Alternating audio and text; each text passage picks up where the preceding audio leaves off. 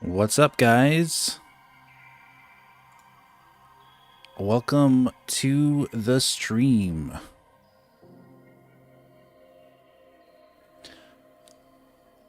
We got a new Metroid Prime 4 trailer to look at from today. I guess it's like a commercial Nintendo did. Nintendo Switch 2 Edition Survive is what the trailer's called. I've already looked at it, of course, but there is, we'll look more deeper into it. But yeah, shout outs to everybody. I'm starting a little earlier than I was planning just because I didn't have anything else going on and I had everything ready to go, so I might as well start now. So welcome to Zodi AI, Ika Geo1, Freedom, JNTN, Fastlane Gaming, Metroid Fighter 90,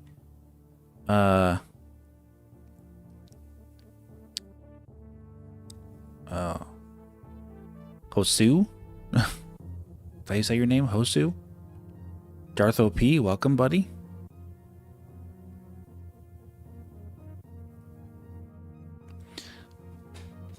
Starting earlier than... Yeah, exactly, yeah. I'm not starting like the whole thing right now, but like basically just like 5 minutes, so.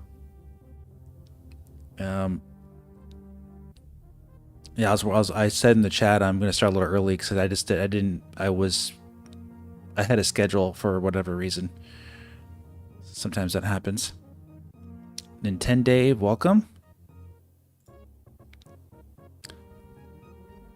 Everybody, if you're excited for Metroid Prime 4, and if you're excited for us revisiting the Metroid Prime trilogy, exactly 1 month before the release of Metroid Prime 4, today I think it's one month later. So November 4th is today. December 4th is the release of Metroid Prime 4. So if you are excited for Metroid Prime 4 and excited for Metroid Prime trilogy, we're going to be doing all of that here in basically this month and going into December. Smash that like button for me, please. Skills for kills, welcome, buddy. It's going good, man. Pronounced Josue. Josue. Okay, I'll try to remember that, buddy. You might have to keep reminding me for a little bit. So as long as you keep chatting, I'll probably remember you a lot easier.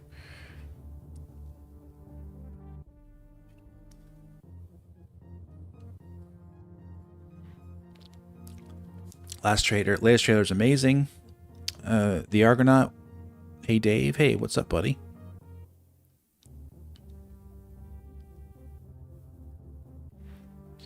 Wasn't expecting it to be released on my birthday, so I'm even more excited. Whoa! So your birthday is December 4th. Wow, that's really really cool, man. Tom Tycoon, welcome, buddy. Josue. You're gonna sway me to remember your name. I try to remember like associating swaying someone with your name, then that might help me to remember Josue. I always get annoyed with myself for forgetting how to pronounce someone's name. It's annoying to me because I want to be able to pronounce someone's name correctly, and if I don't remember, I feel like it's just like disrespecting that person. So thank you, Josue. Appreciate that.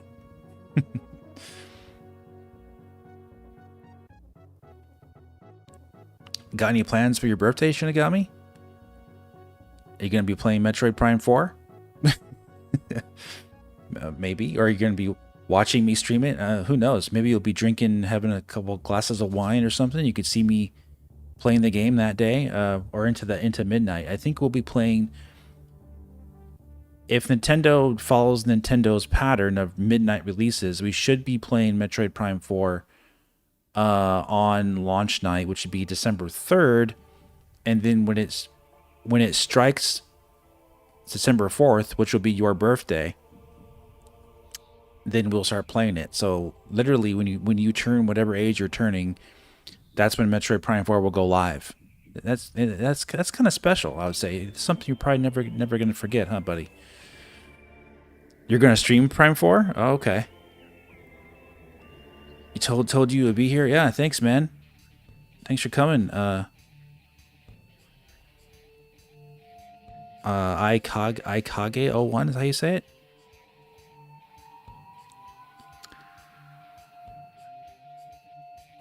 Second 10, will you be playing Final Fantasy 7 Integrate and Requiem on Switch too? Yeah. We'll be checking those out on launch nights when those are released. We'll be checking those out on Switch too. I definitely will not be playing through the entire games live though. Those games are really long, and they take a lot of your time. But we will be checking them out probably on launch nights for each of those games. And usually, what I do for those types of releases is that we will be playing probably like probably 5 to 6 hours of the games to start them out. I've already played Final Fantasy VII Remake. I own those games. I already, believe it or not, this will be my third time buying those games.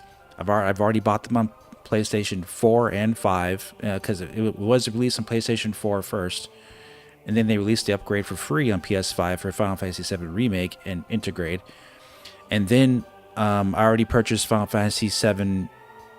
Oh, you said Requiem, Resident Evil Requiem. Yes, definitely Requiem. I was thinking Rebirth. Sorry. So Final Fantasy VII Rebirth, I own that on PS5 and on PC. So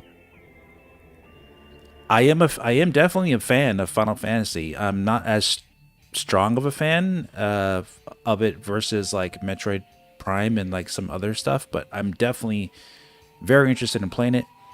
For example, I think I'm more of a fan of Resident Evil than I am of Final Fantasy. Like that's more up my alley.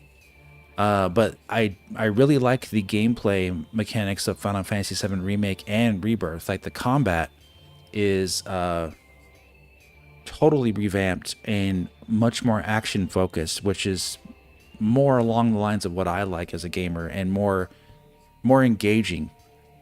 No turn-based stuff. You can make it more turn-basedy in the options of that game, but they do want to highlight how active the combat is in Final Fantasy VII Remake and especially Rebirth. Like Final Fantasy VII Rebirth is almost as action focused as Final Fantasy 16, but not quite as much because Final Fantasy 16 is strictly action, and you only get to play as Clive. And in Final Fantasy VII Remake and Rebirth, you can play it from all different assortment of characters and have a large party with you. So I think it's a good balance, and that's probably why Final Fantasy 16 didn't do quite as well, because it's so single player focused minded, and the combat is not like Final Fantasy whatsoever. But for me, I love the game and I love the story. So definitely, I think that game's coming to Switch 2 as well. But yeah, man, the more the merrier. Switch 2 is going to be probably the highest selling console maybe of all time when all things are said and done. It's already passed 10 million sold in less than 4 months, reportedly, by Nintendo, just reported today. So I think a lot of games are going to be targeting Switch 2 big time. Do I have an Xbox Ally? No, I don't. You're interested in the $600 version, but you want to know how much more powerful it is in Switch 2. Here, Sakan, do you own a Switch 2? Because if you already own a Switch 2, it depends on what you like. I personally would not recommend an Xbox Ally. Because what that is that it's not a console. Switch 2 is a legitimate console. And what I mean by that, as we're seeing with Star Wars Outlaws and these ports on Switch 2, they are literally working magic. I say magic because they're optimizing the games to run on the console in a closed box development atmosphere, which means Switch 2 does not function like a portable PC. So, you're going to have games that run really badly on the Xbox ROG Ally versus Switch 2 because the Xbox ROG Ally is not a console, it's a portable handheld PC. So you're going to have nothing but PC ports, and the games are going to run with varying different levels of performance. Some games are going to run like absolute garbage. Okay? Like, for example, Star Wars Outlaws on Steam Deck and ROG Ally, they run pretty bad. Much worse than the Switch 2. And the Switch 2 is not as powerful from a power standpoint as the ROG Ally. But, like, go watch my most recent video I posted yesterday, if you haven't already, with Final Fantasy VII Rebirth and Star Wars Outlaws graphics comparisons and analysis.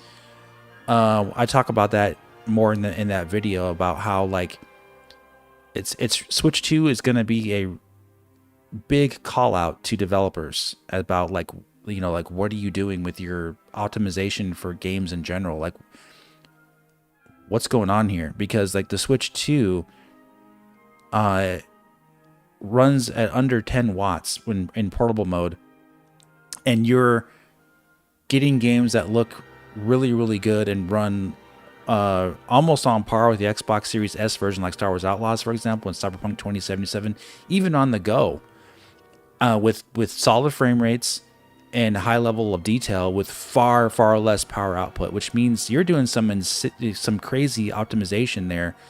And perhaps it's not so crazy optimization. Maybe it's just more, you know, better development tools Nintendo's providing and more time spent with certain ports for Switch 2 versus other games on PC, for example. They're just like dropping them out there. They're just releasing these ports on PC. Because, like, Star Wars Outlaws, when it was released, this is before the RTX 5090 was out. They had the RTX 4090, the most powerful GPU, $2,000 GPU. The game was running like garbage on PC on that GPU because the game was not optimized. Does that mean PC's just not powerful enough to run these games? No, the games are not optimized, which means the developers just need to spend a little bit more time optimizing these games for Switch 2 if it's going to be the lead platform, which it looks like it's going to be. And you're going to get great looking ports and great running ports, much better than what many people are probably have been experiencing because of that. They want to make the most money on the lead platform because that's what everyone's going to be buying, so you better get your act together in terms of porting these games and making them the best they can be on Nintendo's console, and then port all of that to everything else, PlayStation, Xbox, and PC. I think that will work best in this circumstance because Switch 2 is going to be the market leader.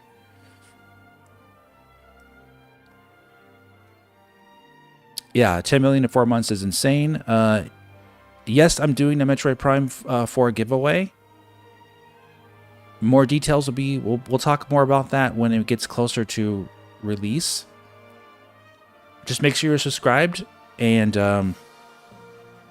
we'll discuss how you can win your own copy of Metroid Prime 4. I have done giveaways in the past. I think, yeah, I gave away, I believe I did a giveaway for Metroid Prime Remastered. I gave away a physical copy of that game, and I think I gave away a digital copy as well. So we'll do the same thing with Metroid Prime 4. I'll do a giveaway of the physical game to one of you lucky guys out there, and a digital copy as well of Metroid Prime 4. I'll be doing that also.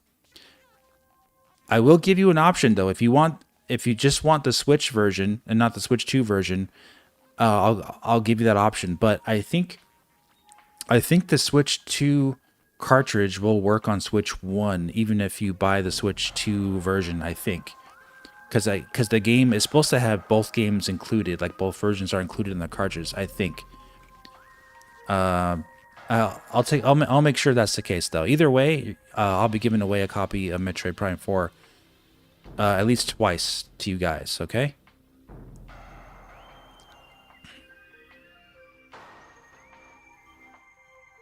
It doesn't help that MEI has absolute dog water and the puzzles basically solve themselves for you. What do you mean by that? Are you talking about Star Wars Outlaws?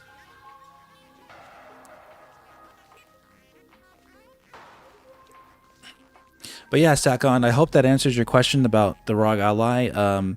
You're not going to be getting a Switch 2 like console. It's going to be a PC, which means you're talking about the wild wild west here. You just don't know what you're going to get. When you load a game on PC, sometimes you just don't know what you're going to get. That's why I love PC gaming. There's lots of great benefits. There's also downsides though, but that's why, since I'm definitely a hardcore gamer, if you know me, you know that I'm definitely a hardcore gamer. I consider myself that because I just have everything, and I have the best of the best that I can possibly get, pretty much at all times. So I have a $4,000+ PC. So my PC for gaming is over $4,000, and it gives me the opportunity to play everything at maximum settings to experience that. And I can experience Switch 2 and Nintendo's offerings, because they're going to look really, really good as well. And I can do graphics comparisons. It's just a great thing to have all these ways of showing games if you're a content creator. SP Shortman, do you remember how you felt about Prime 1 the first time you played it back when? Yeah, I do. I'll talk about that in a minute. Let's go ahead and take a look at this Metroid Prime 4 trailer. It's been 10 minutes past the hour.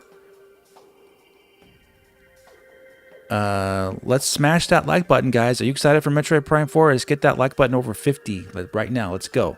Everyone hit that like button. And we're going to take a look at this trailer and analyze it, and then we'll start playing Metroid Prime Remastered on the Switch 2 at 4K 60 frames per second using the mClassic and 4K Gamer Pro. It's going to look nice. All right, Metroid Prime 4 Switch 2 Edition, Survive. Oh, hold on. Let me turn this Metroid music off in the background. Make sure this is...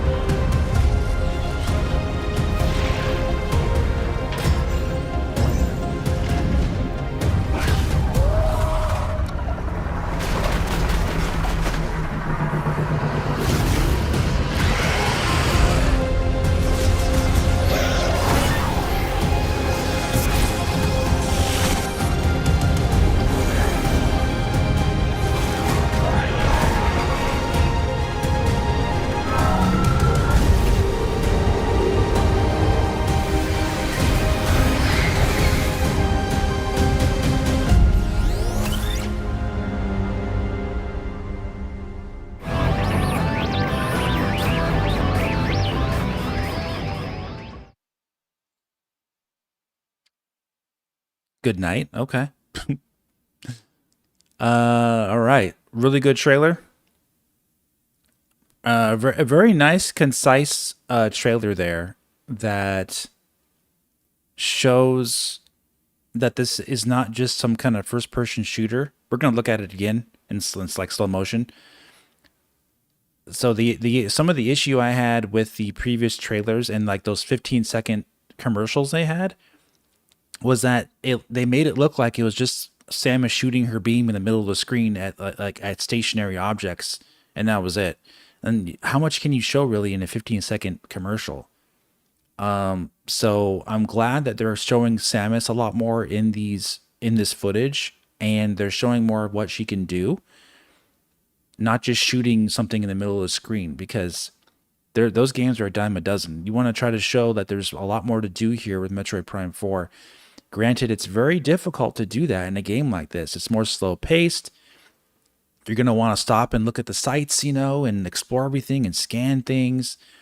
So I said this on X today, like it's difficult to advertise a game like this, because how do you show all the cool things you can do in Metroid Prime without spoiling all the things you can do in Metroid Prime? You know what I mean? Like, you got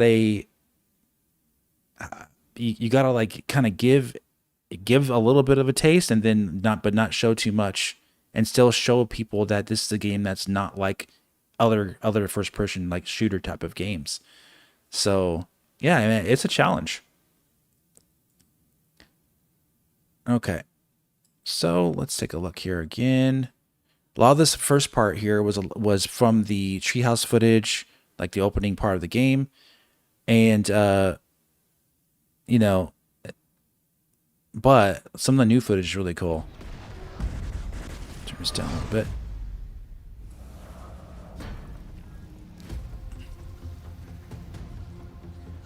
So I think I love how now present Samus' body as more female. You think so?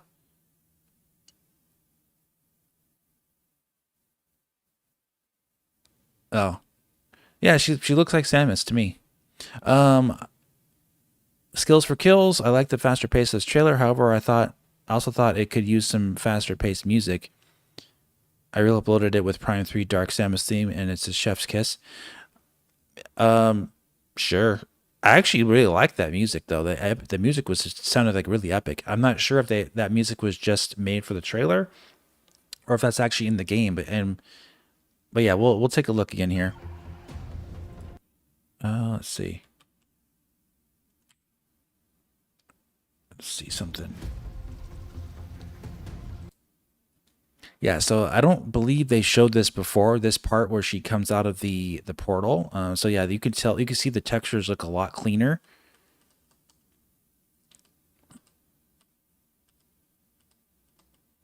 A lot more detail in the rocks and everything. More detail in the textures. Looks really good. Let's see, playback speed.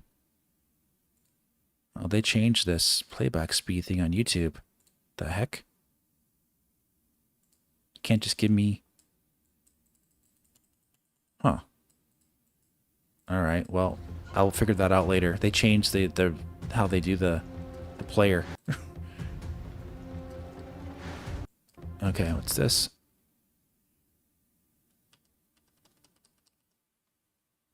Yeah, this area looks awesome. I'm not sure what these are. I guess these are just part of the area. I was thinking they could be like almost like little like coffins or something, or maybe things that creatures can be stored away in. You know, like a hive, because this does look like a hive.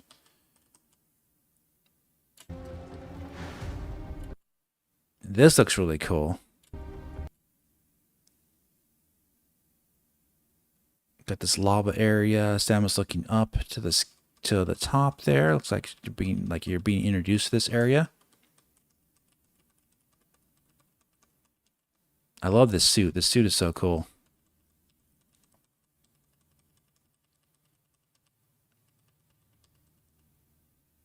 Yo lights could be windows. Yeah, I don't know. They don't look like windows to me.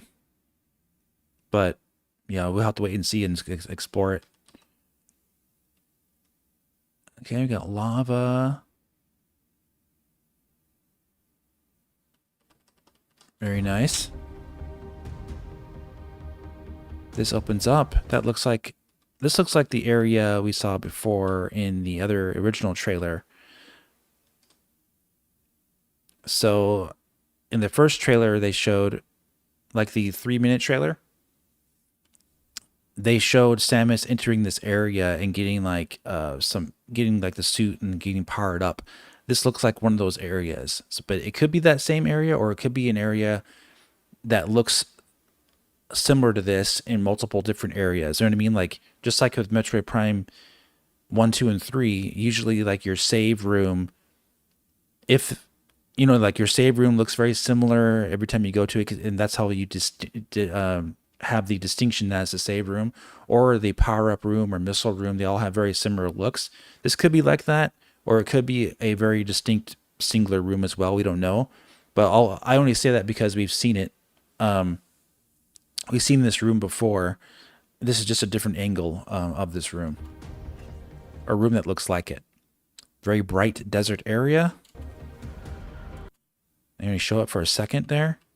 Man, really short.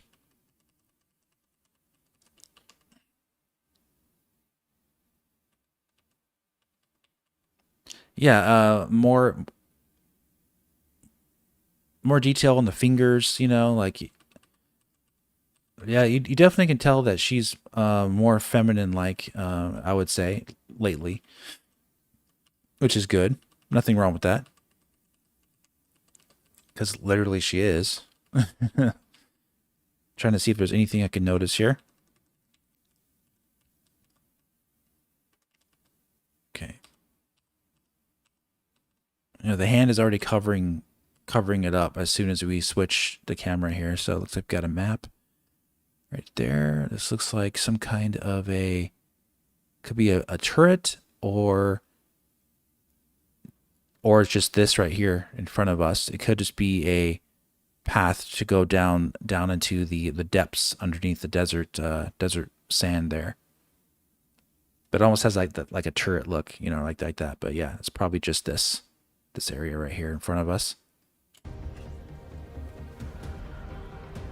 Okay, we saw this area in the other trailer. Nothing really new there. This looks really cool.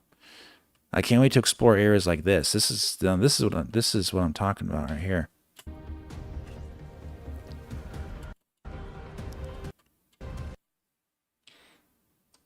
Yeah, this kind of stuff. I love the dark caves, you know. Dark foresty caves are so cool.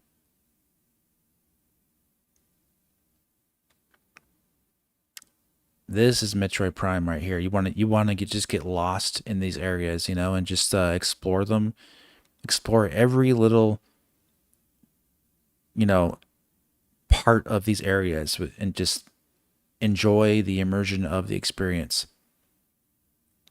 Looks like you can see the map right here. It kind of loops around, and yeah, and this thing looks like, I think we've seen these. I think we've seen these in Metroid games before, right? These beetle like these guys. But he looks very smooth, like he's running on like almost like a track. You can see this right here, almost look like he's running on a track of some sorts. It looked very like almost like automated. Let's see.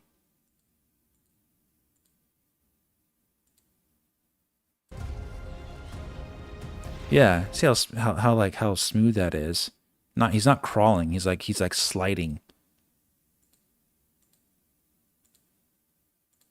We don't know for sure what he's doing there.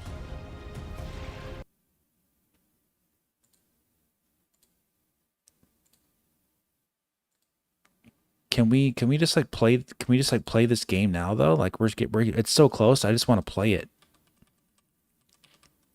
All right, so it go there. See some lighting is reflecting on the ground there. That's nice. I like their global illumination effects they have in these games, and their engine they're using. All right, and then he goes into this little hole here, and it looks like he lights up this like beetle creature, like lights up the surrounding area when he goes in. Let's take a look again. No, maybe not. Yeah, he does. Okay, the light does actually increase when he gets closer. So the light around the beetle, I'm gonna call him a beetle. I don't know. What's up, Cherry Man?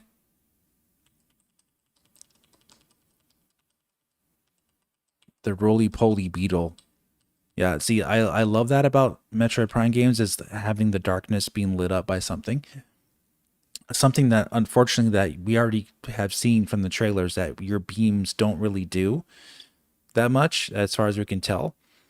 That's an unfortunate thing, but like a lot of it does have that still, so that's good.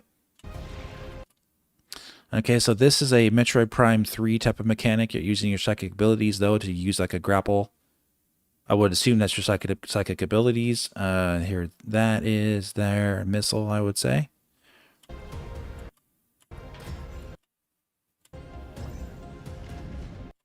Okay.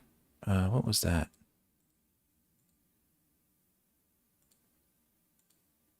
Yeah, it's like moving platforms with the psychic abilities, looks like. Okay, looks like like a mini boss there. You're gonna fight a couple of those creatures.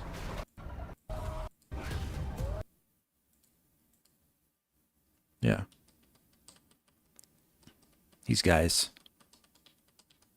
So you're probably going to enter this area. It's going to have this cutscene. You're going to fight them. Then you might get something after beating them. These white wolves, wolf-like creatures.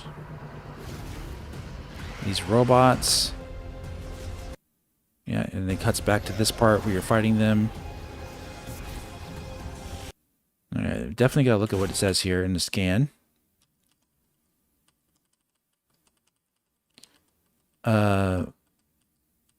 Mechanoid Cybot Soldier, basic model of a Lamorne-made Cybot.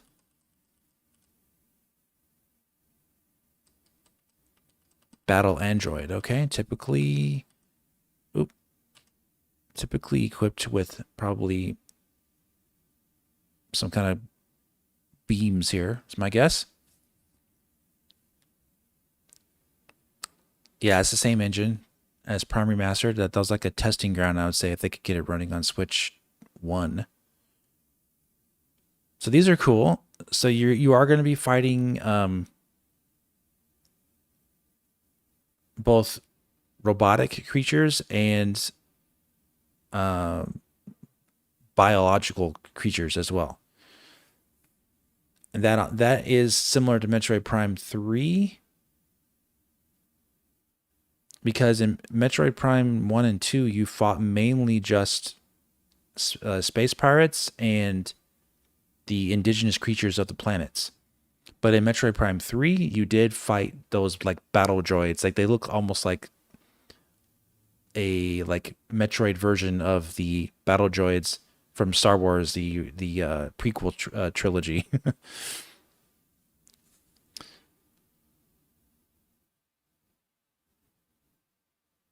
What's up, Aaron? Aaron Rass, you're liking the new trailer? Yeah, me too. Yeah, I'm curious about the puzzles. I'm sure they'll make it Metroidy. Yeah, literally 1 month from this, we'll be playing this game. All right, this boss, we've seen this boss a million times by now from the Treehouse demo. And here's some cool gameplay. So it looks like Samus probably was in ball form, but maybe not. Oh, yeah. Looks like, I'm trying to see. Or maybe she was running. I'm trying to see if she came out of a ball first. Looks like she came out of a ball. Yeah. Okay. Just wanted to be sure. And then the camera zooms back. So you're fighting these creatures here. I like what they're doing on the walls. This design is really cool, man.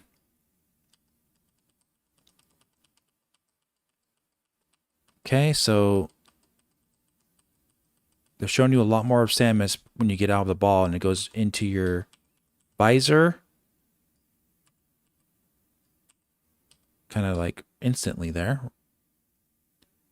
Smash the like button. Yeah, please hit that like button, guys. We got to get more likes. Let's get it to 100 likes as soon as we can.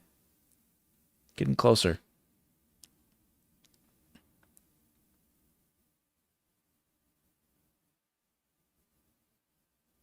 These look like variations of the same creatures from Metroid Prime 3 on Rio that you fought.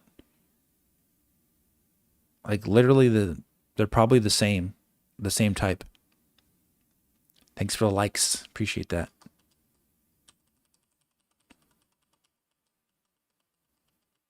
They just look better, of course. And they might be a similar like name, but they're like maybe different variants of the same types of creatures.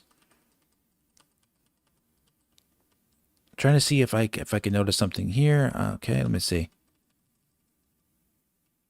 What's going on here? Samus, this is the missile, right? Yeah, this is a missile. All right, so you shoot the missile out. There it is. It's going towards the enemy. What does the enemy do? Does it hit the enemy?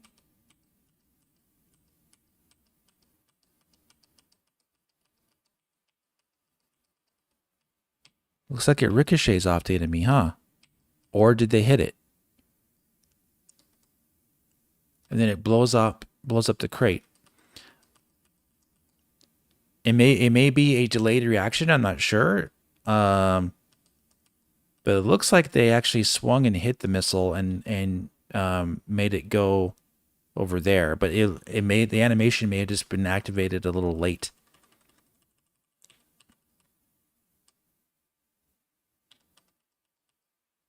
Because it's already like going that way from right now.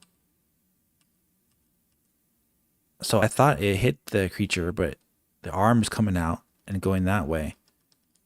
So we'll have to test this out in gameplay and see if they actually are like able to deflect it with their arms, or if that actually just ricocheted off the chest.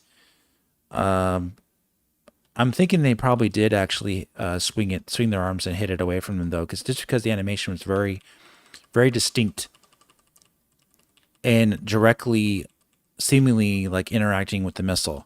It's just a little bit late there in slow motion, but that could just be an AI thing.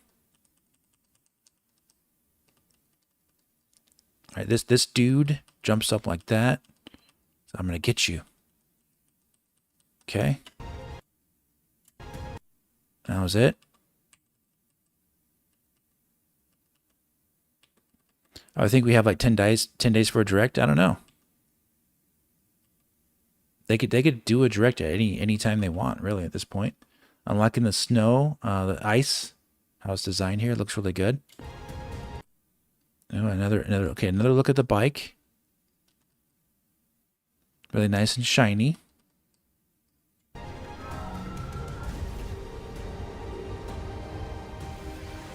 I guess that's kind of like how you would come out from either getting the bike or transporting somewhere else with the bike.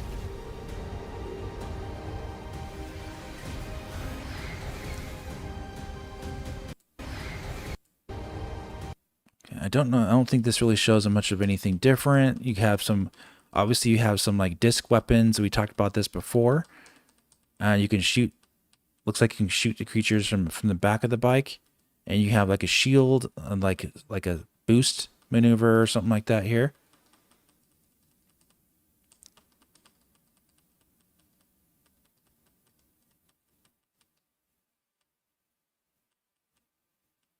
And Samus skids out. Okay.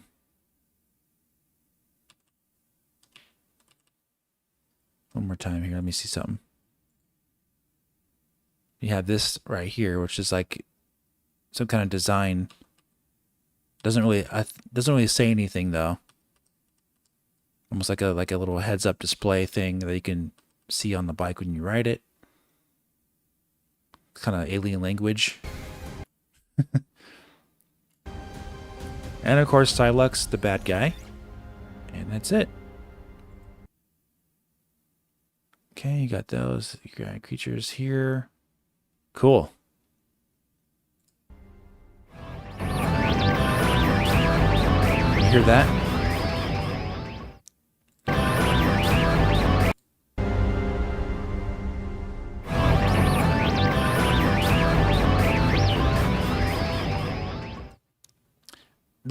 That was Ridley, right? Wasn't that Ridley's theme, or was that just the pirate theme? I don't remember. I don't think that's Ridley's theme. I gotta hear it again. Da na na na na na na na.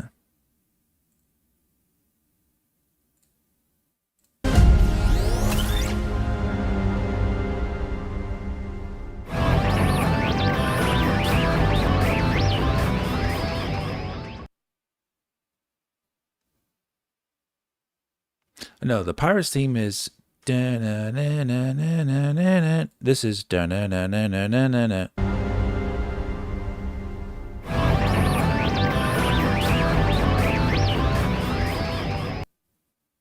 Oh yeah, you're right. That's not really. I'm thinking with my heart. not my mind. Because it sounds so familiar. I'm thinking Ridley. You know. Yeah, you're right. It's just the prime intro. We're gonna hear it in a second when we play the game.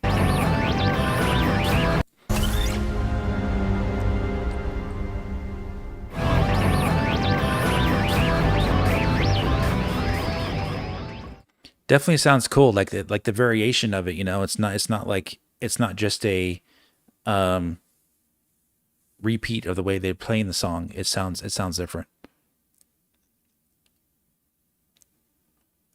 I think that's why my mind was like, "Hey, is that Ridley?" No, Ridley's different. Yeah, cool, awesome trailer, guys.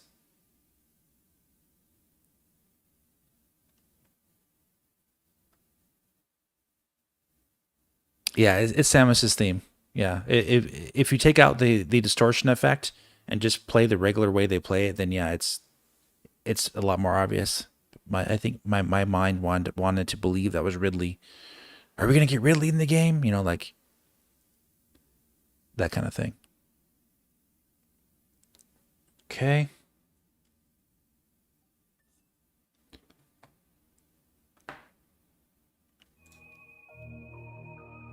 All right. We're gonna switch over to the Nintendo Switch 2. Give me 1 second.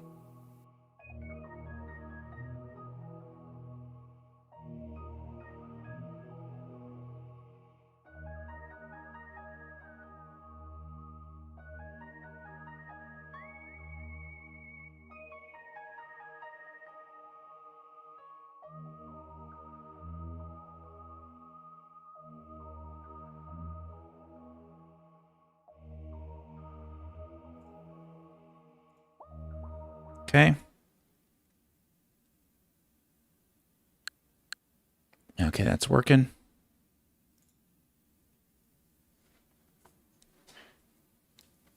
Yeah, that is a good question though, right? Will they bring Ridley back again? I don't know. I wouldn't be I wouldn't be opposed to that.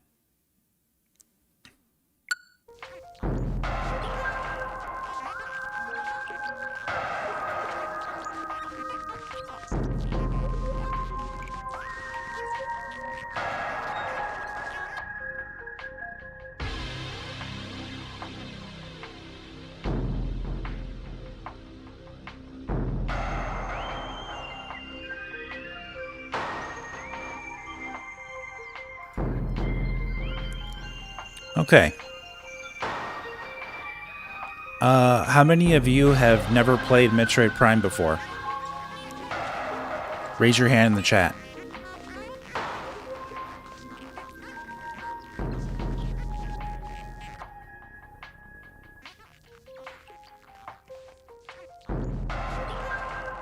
Adjust the volume a little bit.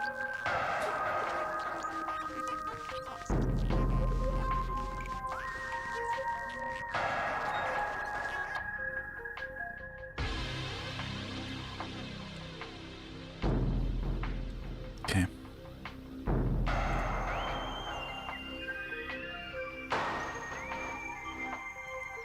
Raised hand reluctantly.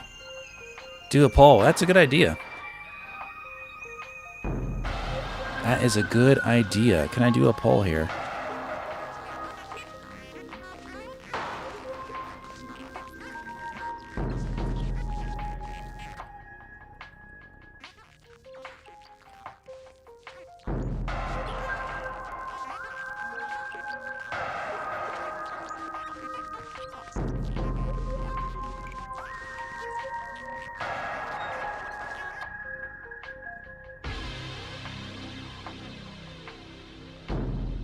All right, here's your poll. Have you played Metroid Prime 1 before? Vote.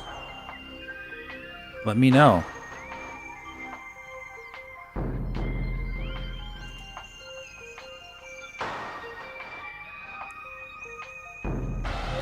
Because I know for a fact some of you guys have actually never played the game before because you've told me in the chat. So let's see. 19 votes so far. Keep voting. All right, we'll keep that up there for now.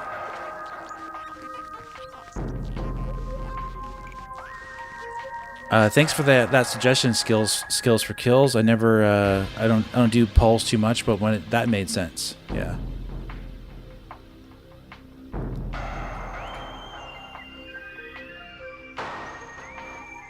All right, everybody hit that like button for Metroid Prime Remastered. We're going to start a brand new playthrough. And we will discuss the game as we go. I'll be sharing various things about my experiences with the game, why it's my favorite game of all time, all that good stuff.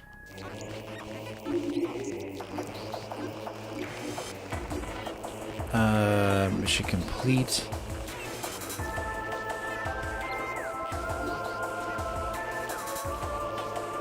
So yeah, let's erase this one right here.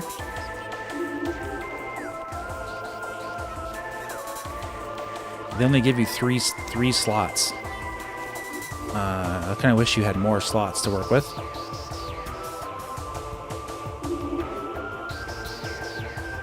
Actually, let me go back.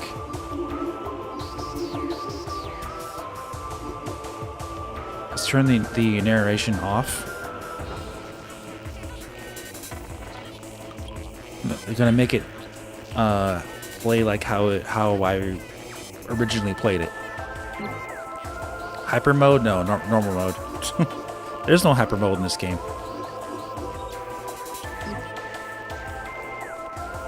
If only, yeah, right?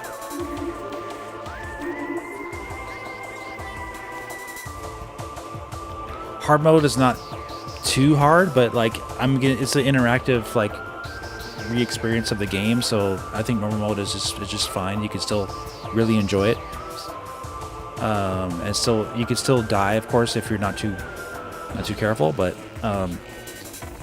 we'll talk about it. Metroid Prime games are a lot about using your mind for other things besides just the combat, because you need to like really understand how the world works.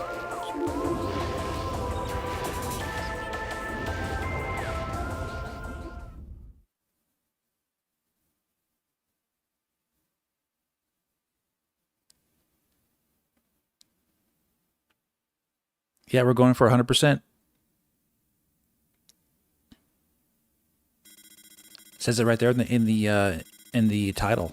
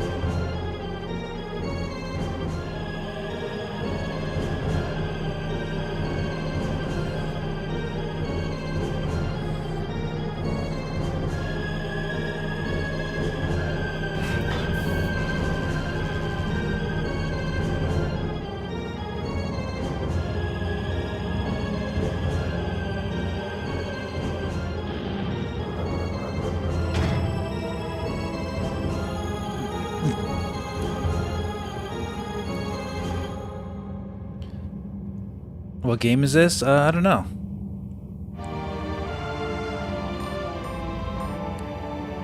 What's up, Joey? I'm running this on the mClassic and 4K Gamer Pro to upscale it to 4K. So I'm actually outputting the game at 4K with some image enhancement as well. It's not going to look 100% perfect, but it's going to look better than just playing it regularly. I'm using the control style I'm using is the dual analog stick control scheme. Actually, it's Stellar Blade. This is a new direction for that series. It's Stellar Blade sequel.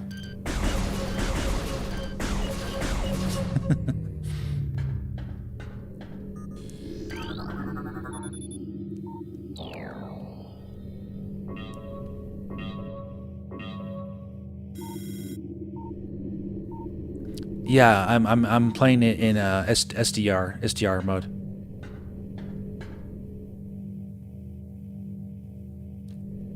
At least I think I am. I should be. I'll double check just in case.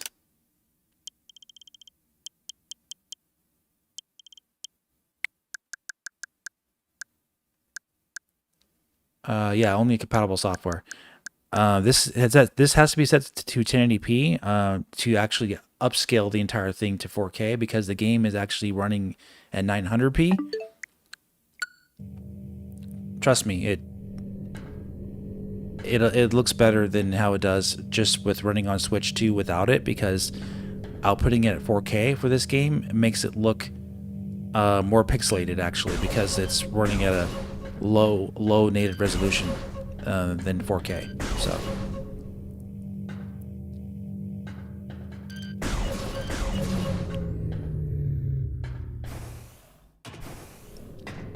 I mainly only do this for Switch 1 games. Switch 2 has DLSS for most of its games, so you don't actually need to use stuff like this because it has its own way of upscaling.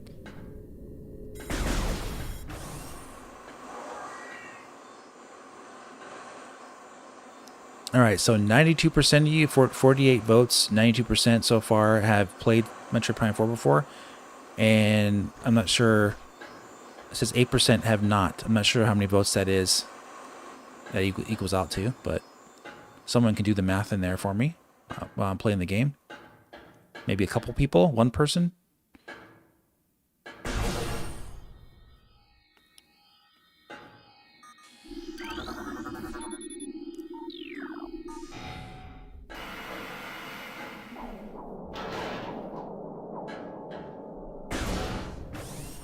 More aliasing? No, actually, that's not true. It's actually less aliasing than if you play it with just 4K mode.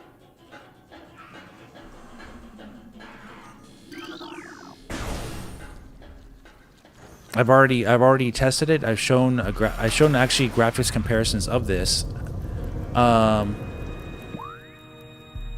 If you want to see what I'm talking about, a full-on example of it, I have a video that I did of this to prove it to you.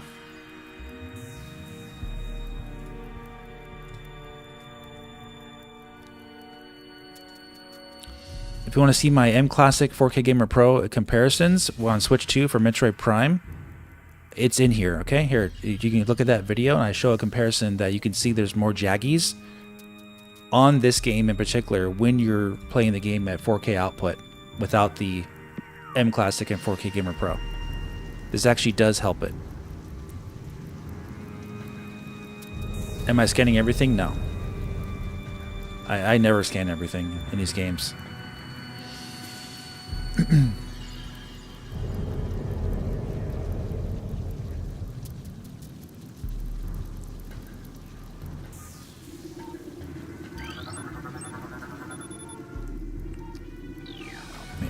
Space Pirate.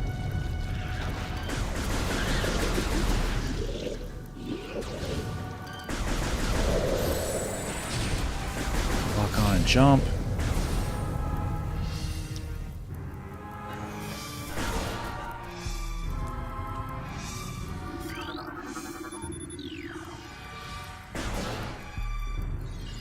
Oh, okay. It wants me to do the thing.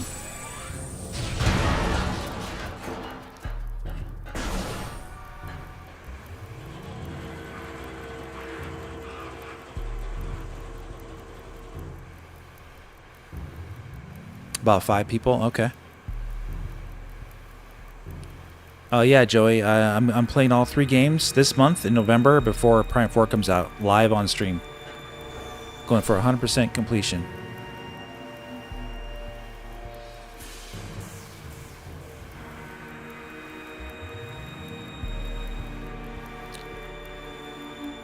We hope we get Metroid Prime 2 and 3 on Switch. Missed opportunity. Yeah, we don't know, man.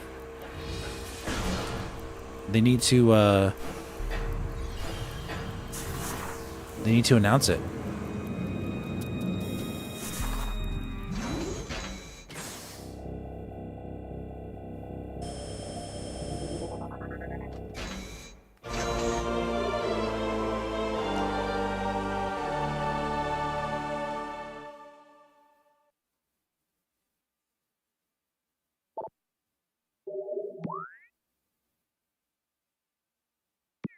Yeah, it's all good, Aaron.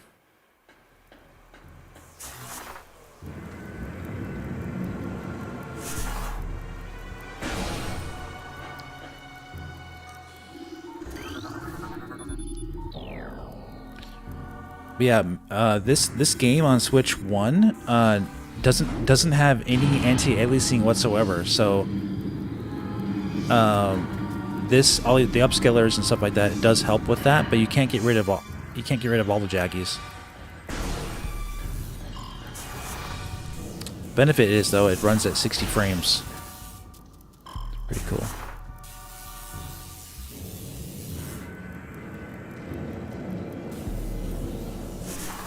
So a game that runs at 60 frames, you're going to notice a lot less in motion than you would on a 30 frames per second game for stuff like jaggies and stuff like that.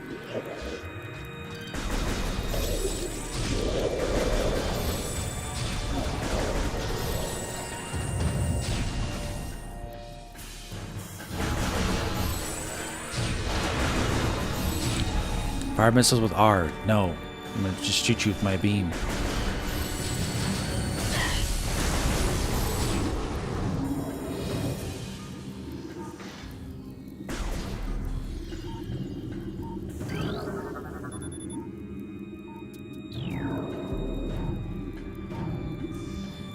Cool.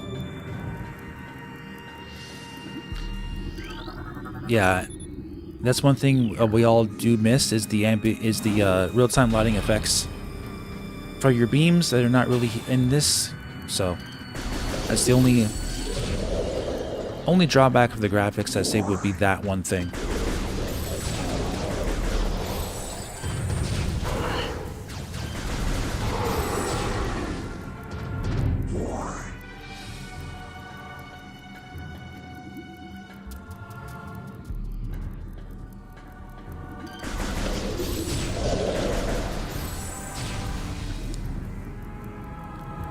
I don't know what you're asking about.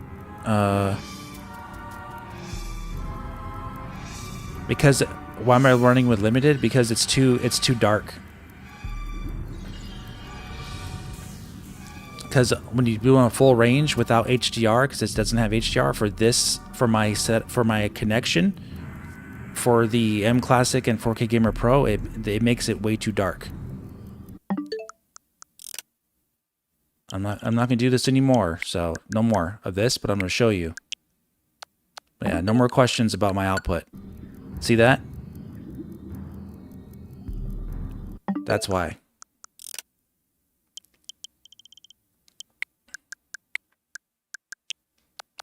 Now let's play the game.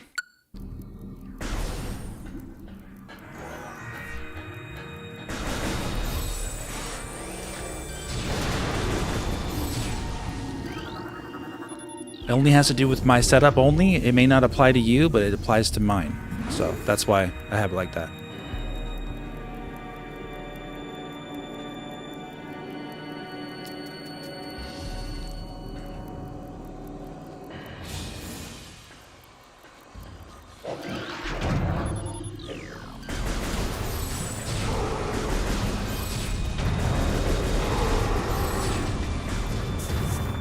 Okay. Activate the bomb. Okay, cool. Looks like we still got people voting. All right, keep voting if you're just coming in. Oh, I gotta do that again. I wasn't paying attention.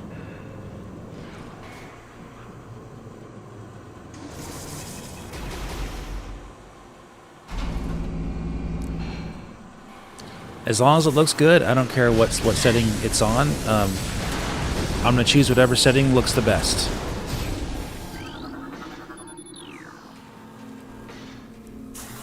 One thing the Switch 2 doesn't do very well is its HDR. And this game is not HDR compatible. And then when you also have a bunch of upscalers connected in a dongle, I literally have this running through like 3 different things to output it at 4K. So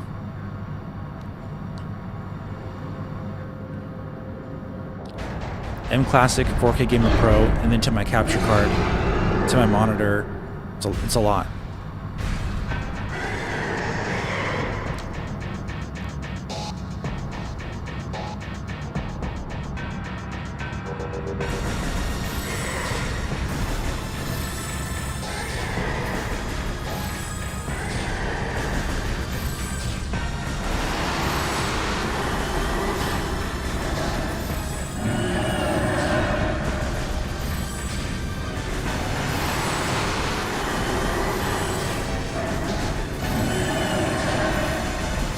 Of course, you can lock on and dash with B.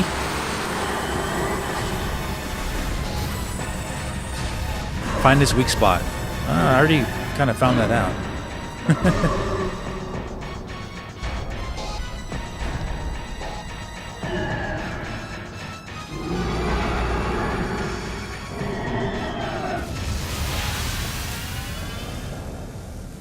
Evacuate immediately. Evacuate immediately. Evacuate immediately.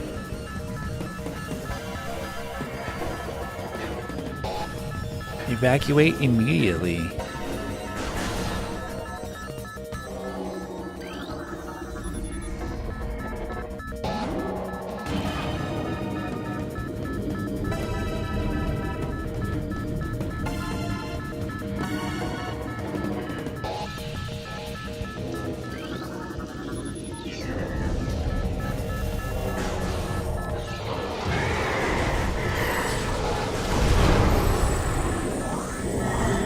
Nice.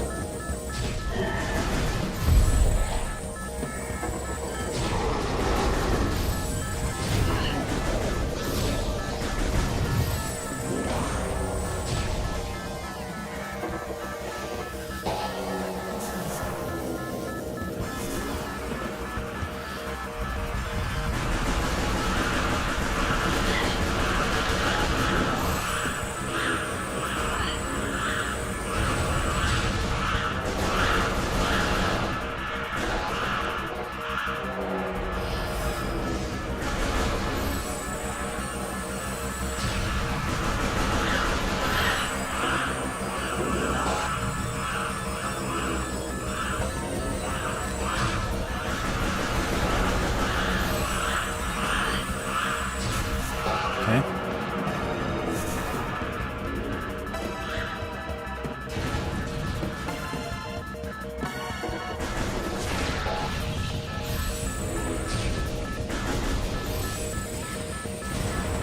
Oh, okay, yeah, it just blows up.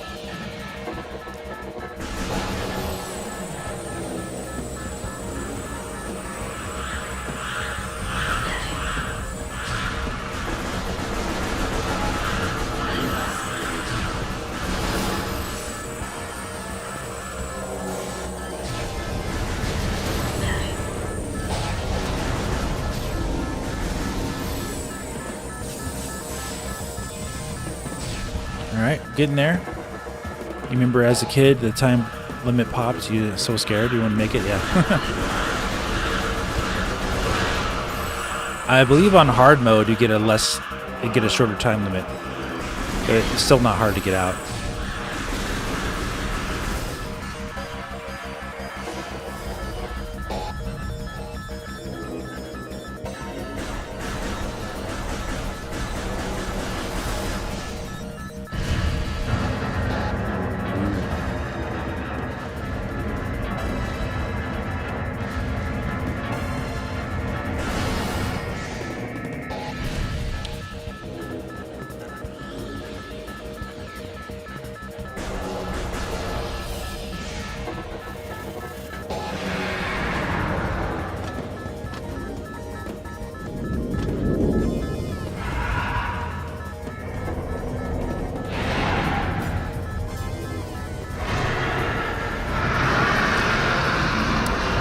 Ridley.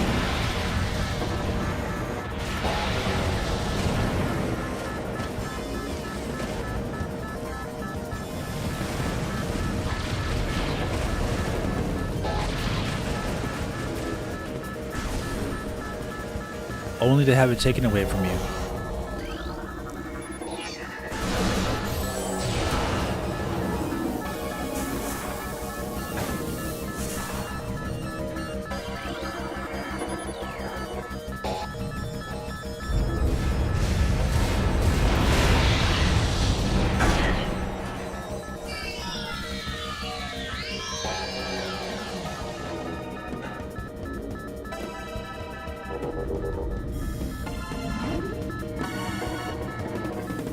Malfunction.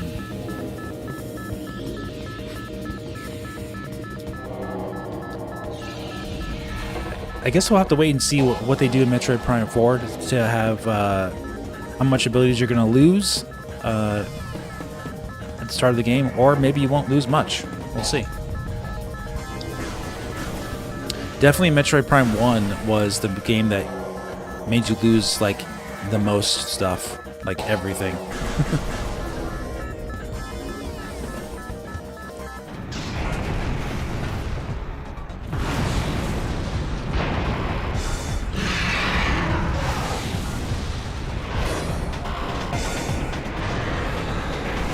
How'd you miss out on it? I don't know, man. Unlucky. What's up, Jordan?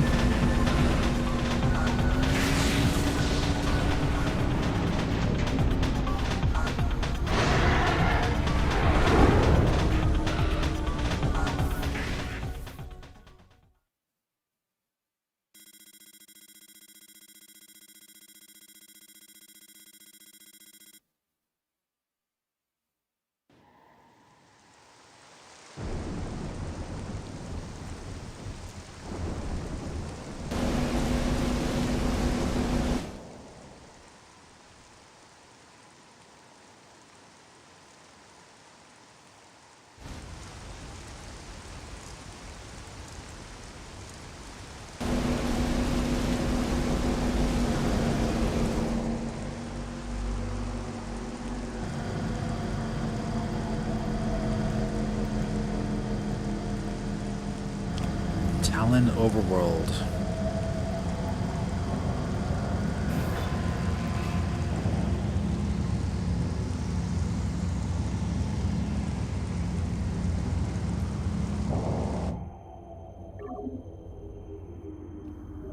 I thought mouse mode feels good for Prime 4. It's going to be your preferred way to play.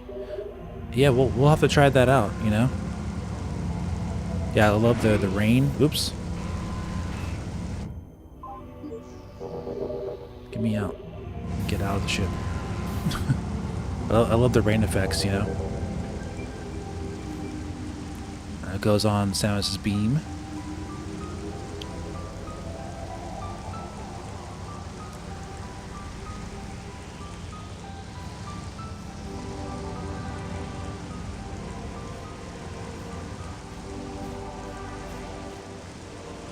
The lonely journey begins, yeah.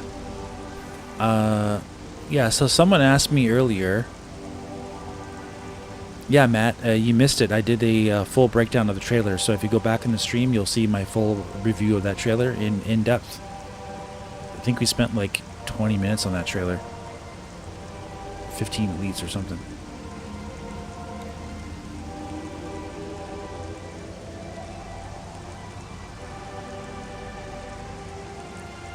Yeah, you might want to play it at 1080p and see how it looks on your display,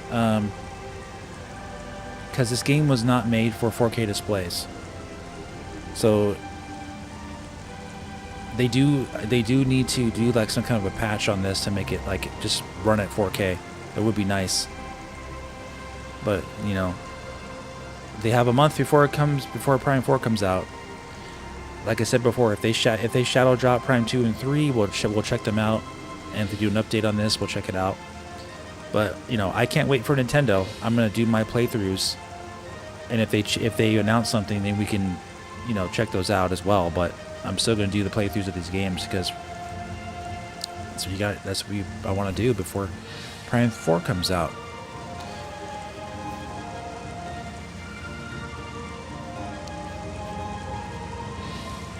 Yeah, so someone was asking me what my first like impressions were of Metroid Prime 1 when I played it on GameCube when it first came out.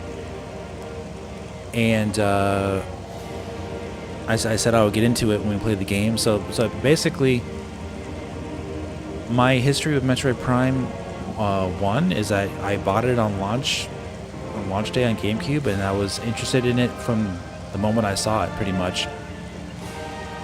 I was a huge Super Metroid fan, so I was really wanting a new Metroid game, and Metroid Prime was like not only a new Metroid game, but it was like a next-gen looking game for GameCube. And it was, many outlets called this game the best graphics ever made at the time in 2002 on GameCube.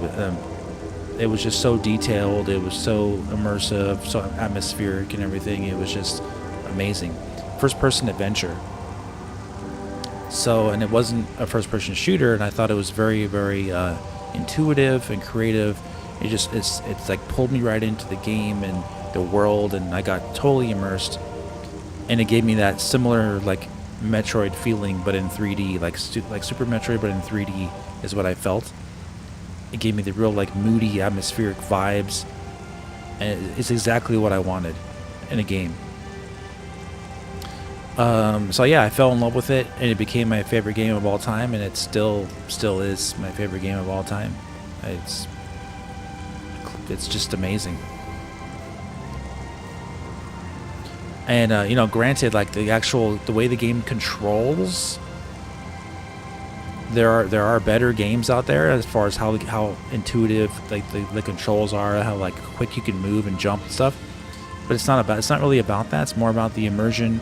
It's about knowing the world, knowing how to explore the world, knowing the puzzles, knowing which way to go, and trying not to get lost. Discovery. It's all about that. I was a huge fan of the Turok games as well. So Turok 1 and 2. I wasn't that big of a fan of Turok 3, but that was at the end of the N64 lifespan. But the developers of Metroid Prime 1, some of them were actually developers on Turok 1 and Turok 2. And then they left Iguana Entertainment and they formed Retro Studios, and which is why Turok 3 doesn't play much like Turok 2 or Turok 1, because it's a different development team. They went on to start developing GameCube games, and then they formed Retro Studios, and then they started making games for that console, and then Metroid Prime was the one that stuck. But it wasn't Metroid Prime at first, it was something else, and then it became Metroid Prime once Shigeru Miyamoto came in and said, hey, you should put Samus in this, make it first person, and then the rest is history. But like they were already going in that direction with Turok 2 and the Turok 1. But like if you play Turok 2, like on, say, if you have like the Switch 2 remaster or Switch 1 remaster, or played on Steam, there's a lot of similarities you can see in how they designed the levels in Turok 2 and the puzzles versus Metroid Prime. So I felt right at home when I played Metroid Prime on GameCube. I felt like, hey, it's kind of like almost like a Turok game, but with Samus, and it's actually even better. It's like it's so much attention to detail and just going all in on the Metroid atmosphere in 3D. I was just blown away, man. So that for them to remaster it in this high quality is just such a huge treat.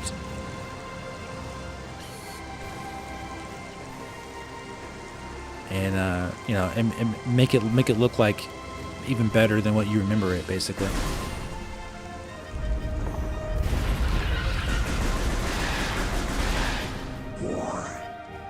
But yeah, you literally can scan everything in this game. All the creatures can be scanned. They'll give you like some bonus like art, I think, in this version of the game if you scan everything. But we're not going to do that. We're mainly going to get all the items, and we'll get the best ending.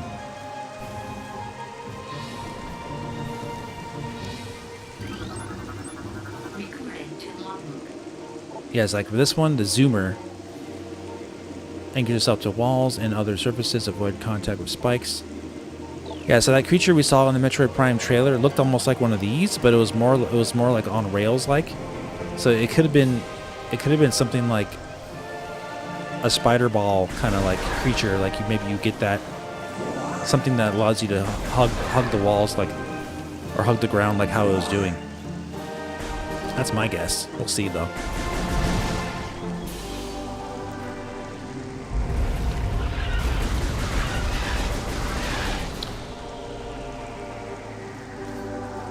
Zelda and Resident Evil games are your favorite? Yeah, man.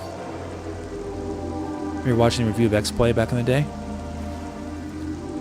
If you combine Metroid Prime and Doom Eternal, you got Returnal. Consider these games to be an unofficial trilogy. No. I know what you mean though, but yeah. That's a bit of a stretch.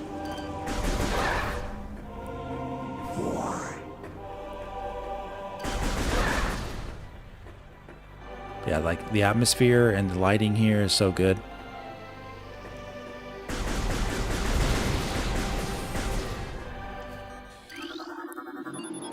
Scan those to activate the elevators and go up them.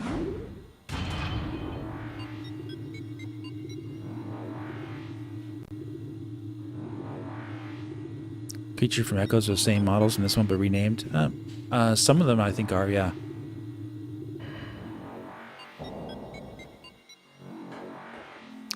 We got almost 100 votes in the poll. You guys, if you haven't voted yet, we'll close the poll down in about 15 minutes, I'd say. Make sure you vote in the poll if you haven't already. Simple question, have you played Metroid Prime 1 before? Yes or no? Just let me know. So far, we do have some in the chat that have never played this game before, so you're in for quite a treat. Thanks for coming by and enjoying this reliving of a masterpiece, literally, with me. Oh, I think I already came up. Let's go back up, where we came.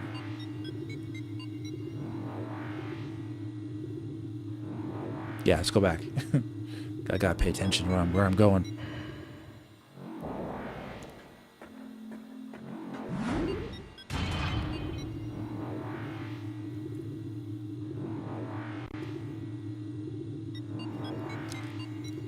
Oh yeah, yeah. Dash, jump, grappling hook. Yep. There's definitely similarities for sure. I would say Doom Eternal is the least of the three that are like each other. The platforming stuff, for sure, in Doom Eternal.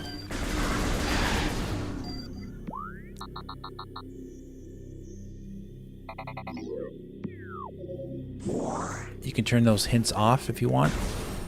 I leave them on just in case something, if I'm getting really distracted and I need to just be reminded of something, I just leave them on. You can just exit out of them really quick.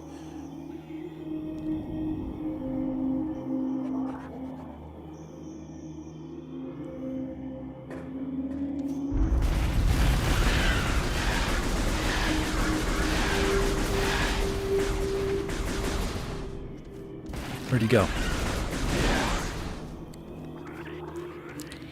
Right, this game does a great job of showing you where you can go, but they block you from being able to go there. This requires a missile. So this game is all about giving you like pieces of cheese in front of you, like a mouse looking for cheese, and then like blocking, and then you get close to it and it blocks your path, and it gives you somewhere else to go instead, and then you eventually go back, get the ability, and then you're able to unlock it.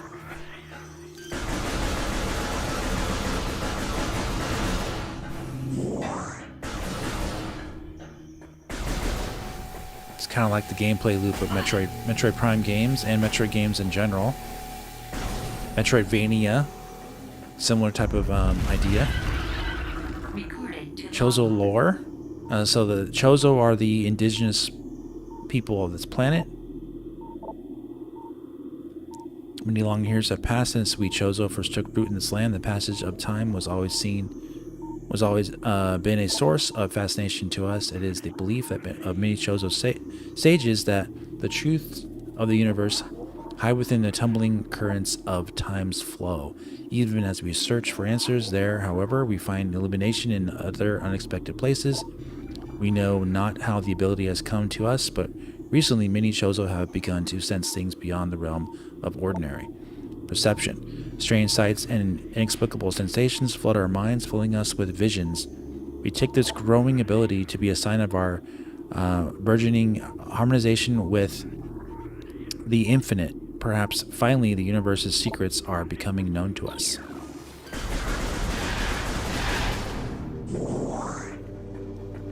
They're gonna see a vision of Samus coming to save them. Just maybe.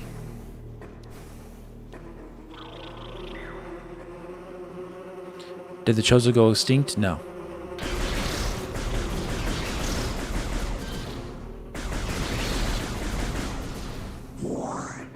The Chozo still exist. They are known to be travelers that travel throughout the universe to different planets of inhabitants, and they've moved for various reasons, being attacked, having their homes destroyed, finding new places to live. But they're definitely not extinct.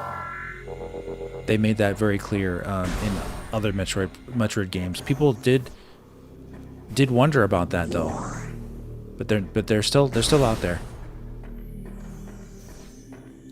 and they're in Metroid Dread. And Metroid Dread is the newest Metroid game, so.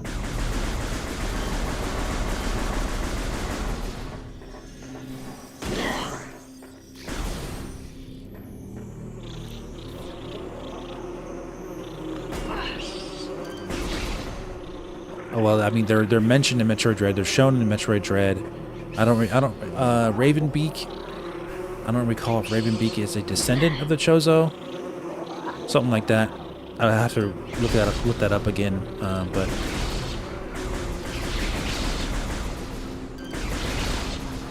they're definitely not dead. In like Metroid Dread, they still show the descendants of Chozo were there, and even some of their temple designs and everything.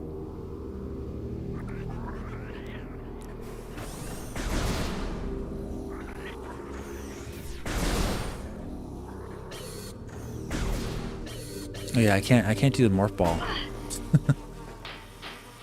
So I gotta deal with these guys.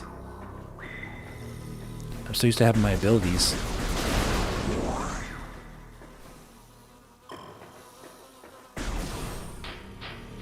Alright, let's get our missile. He was a different race from Chozo? Okay. And then Darth P says Ravenbeak is a Chozo. Okay, well, we got two different opinions there right away. Darth P is an expert, so maybe you guys can double check that.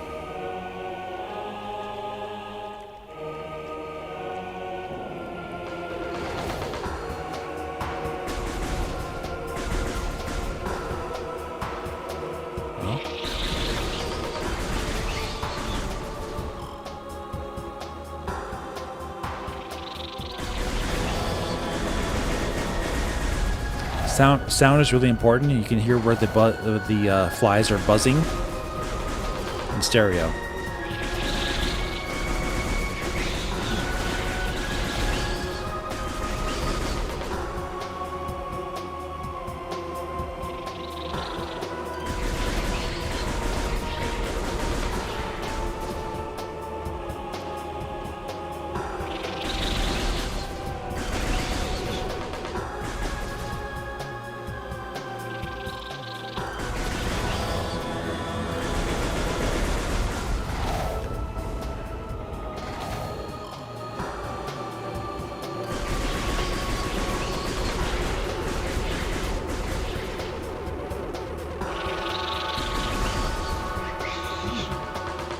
So,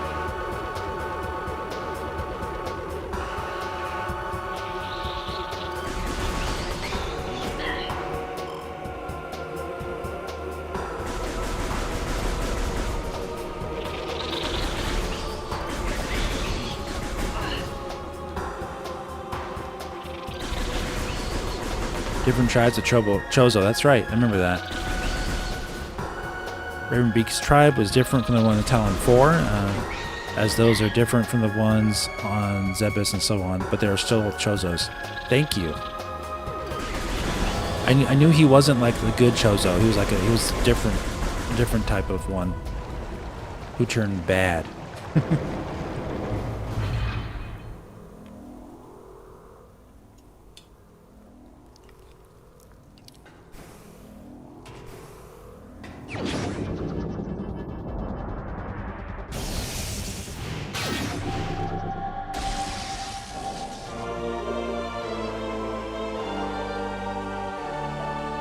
This is your least favorite part of the entire trilogy? What do you mean? Like this actual part of the game right here?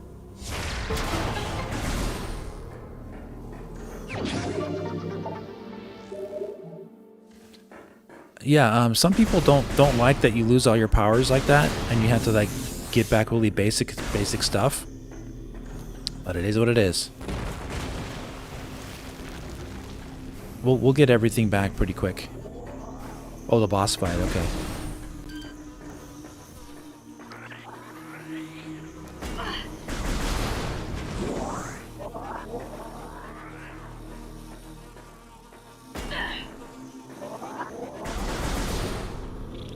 Yeah, the boss fight is interesting.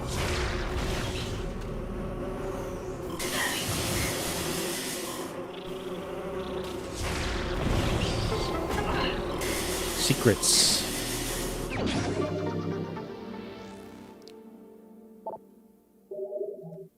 Walking tribe.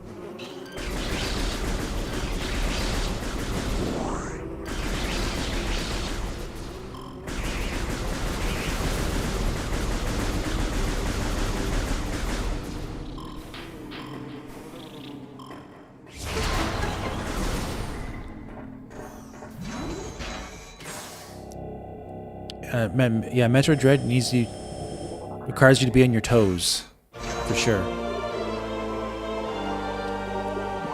I wouldn't say it's too hard though. If you know if you like practice the mechanics of the game, it's not too hard. I'd say it's a high intermediate game, but it's not. I wouldn't call it hard, per se. That's just my opinion though. Difficulty can range for, harder, easier for everybody. There's no right or wrong answer there.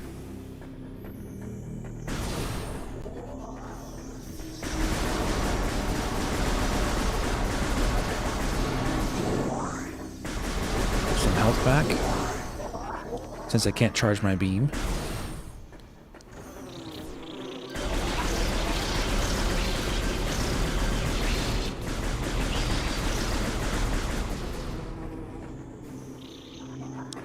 Can't double jump. Can't roll into a ball. Can't do anything. But I have that missile.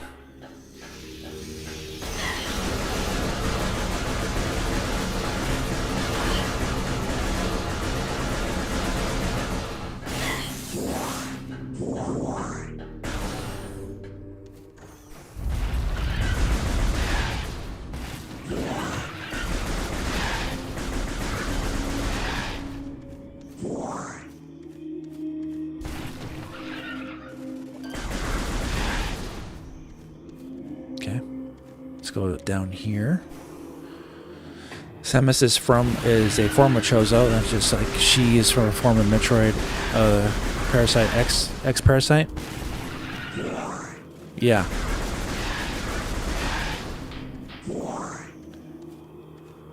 Yeah, the lore, I believe, correct me if I'm wrong, Darth, the lore, I believe, says that when she was a child, after the Chozo took care of her and raised her, they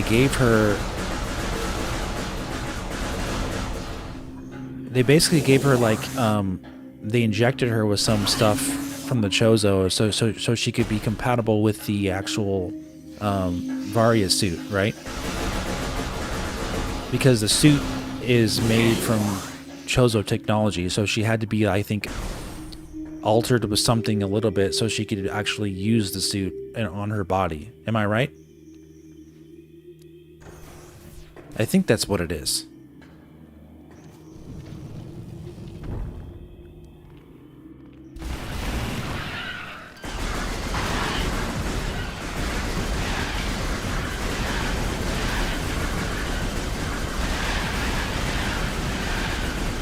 What I'm doing here is I'm tapping lock on and jump at the same time and shoot to get like an instant dodge and shoot kind of like mechanic here. Kind of fun.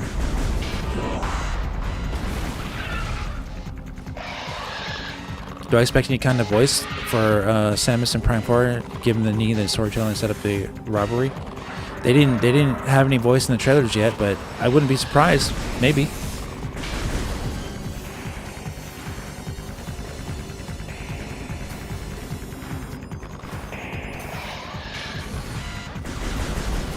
Oh, it's hard. Okay, I'm moving the wrong button.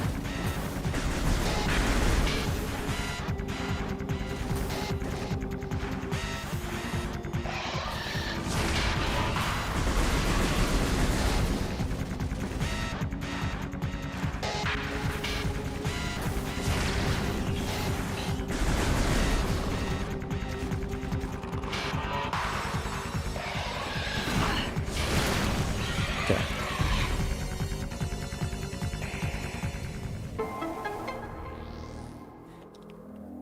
In Dread, they describe Samus as having a surgery and placing 2 different types of Chozo blood in her, and one having the ability to consume X parasite. Yep, you got it. There you go. Space Pirates attempted to reverse engineer the morph ball, and their experiments ended in disaster, with the test subjects being mutilated and disfigured. Okay. Right. That's separate, though, from Samus. Darth OP says she was spiced with Chozo DNA as a child, as a way for her to survive on Zebes. That's right. That's right. I remember I talked about that in one of my videos. I didn't have the information in front of me, as the environments would be far too harsh on her otherwise. And she got 2 donors of Chozo DNA. One of them was Ravenbeak. Wow, yeah, that's really good lore there. I like that. Good stuff.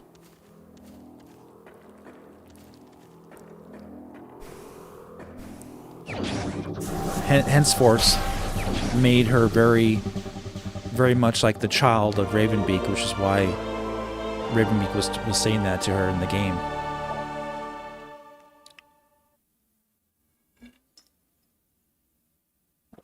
What did I think of the new Prime 4 trailer? I thought it was great. If you go back in the stream, in the first half hour, we reviewed the trailer in full. So I'm not going to go into it here, but if you want my thoughts, go back to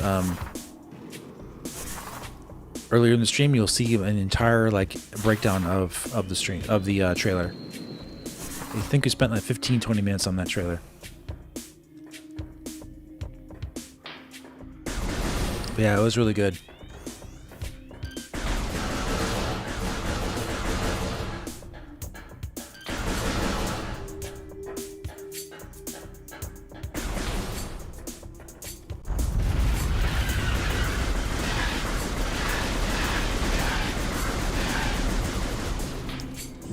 Michael Parker, thanks for this $5 super chat, buddy. Appreciate that. Thank you very much. Hey, Dave. Didn't today's Metroid Prime series seem to have much better improved resolution, texture quality, or you're imagining it? Yes and no. I think it wasn't the game. I think it was just their actual trailer quality itself was better. Because if you look at the actual game environments, the stuff, the ground textures look the same. The actual quality of the trailer just looked better, I would say.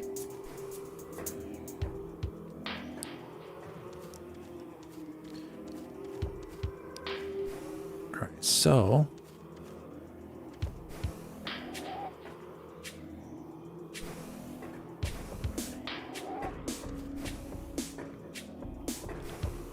They did show the trailer did show the game off better, and it visually looked more more contrasted with its colors and its lighting, better than they were showing it in the last trailer, I would say.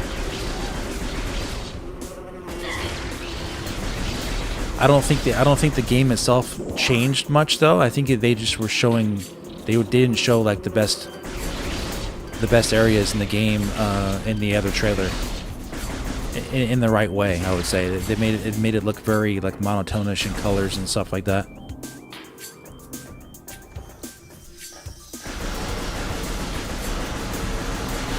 Yeah, Switch 1 and Switch 2 stuff. Yeah, this was all Switch 2, and they said it in the trailer.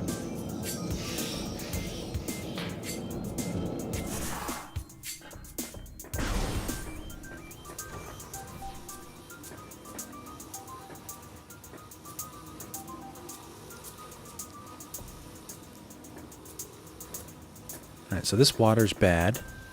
Even though it looks good, it's bad for you.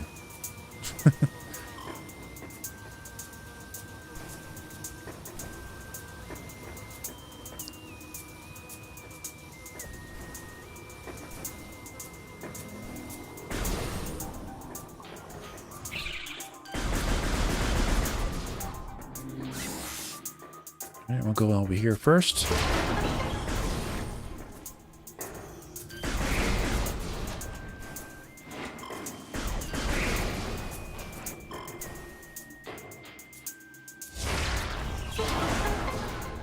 Nice.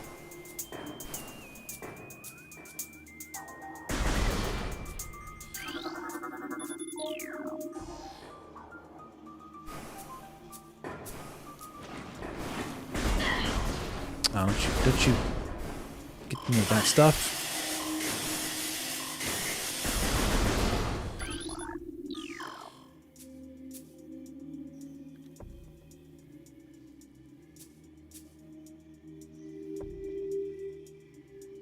Are there any third-person Metroid games? Yeah, Metroid Other M. Which is infamous for being infamous. One of the most disliked Metroid games of all time is that game. Even though it's not a bad game necessarily, it's not to the quality of Metroid overall, I would say. And it has, the control scheme is absolutely terrible, because they force you to use a Wii remote controller by itself with no nunchuck and no Pro Controller support. It's a product of its time for the Wii, forcing its controller and motion controls and stuff on the game that shouldn't have had it in that way. And the story was extremely convoluted, and a lot of people didn't like their portrayal of Samus in that game. So all that stuff.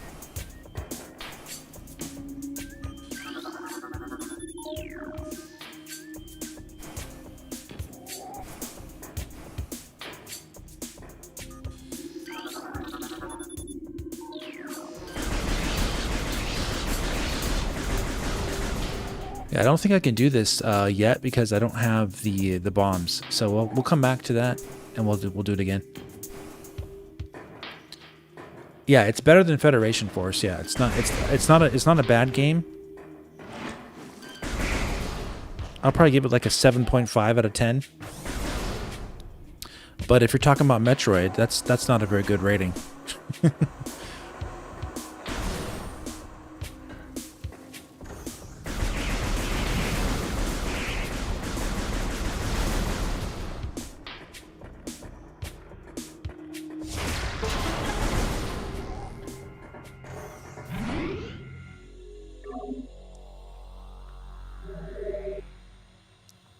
Yeah, you know, I don't mind Wolf. You should change your name to Wolf 359. No.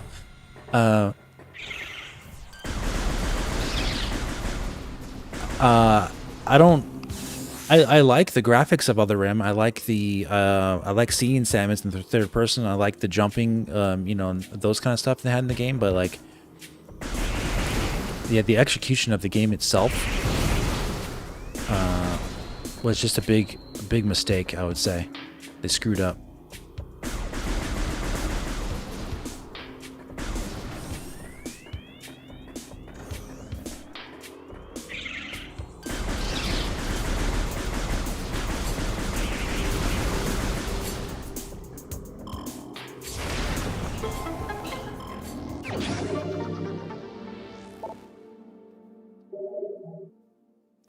terms of lore, what do you want to see in Metroid Prime 4? Oh man.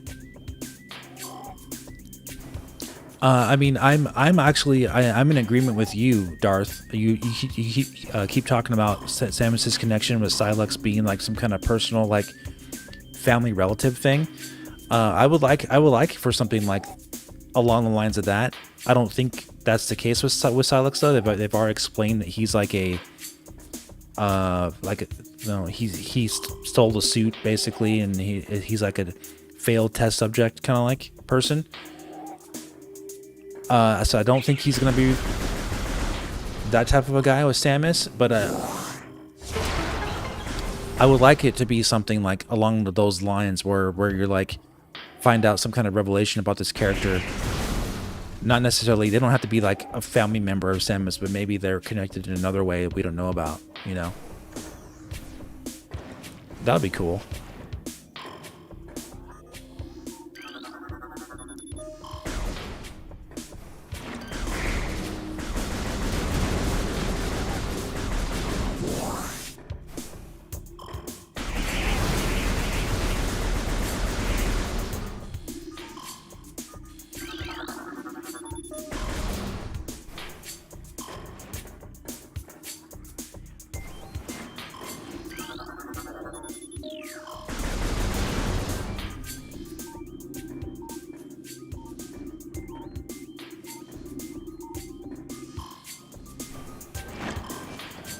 Go back up.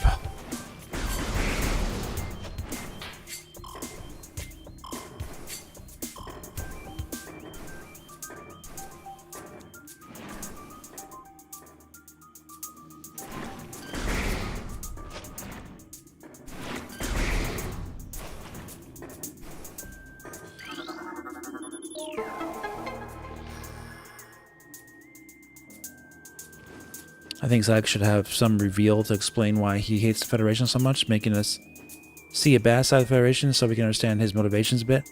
I agree. And there's definitely a bad side and corrupt side of the Federation for sure that we already know about from the lore in Metroid Prime 3 and in Other M and in Metroid Fusion for that too.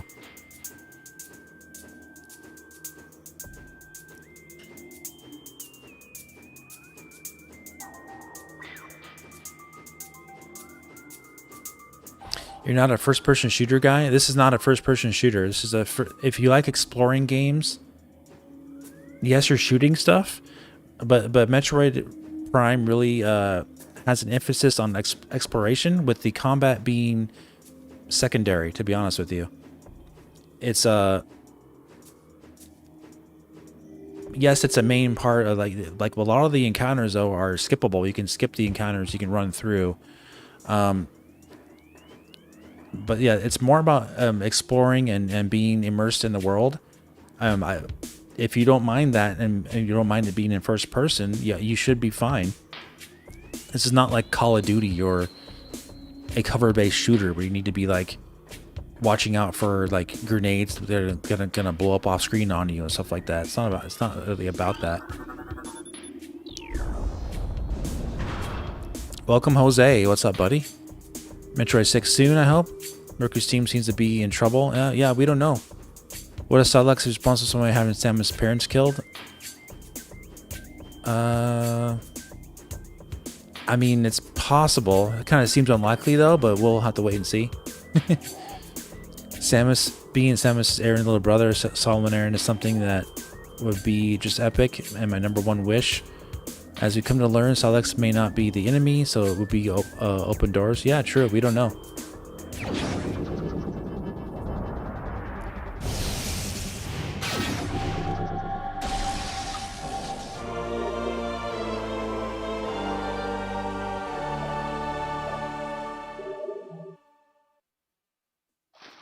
Charge beam acquired.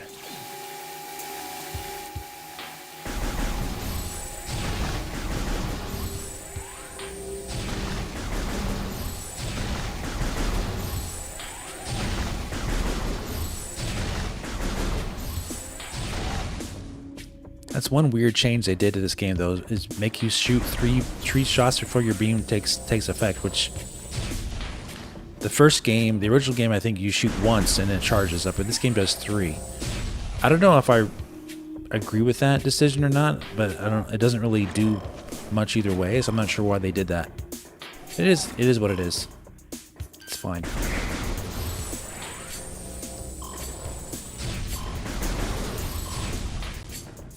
We'll have to come back to that area later when we get our bombs, and then we can do more cool stuff.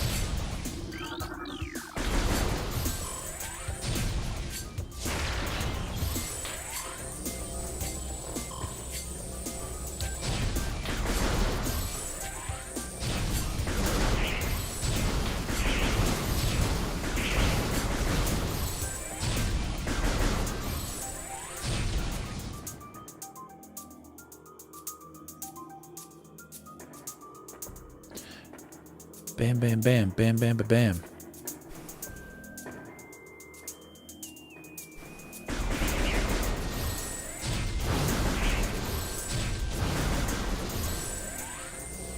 Does seem like an odd choice, yeah.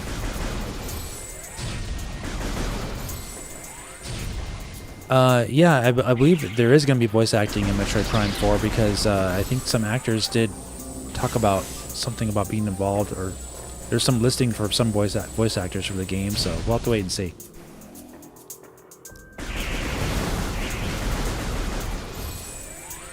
Not a Call of Duty guy, yep. Metroid Prime 4 seems to be more exploring with the bike and such, speed element. Yeah, if you're still not sure, I mean, if you like what you're seeing here, AD, if you like what you're seeing here in this gameplay, you should like Metroid Prime 4, because Metroid Prime 4 is going to be more of this, but a little bit different, obviously.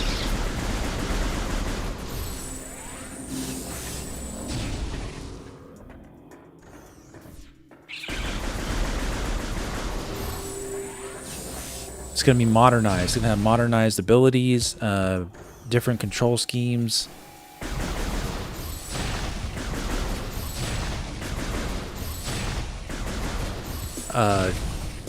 Different gameplay mechanics as far as like what you can do with Samus, as we've seen with the bike.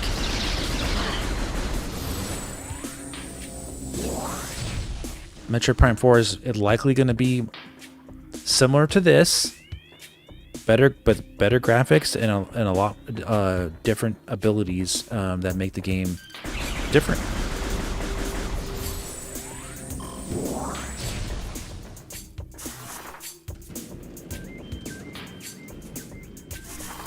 Some of the soldiers talk in the opening area. Oh yeah, for sure. Yep. I think there's going to be a lot of voice acting in the game when it suits it.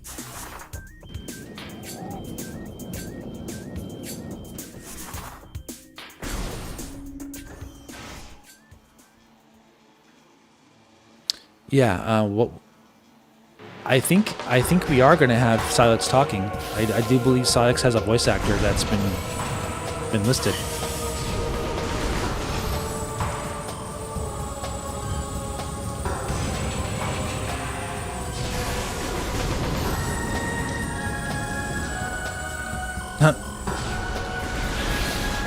The fire burns the hive, and it makes the bees get all upset. That's why they're coming after me.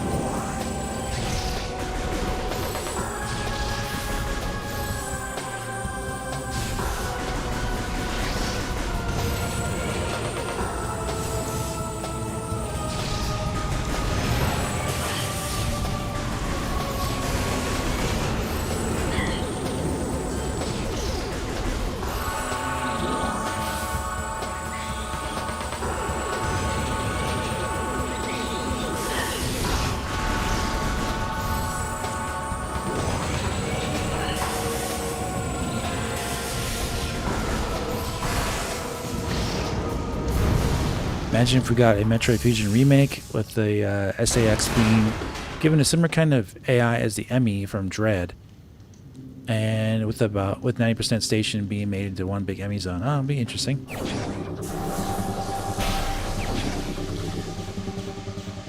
Yeah, by far, Metroid is a series they could do the most lore with, and the most story building with, because the universe and the lore they've already established with the Metroid games is like an open canvas. They can do so much cool sci-fi stuff with it if they really wanted to.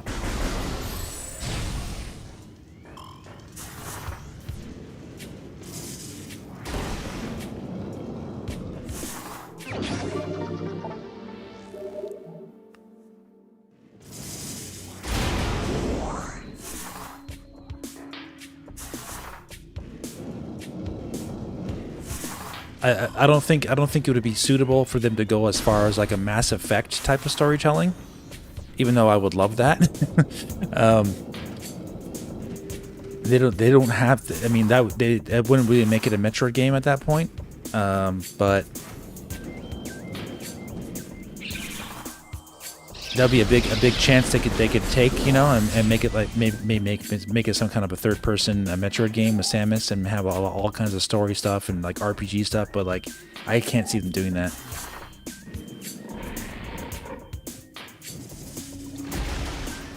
Just because that just wouldn't be Metroid at that point.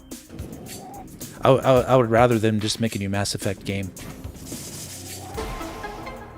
And I know the next one I think is in trouble, or it's like in flux or something. But like, they did announce a new Mass Effect game. They're just not.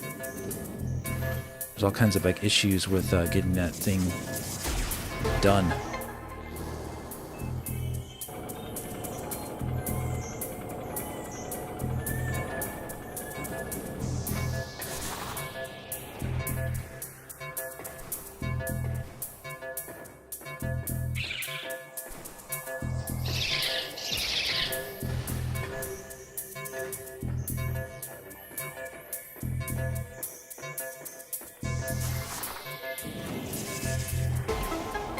Gotta do this in time.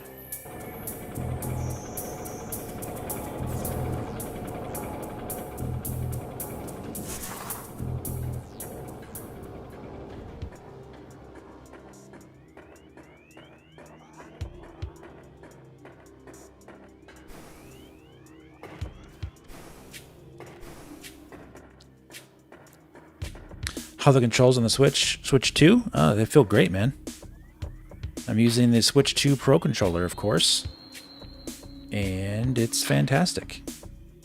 Super smooth, no complaints whatsoever. The analog sticks are better than Switch 1 Pro controller, so it's a buttery smooth, a joy to play.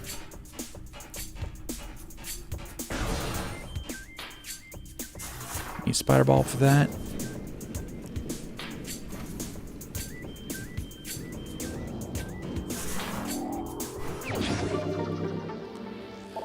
Getting powered up, man.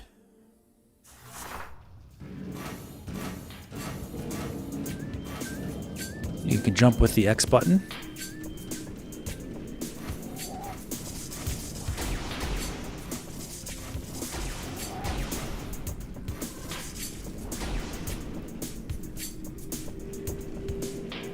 I think that's everything in here, right? Let me double check.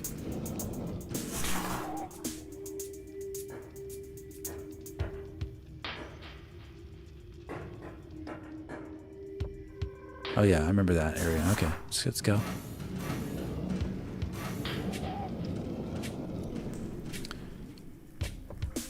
The stream is your lullaby.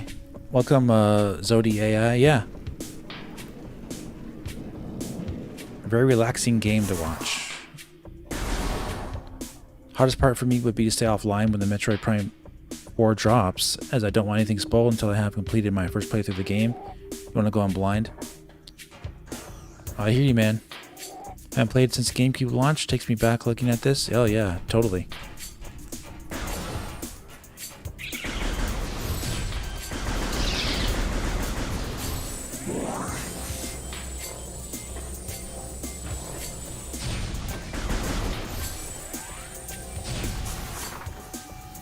So now that we have our bombs and our charge beam, some other cool stuff we can do over here.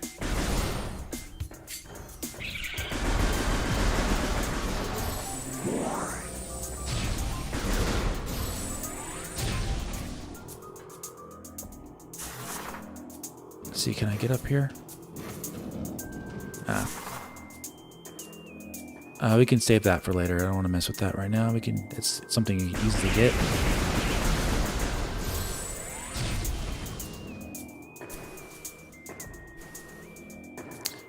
Now that we have our bombs, though,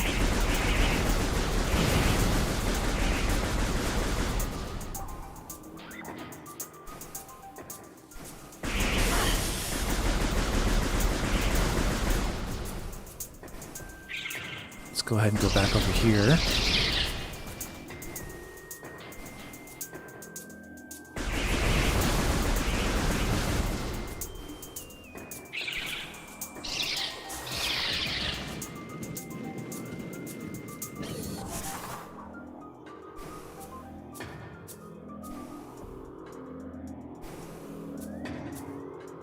Yeah, this you can get. There's a bomb, an upgrade up here. I don't know if we can actually get that. Probably can. Don't want to waste time.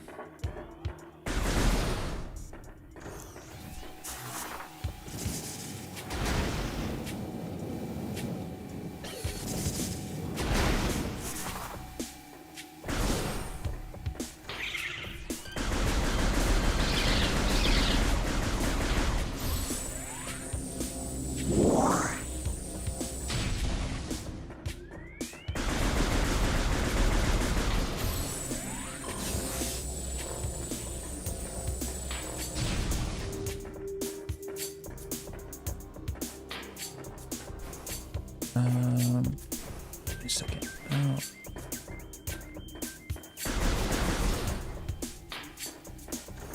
Thought there was a. I think it might be the other room. Yeah, not this one.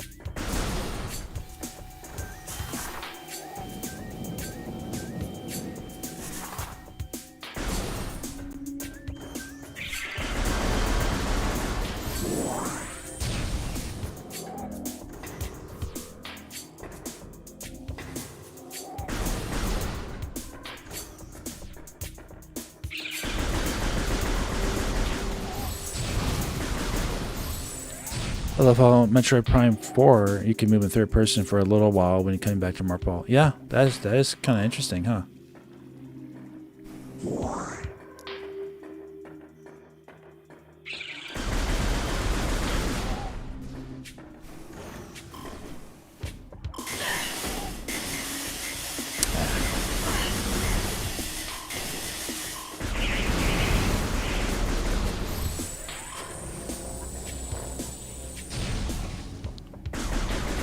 That's what happens when you are too impatient. You should always shoot those guys just to make sure you don't have a problem.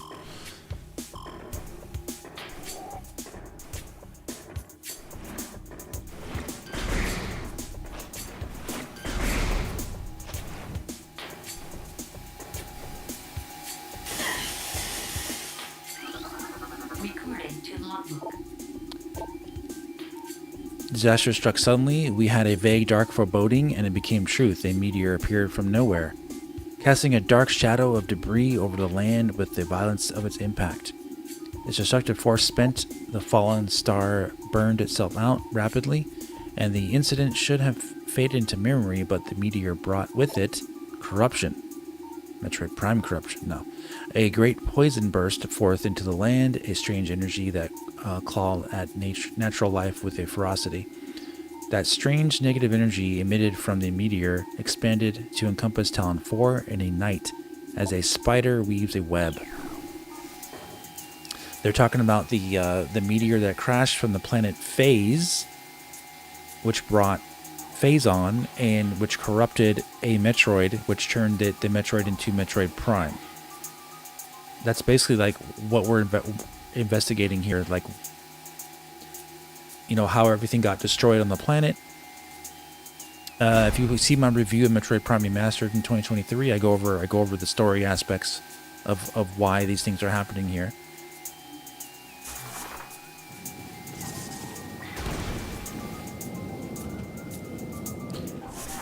Because they don't actually show Metroid Prime getting infected with the Phazon here. You're kind of like finding out about it as you go, but like the whole point of the game is called Metroid Prime. So that's how all three games are connected, though, with the Phazon. Metroid Prime 2, though, is definitely not as connected because you're doing like other stuff in a different planet, but it's still like in the same timeline.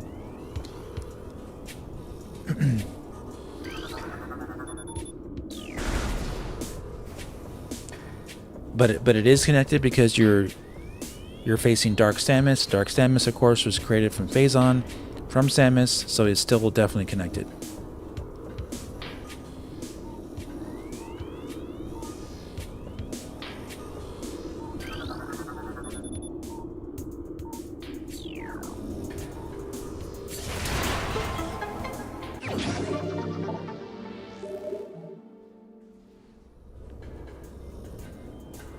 Okay, we need a Spire Ball for that, so that's all we can do for now.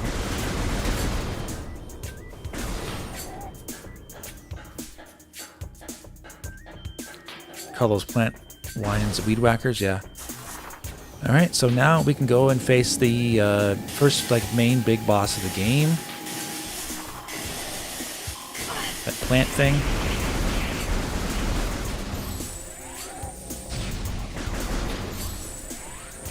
So after all that, we still don't have our suit.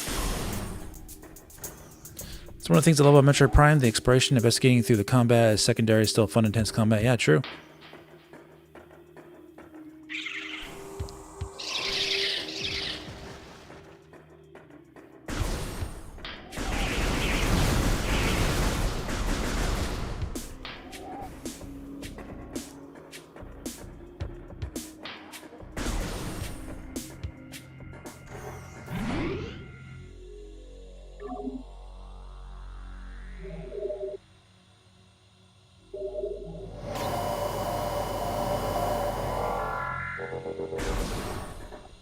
All right, now we can do this part.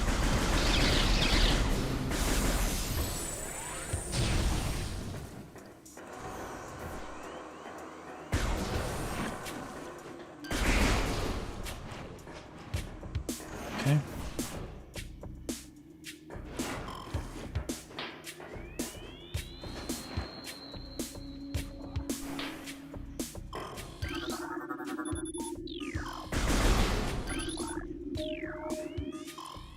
If you activate those things and you leave and come back, you gotta do it all over again. So don't forget that. Otherwise, you'll be wondering why these puzzles not activating for you.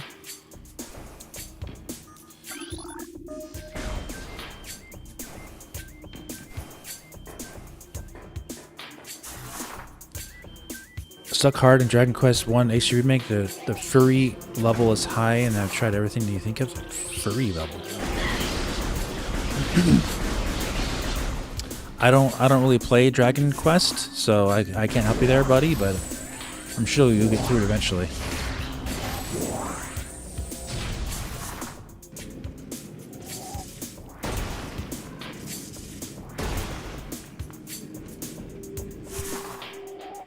So between two different bosses, so you know where to go. Yeah, I mean, feel free to look it up online, man.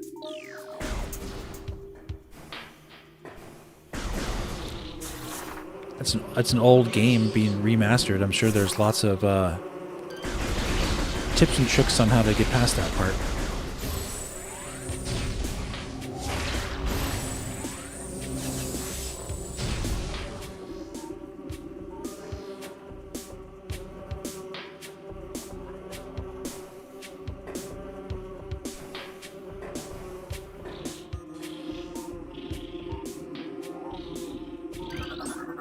Recording to logbook.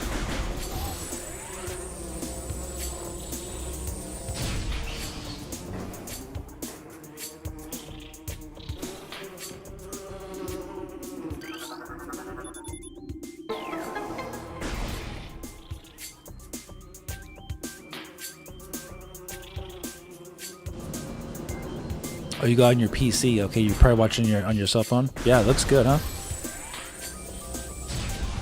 Good stuff.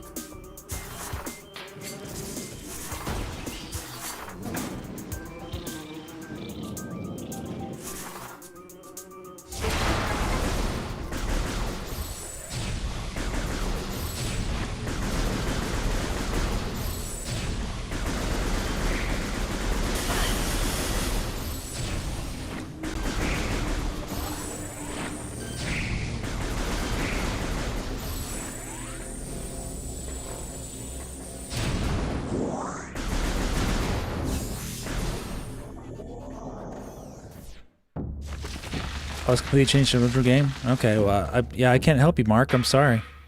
I'm playing this game right now. I wish you luck, though.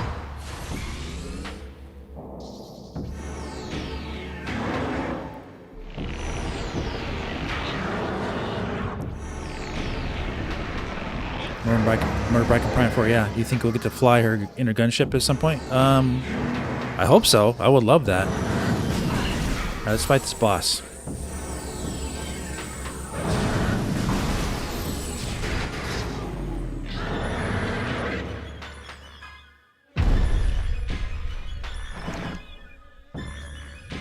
Helping get over your woes. Oh, okay. Well, thanks.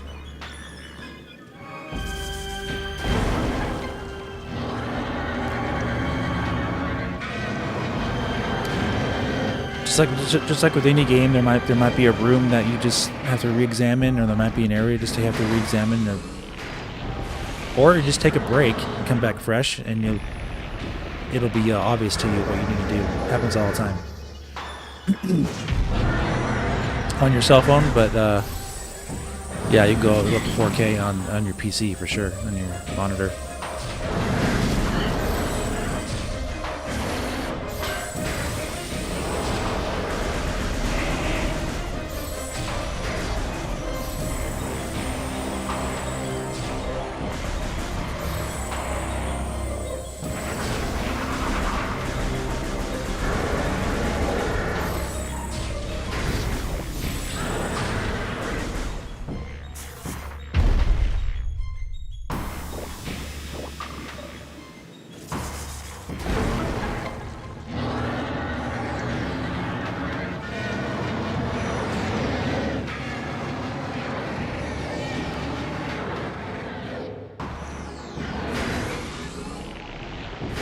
That'll solve your problem. Get more sunlight.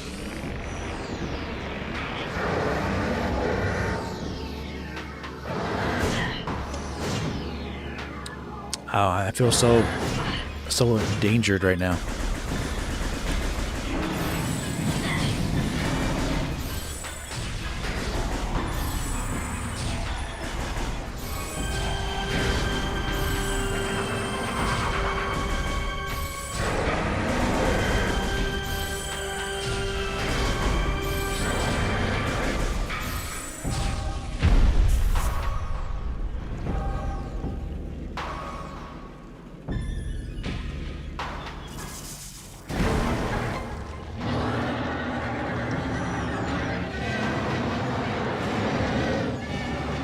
Stuck in Cross New Dawn, getting closer to defeating the boss after getting the bolt cutters.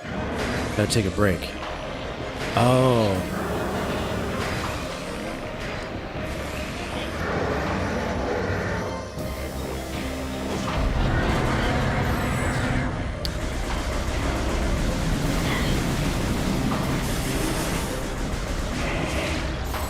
Stuck on the boss, huh? I can give you a few tips if you're interested.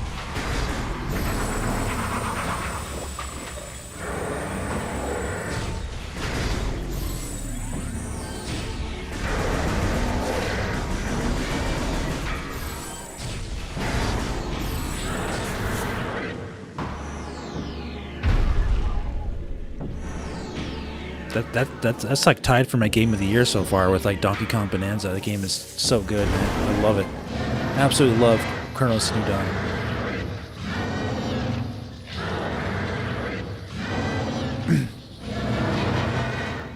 I'm automatically assuming Metroid Prime 4 is going to take the cake, of course, but I have to play it first.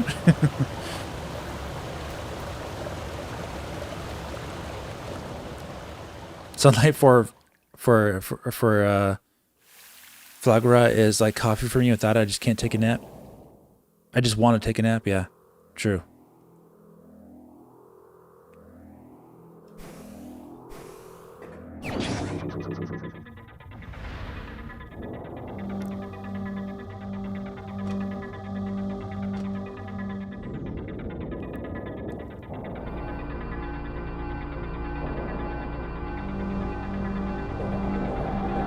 I like your. I like some. You guys have some really nice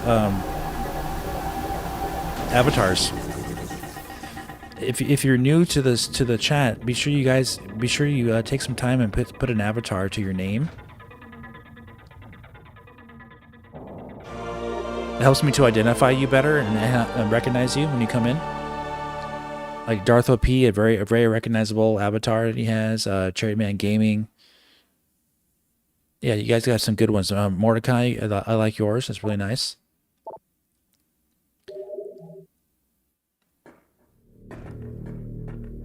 Varya suit. Yep. Yes, sir.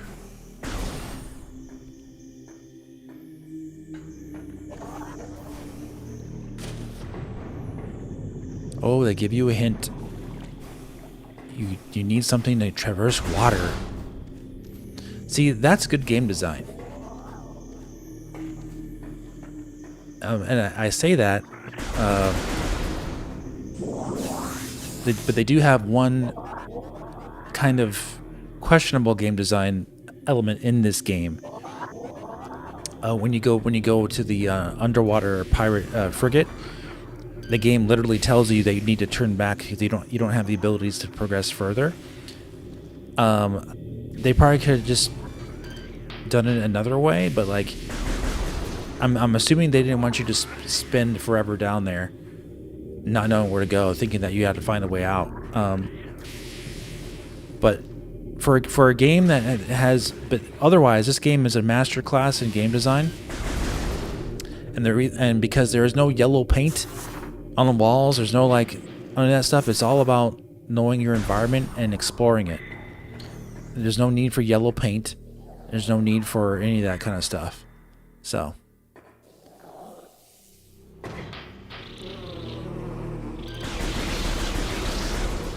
Alright, for this you need to have the super missiles, which you don't have yet. So let's keep going. Aaron Rass, you got a great avatar too. Oh, you gotta go to sleep. All right, buddy. Well, yeah, watch tomorrow. Keep in mind, Aaron, we're gonna be back live tomorrow as well. Same time, same channel. Playing part 2. This is just part 1 of Metroid Prime. We're not playing. We can't play the entire game tonight. I have it all planned so we can kind of like enjoy the game, you know, so we don't have to rush through it.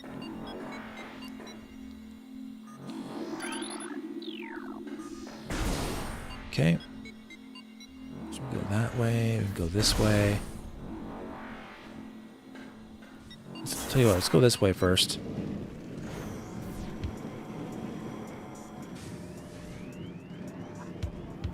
No need for this Stanley Parable Adventure line.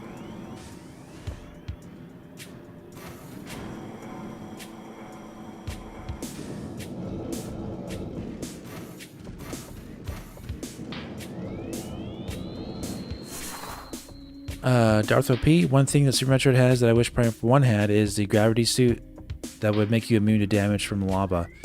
Ah. Yeah. I understand the choice though, because they only have one area that's like that in Metroid Prime. And honestly, it's not that big of an area, so I can understand why they did that. Yeah, see you tomorrow, Aaron. Have a good rest of your night, and I appreciate you coming out as always.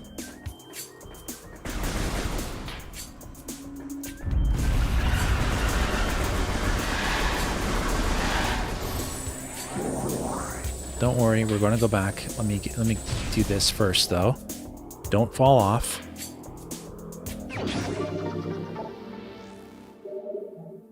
Okay, don't fall off down there because you can't come back. You have to go all the way back you know, through everything. Now we can do this.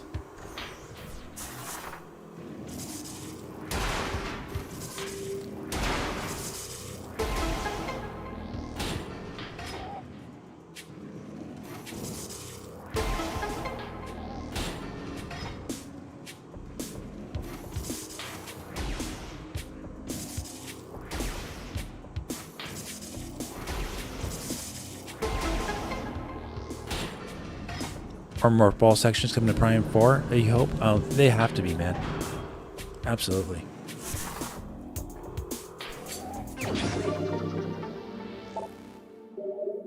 Alright, let's go back.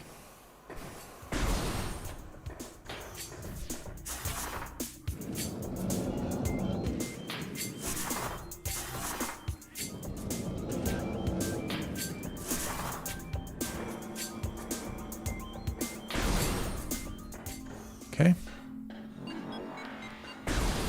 So it came that way.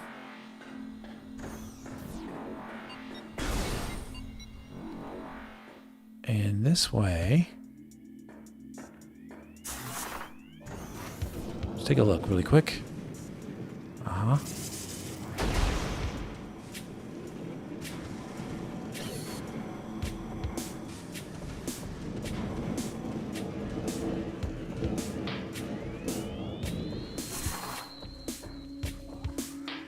Takes us back over here.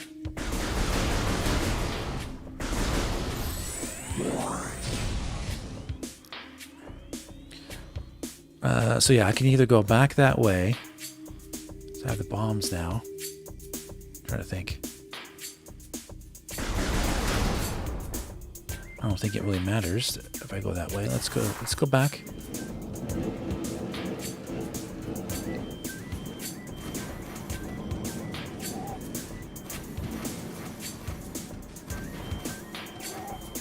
Definitely an option.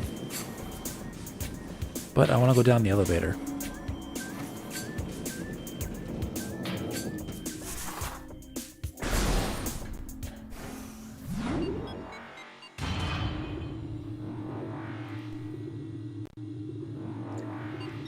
Keith, what's your personal favorite suit design from the Prime trilogy?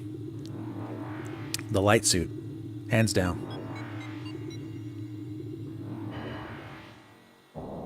I love the light suit. It just looks different enough and just like really, really cool. It's always been the light suit for me.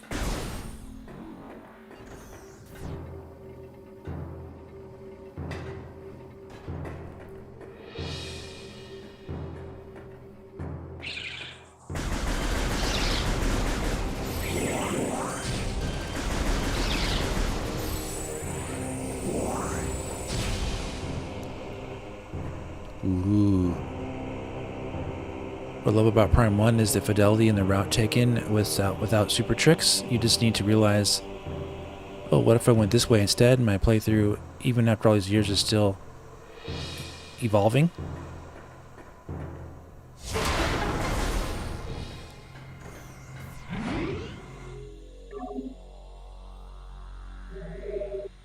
It's cool how developers hide the fact that the game is loading during the elevator animations. Yeah, very clever.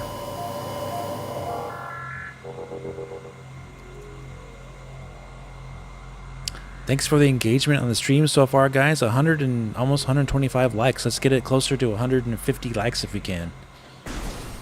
Thank you for coming out on our first part 1 of Metroid Prime Remastered. We're going to be playing through all 3 of the games in the month of November, and it's historic event for the series. Metroid Prime 4 comes out next month. My God. Can you believe it?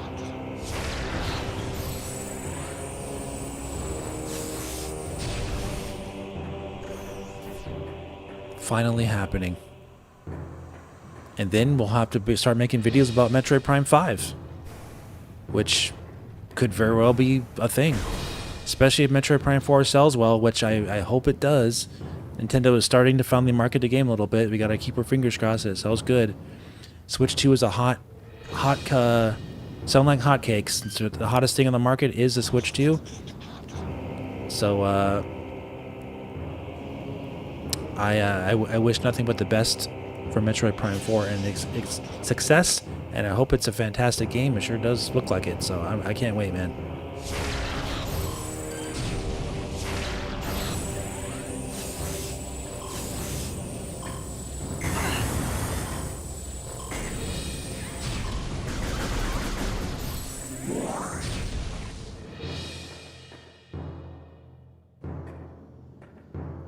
And I love the cave designs, because a lot of the stuff is not even done with lighting. It's done with like literally it's done with art.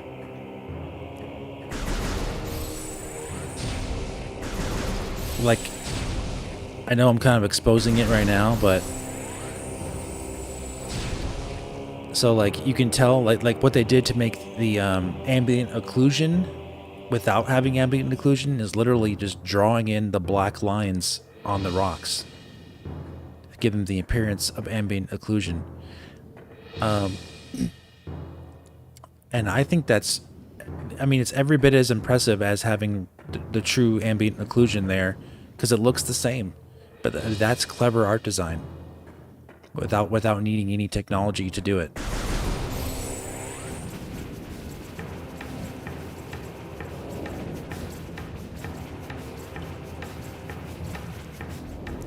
How do you think Bob Ross drew all those beautiful paintings?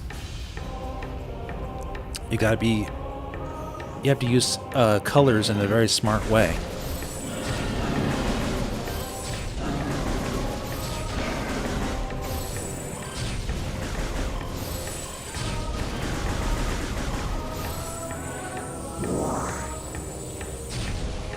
If they didn't do a Prime 4 Direct with Nintendo, why?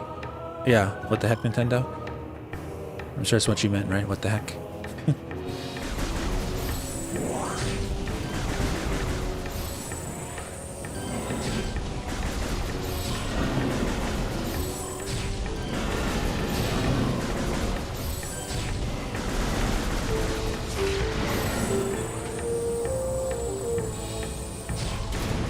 Best area music in the game? Yeah, I mean, it's certainly fantastic. It's not like the best for me, but I certainly do love it.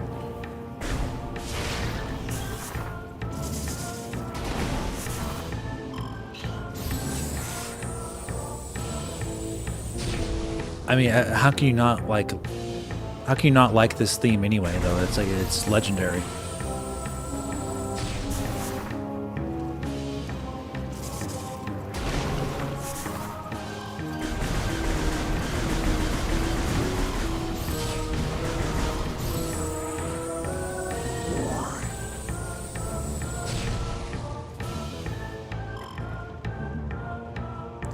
Can we just stop and admire this for a second? Like, look at this rock.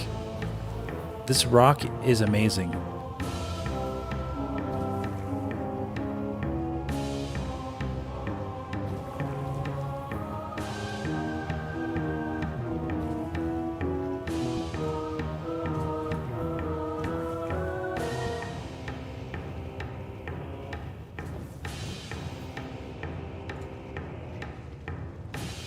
I'm going off camera for a second. Look, I'm going to zoom in on this.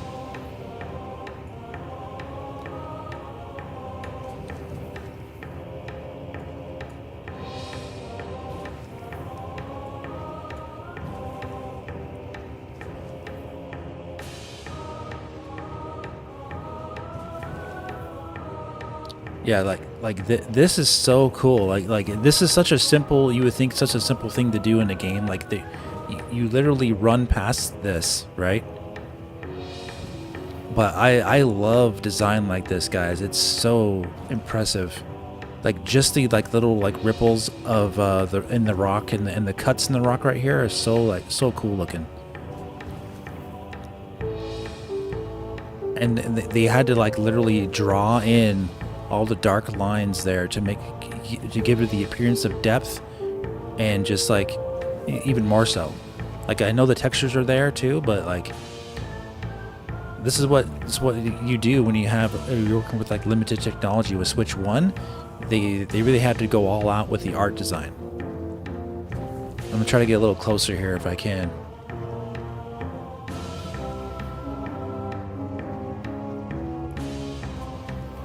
Yeah, I love rock design like that. It's all completely like just original artistic design.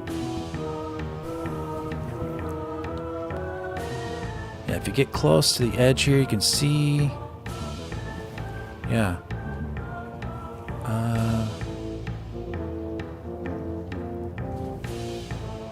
Yeah, sorry for the view there. Okay, let me test this here. Can I get right here? No.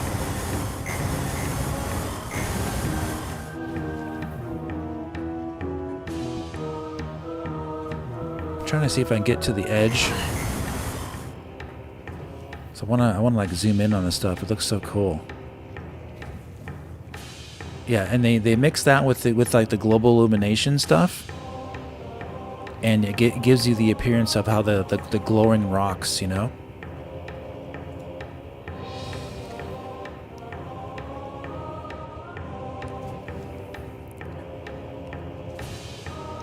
Glowing rocks and lava.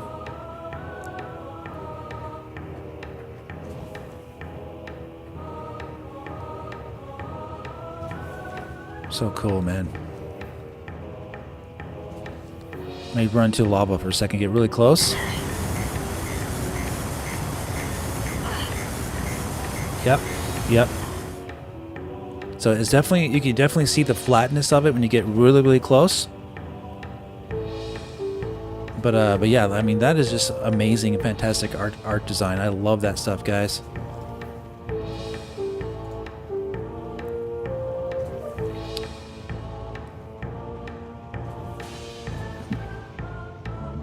The rock looks like a burger.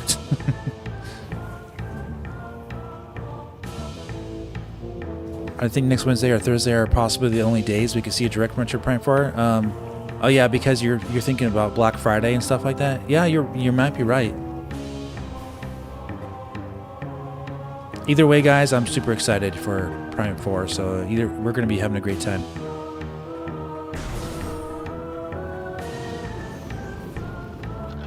Okay. Eat that.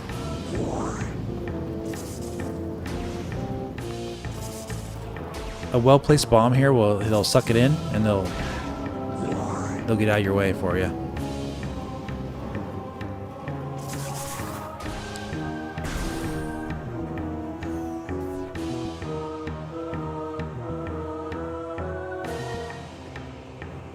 Yeah, then they have like the mist and steam from the heat going onto the visor.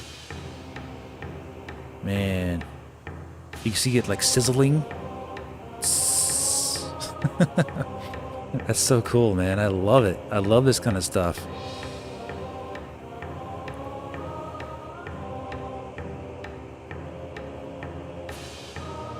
Having a Metroid Prime barbecue prime rib. Bring your hot dogs and your hamburger patties. Bring your steaks and your chicken. And we'll do some nice BBQ.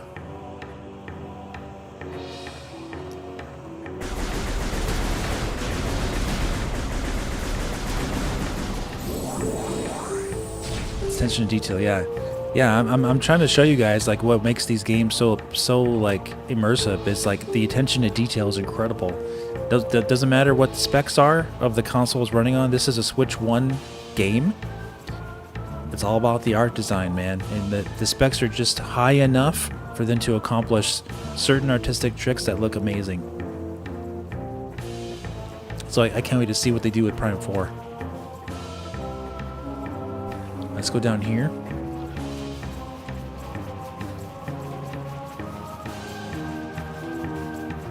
Okay, we get into the spot there.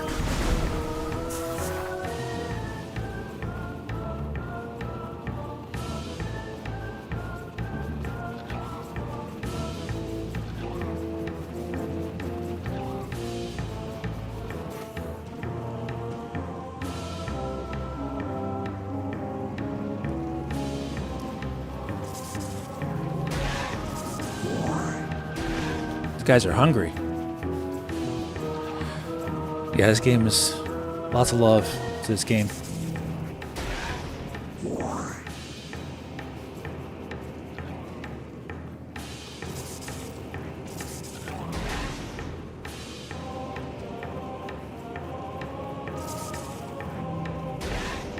Eat this.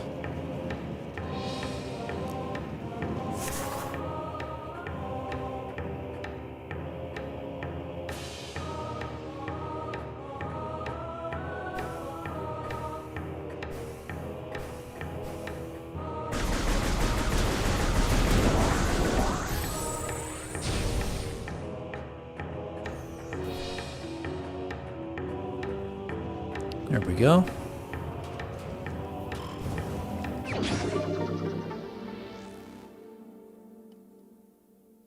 "4K 60 frames per yeah, it's gonna be really good, man."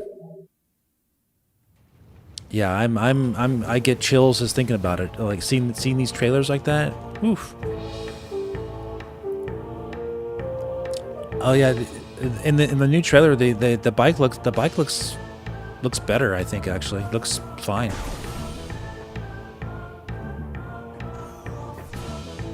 Textures looks clean. Look good to me.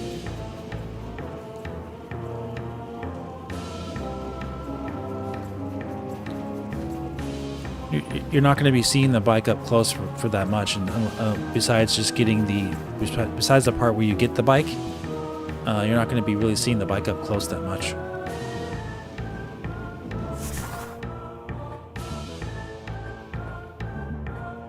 All right, we already been here. Let's go the other way.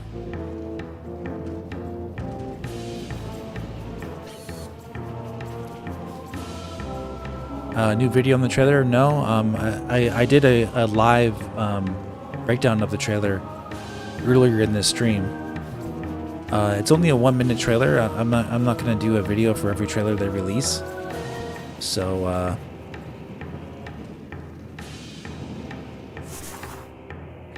there was only like one new thing that I noticed really from that trailer, and that was the I keep going the same way. Stop going back. that was like the fact that the enemies can deflect Samus's missiles. That was pretty cool.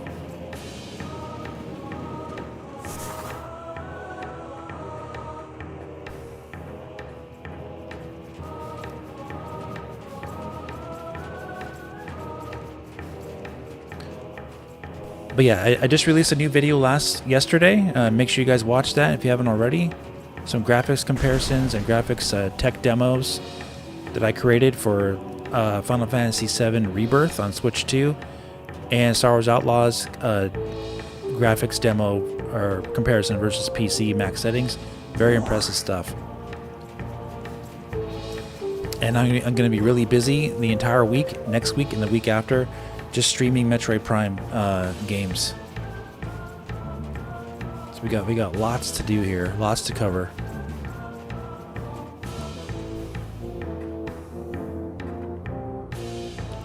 Arm gauntlets and the bike are a strange choice.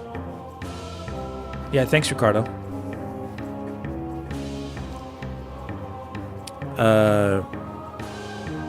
I'm not sure how you say your name. Jiao? What's up? Hope everything's well. Yeah, doing good, man. Doing good.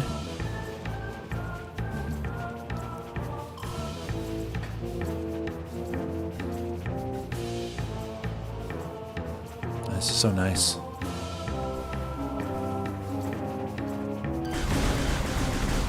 That's our destinations over here, I believe.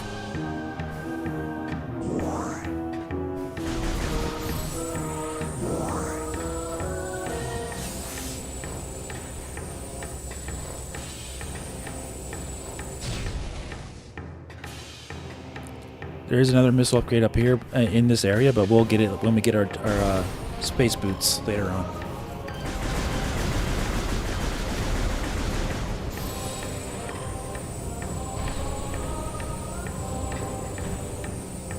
Gotta make our way to Fenjarm Drifts.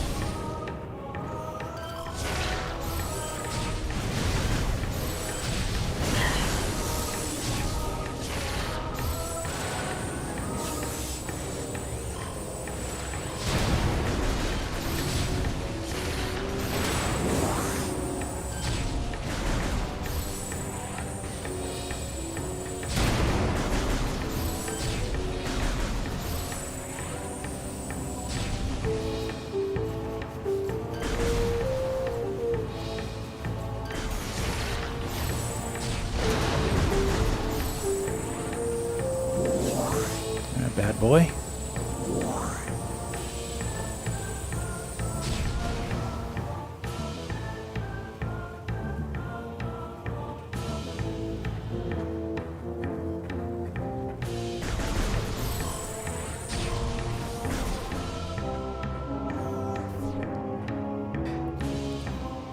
I believe here you need the power bomb. Yeah. Ever watch Ben-Hur? The drums of the steam kind of remind me of the timing drum use of propelling the rumble ship. Yeah, Ben-Hur is a great movie, great classic. Jiao. I'm on my first playthrough of Metroid Prime Remastered. What a gem! I really wish Prime 2 and 3 don't take long to come. Can't wait for Prime 4. Yeah, like if Nintendo releases those games like a couple of days before Prime 4 comes out, I'm not gonna have time to play them on Switch 2. And if they update this right before, I'm not gonna have time because I'm gonna be having to, I'm gonna be playing Metroid Prime 4. So like, and I'm already gonna be playing them on my own from the versions we already have available. So yeah, it's all on Nintendo, guys. I can't make them do anything. They have to actually take action and do it themselves.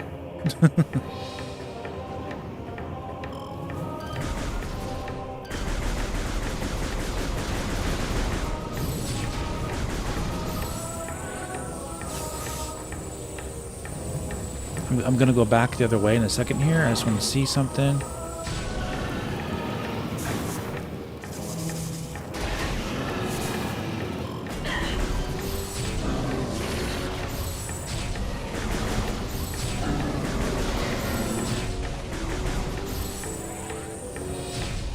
Yeah.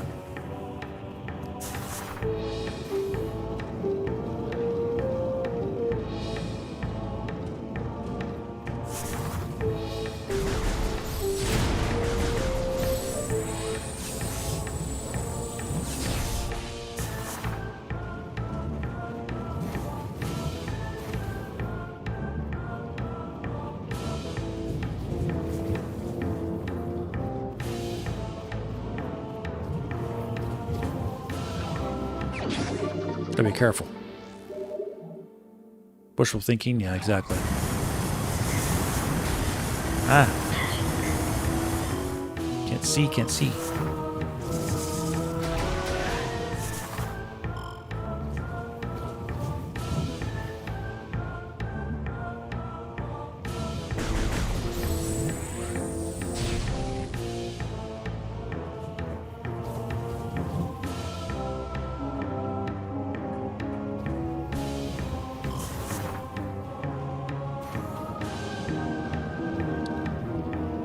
Do you think that we will get just a Mario Kart Pokemon bundle?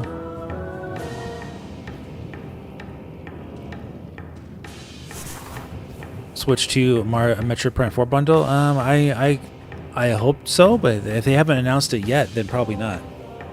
The game comes out in 1 month. If they haven't announced that, they got to market it, and then we're lucky to get any marketing at all for Metroid Prime 4 at this point. So it's 1 month.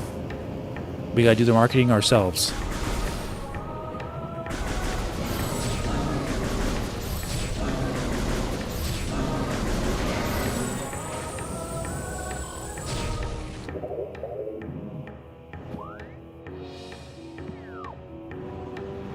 Yeah, I don't have to go this way right now. Let's go back.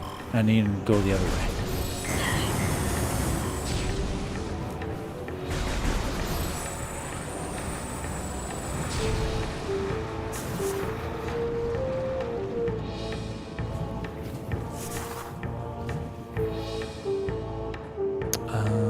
Yeah.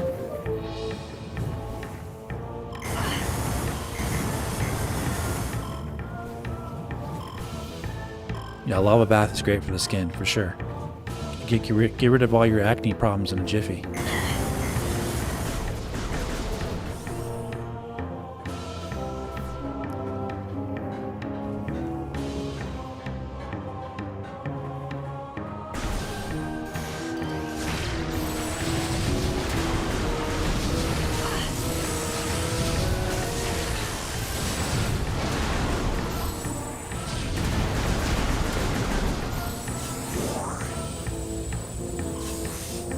need a super missile for that area, so let's progress.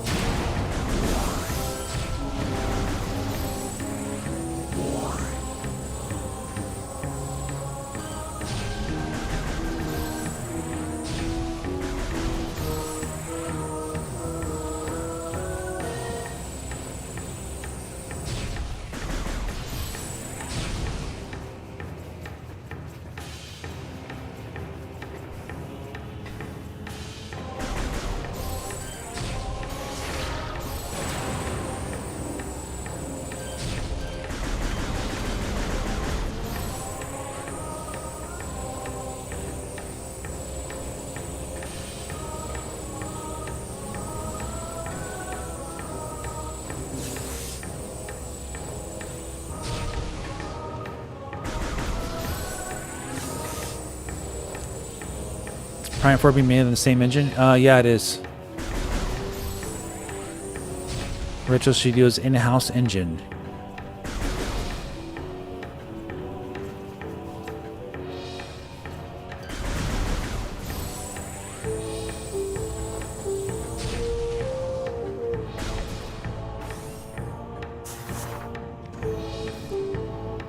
What are your thoughts on Metroid 6? Do you think Mercury Steam's going to come out with something in 2026? Someone said Metroid Mercury Steam was in trouble. They might be in financial trouble or something. Who knows? I don't know. I hope so. If Nintendo funds it, then Mercury Steam can do anything for them as long as Nintendo funds it for them. Pays for it. Let's go up here.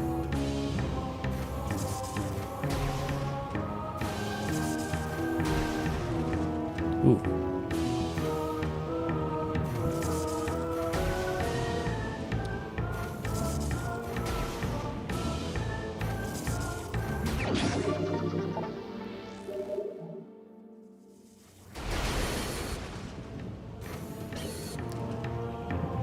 Some sort of legal trouble. Oh, okay. Yeah, Lava Bass will definitely solve all your earthly problems, including acne, eczema, all that stuff. Be a thing of the past. In fact, you won't have any more skin.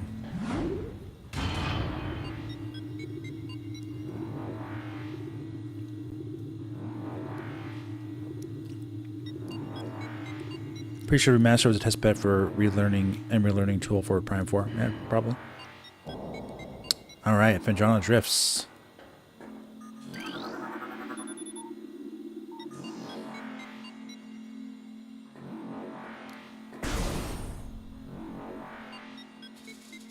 It seems Dread sold well. Yeah, true.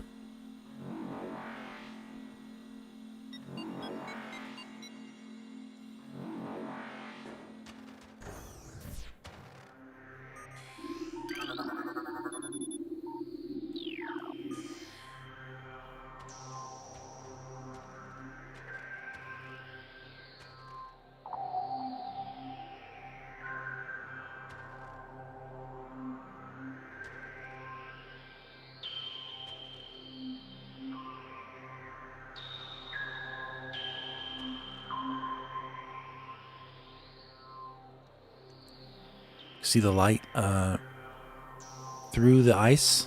This is all breakable. I don't want to break it because it's so pretty.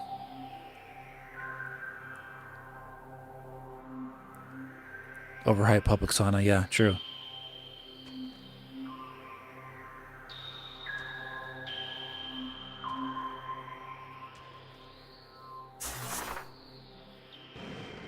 So like some of the real-time lighting is still here for the morph ball. But this is the area of the game where you really wish you could have your beam light up the area, because once you get the wave beam, you have that really beautiful purple light in the original GameCube and Wii version that actually would follow the trails of light through the corridors and looked absolutely gorgeous.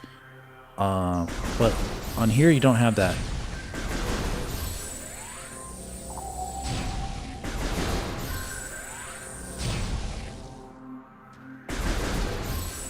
So, like I said, that's the only drawback.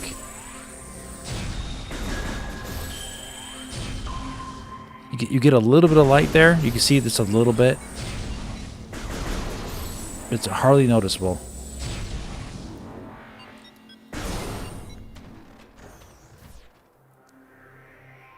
So that's what I was showing you in that trailer we watched earlier from Metroid Prime 4. That underground like forest cave area was so like I love that stuff, man. That's what it's all about. You want to just get lost in those areas and just live there. I'm gonna get my Metroid tent and igloo and camp out here.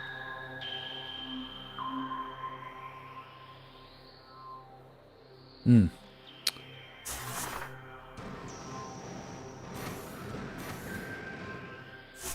All right.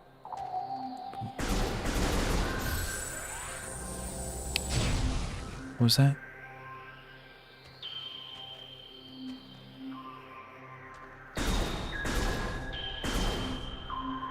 I thought I saw like it make an indentation, but no. Okay. There it goes. So pretty.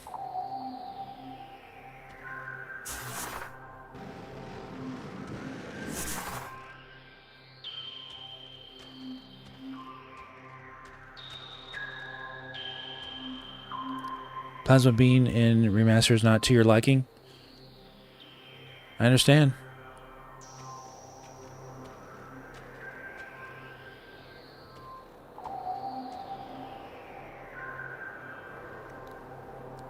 Listen closely to the wind.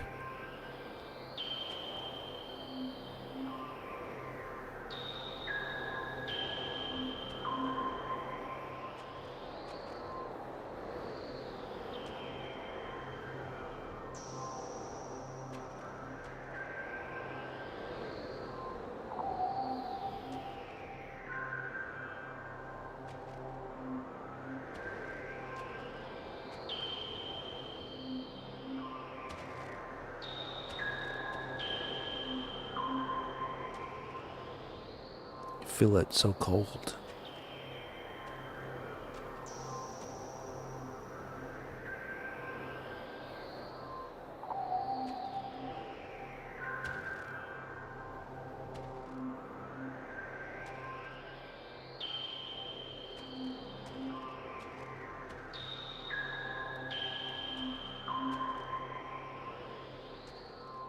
Beautifully designed textures.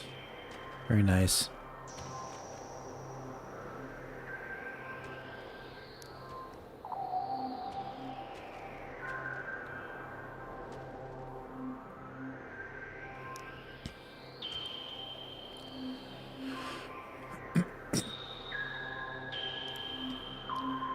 Yeah, the lighting effects and the beams are better in the original. That's the only unfortunate thing. Like I said, this stuff though is awesome. And here's some small hint of like reflection on the ice. You see that? But I don't really think it's a real reflection. I think it's literally just, I don't know. I guess it is, kinda.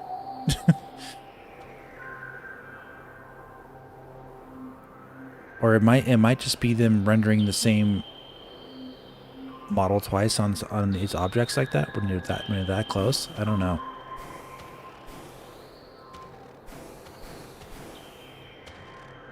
Because you can kind of see the light of the beam on these pieces of ice chunks. You see that? If you look close, it's only briefly. You can only see it there briefly appear. But it appears in all of them at the same time, so it's not really a reflection. I think it's something else. But it's very interesting, though.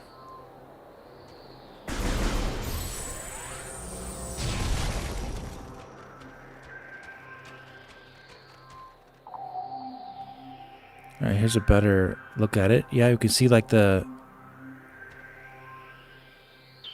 arm cannon, like kind of like on. Maybe it's just like I guess it's kind of trying to be like a reflection, but it's like not fully there.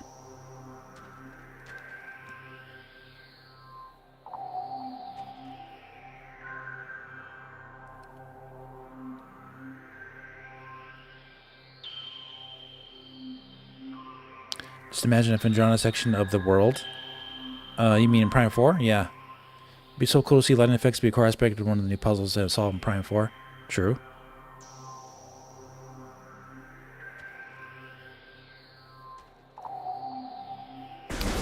Alright. Gotta progress.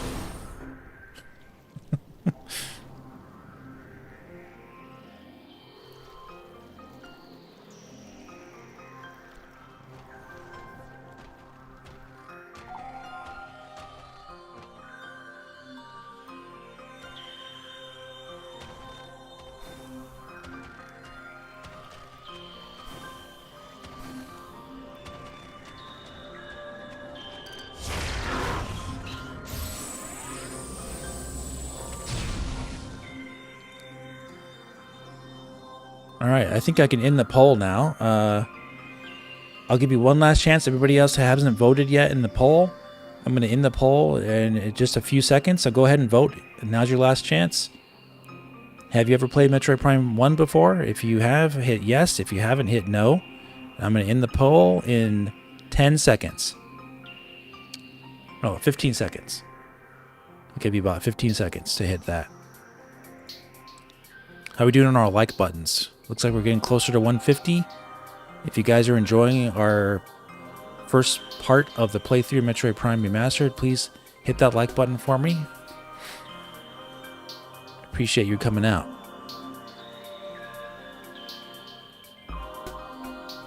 All right. 5, 4, 3, 2, 1. Okay, I'm going to end the poll.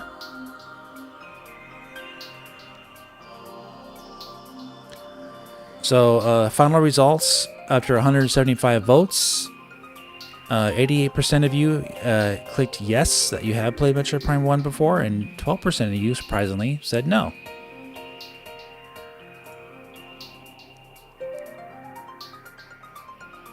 Surprisingly, maybe not so surprisingly.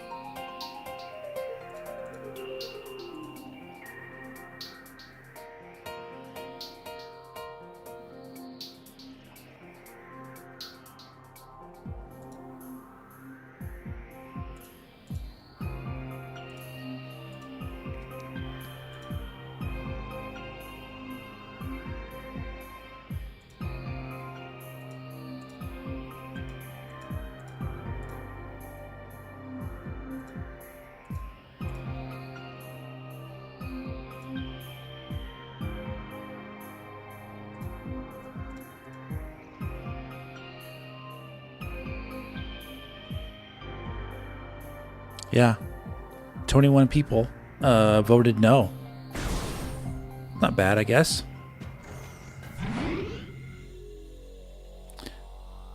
Some mirrors you can check your helmet. Yeah, not in the remaster. In Talon, they took those mirrors out of the save stations in Talon 4. Here on Metroid Prime. The original game, they had those actually. But they weren't really actually reflections. It was just him rendering Samus's face like twice, like rendering her face in the actual like mirror object. But that's how they did it back then. But yeah, they took that out in the remaster.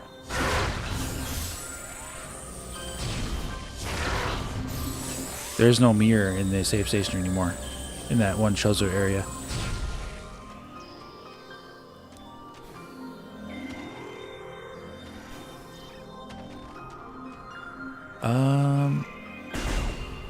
Oh yeah, that's right.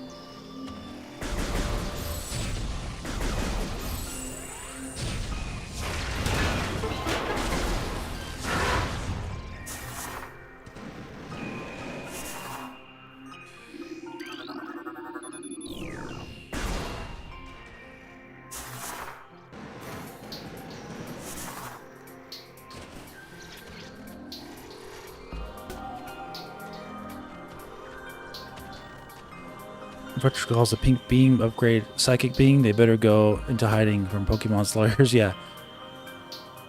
And do you believe Prime 4 will have all-in multiplayer? I don't think it's gonna have it. The box has already been revealed of what they're selling, and there's been no mention of multiplayer, so I guess not. They could add it in later, though. If they really want it. See, these guys have all the lighting effects there. Now, just imagine your beams being able to do this lighting effect too. You could do that in Metroid Prime, the original on GameCube, but not in this one. So that would have been so cool if they had that. All right, here we go with these guys. This guy. Guys.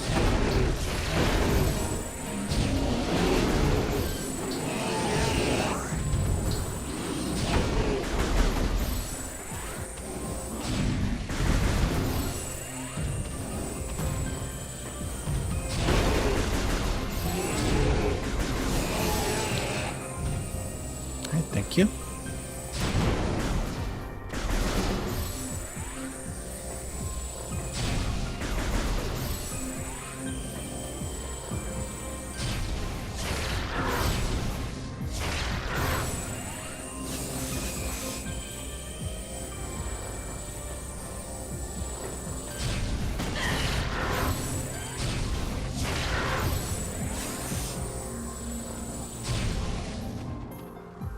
Let's go down and see what we're... something here? No? Okay. I believe there is a platform to shoot in here, or it might be the other area.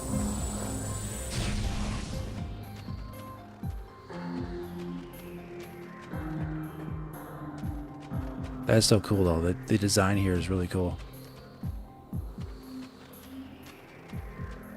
Yeah. Yeah, we need our plasma beam to break that.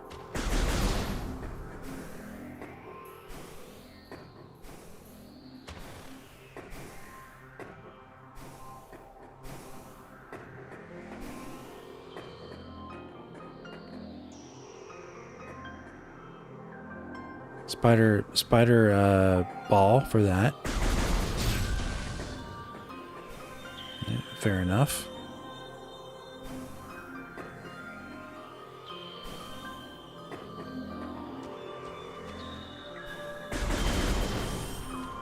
Keep going.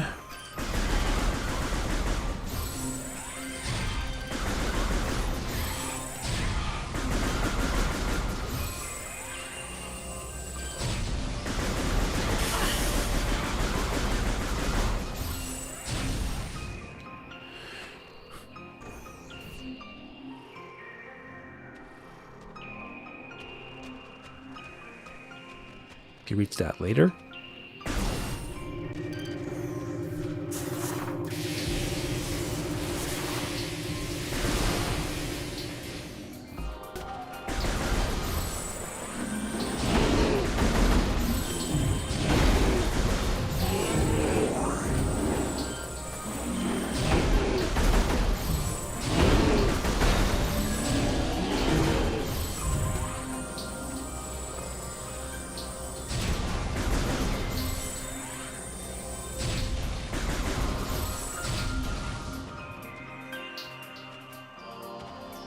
So fun you can't lock onto this from down here.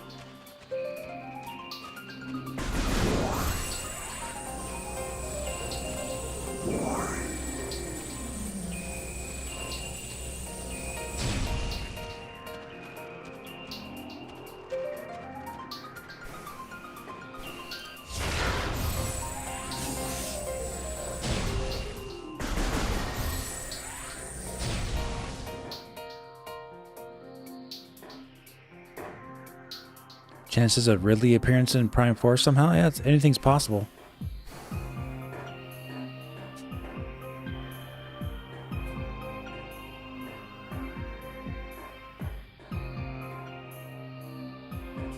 Now you need the double jump for this. Recorded to logbook.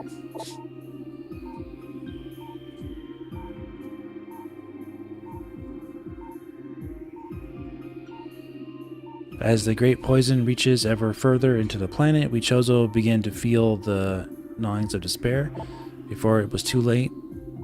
We now make our last stand. We have begun to build a temple to contain this darkness. At its heart, we will place a cipher, a mystical lock powered by 12 artifacts and filled with as much power as we Chozo can harness. We wonder, though, even when we are done, will it be too late?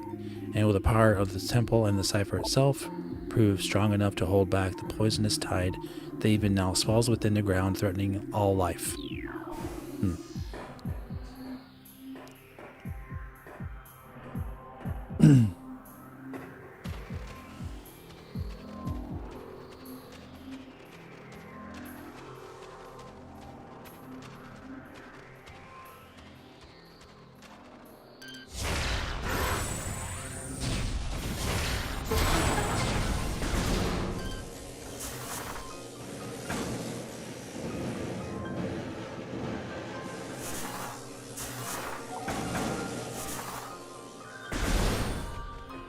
All right, time to get the boost ball.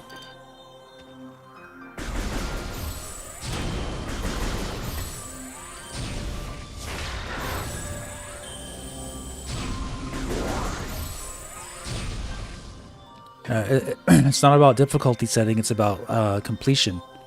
So I'm just playing on normal. But if you complete the game with 75% of the items or more, you get the best ending. I believe it's 75%, but we're gonna get 100%. So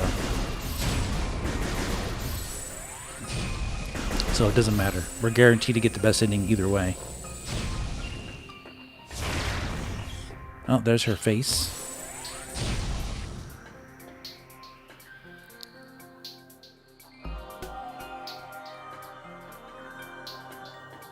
Don't take helmet off? What do you mean? No, her eyes look fine. I don't know what you're talking about. Her character model looks really good in the final part too. This looks very good. Unless you're talking about the original game.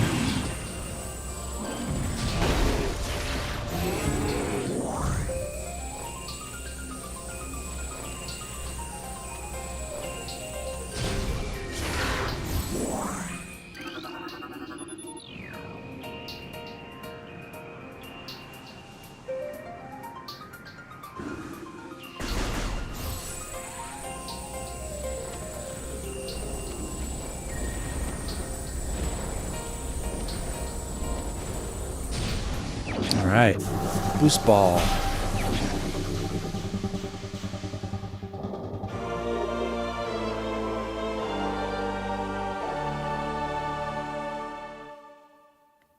James D. Play the Extreme G soundtrack while riding on viola. That's funny, yeah. I was thinking the same thing, actually, that it does look like a bike from Extreme G.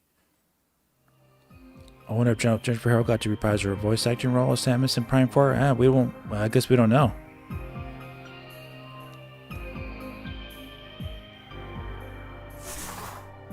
You're stuck in the Chosen Mines on hard difficulty. I mean, you can just look at her face online. You can just look it up. It's been posted many times. If you really want to see what she looks like, I think they did a good job on her character model for the remaster.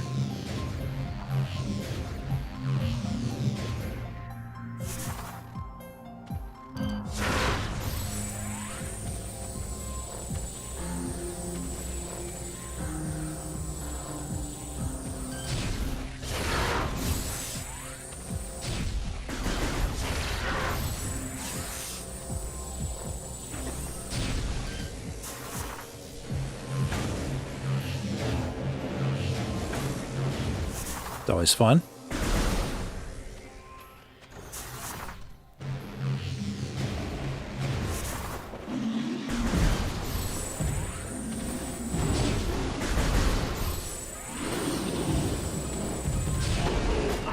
Let's see, with these guys, you don't actually have to fight them.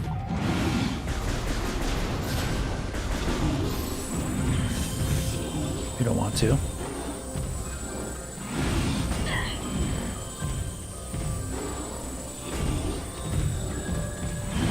wave beam. We're gonna get the wave beam soon.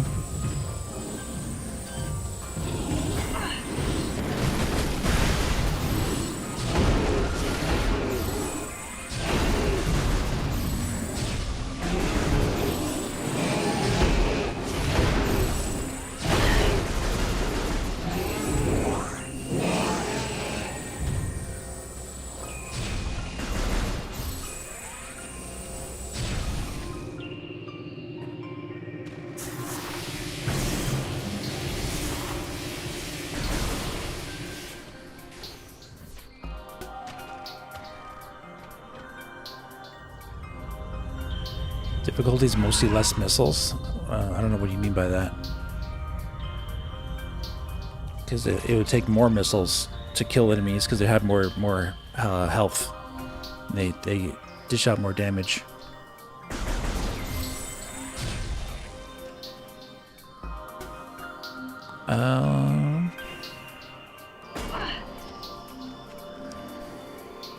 Let's see. I got the boost ball. Okay, yeah, I remember. I know where to go. All right, let's go back.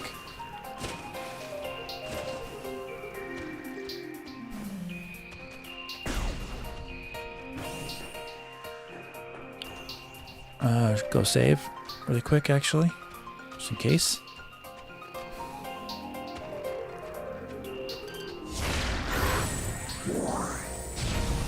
That's one thing about these games, they don't have auto saves. It's all manual saving. So if you forget to save and you actually die from some freak accident in this game, you lose all your progress from your last save. So just be careful. Don't get stuck in some lava and then, you know, with your morph ball and you can't get out. Like, be careful about that kind of stuff. That's like one unfortunate way you could die in this game. And on hard mode, you take a lot more damage a lot faster from the lava.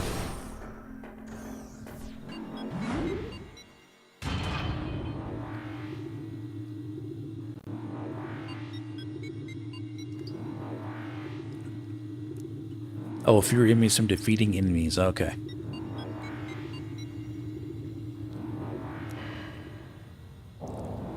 Yeah, I never noticed that. I've beaten this game multiple times on hard mode, so I never noticed getting less missiles.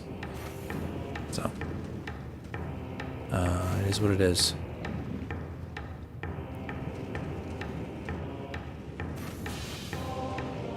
Yeah, we got that already.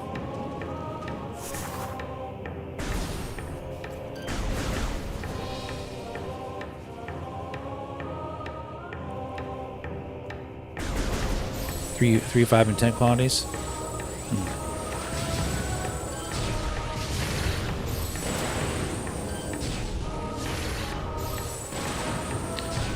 I guess I guess for me I've never been like a big like missile guy.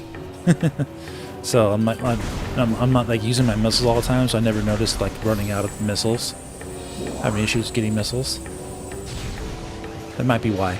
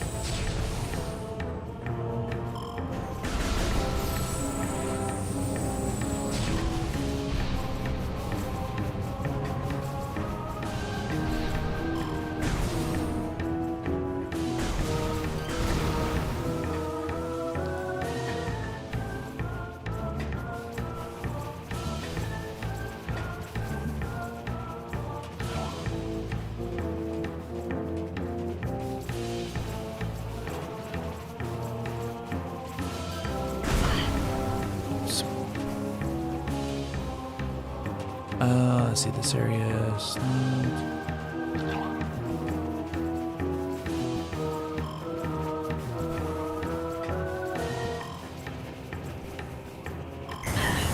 Uh-oh. Get out of there.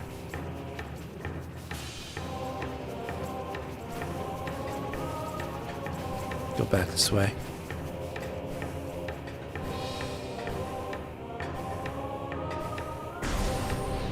Not a missile guy either.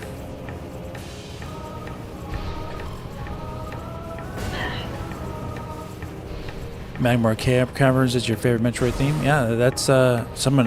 Darth OP said that too.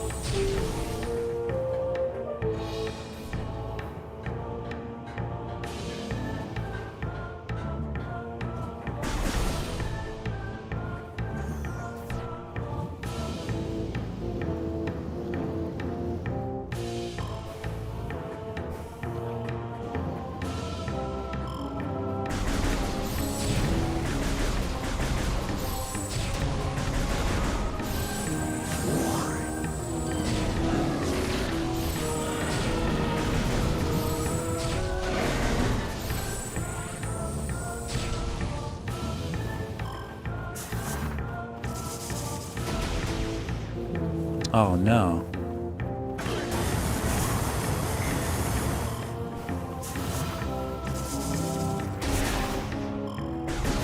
That's what happens when they get you.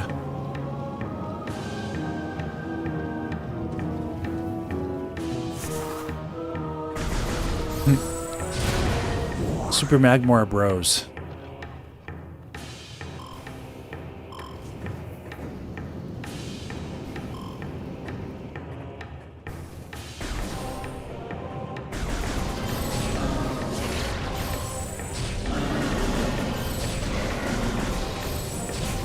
All right. This is where we want to go. Take us back.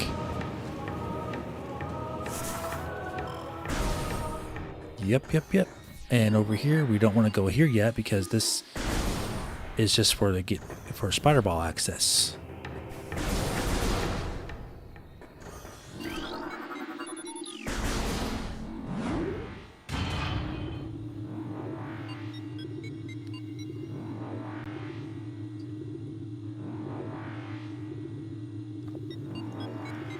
Super Magmar Bros.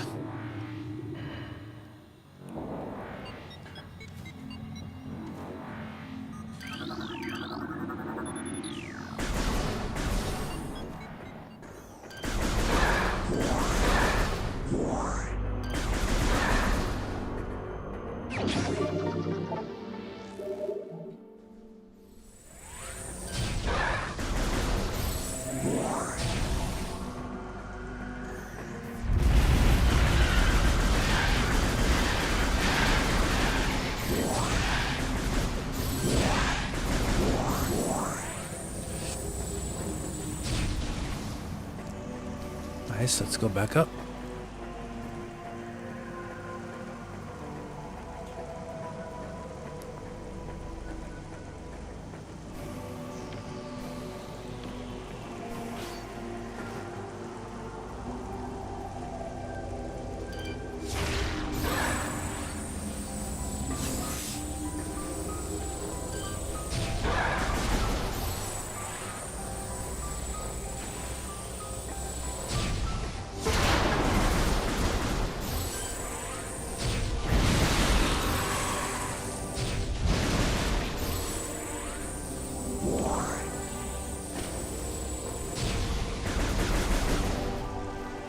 And here we are.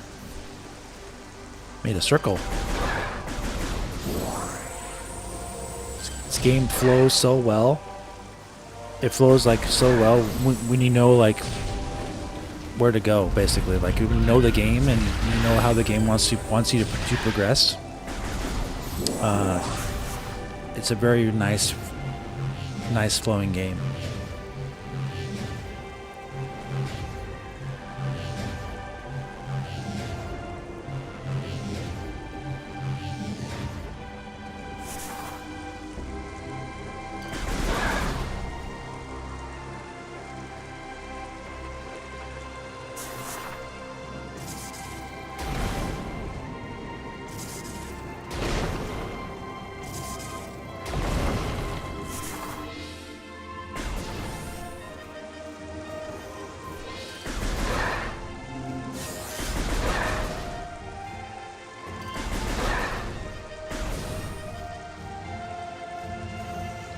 Here we are. Careful not to fall down there. Make sure your jump button works.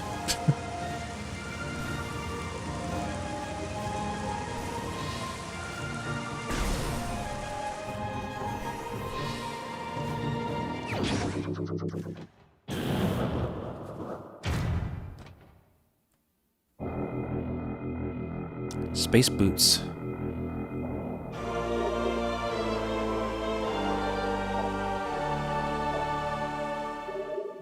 It is hard the understate. What?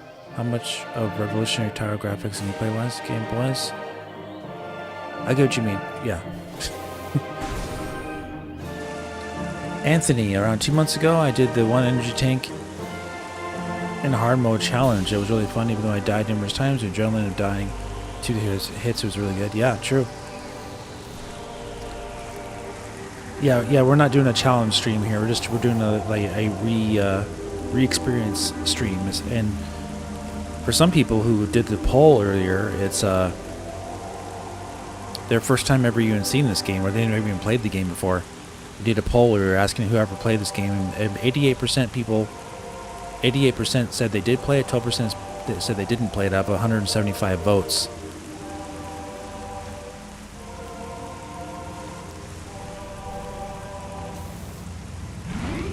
Replenish. So with this game, these games are all about using your memory. So the next logical thing we need to do is go back to Phendrana Drifts and to go get the wave beam now. Now that we have the space boots. But since we're here, we can actually go get some other upgrades. Like this.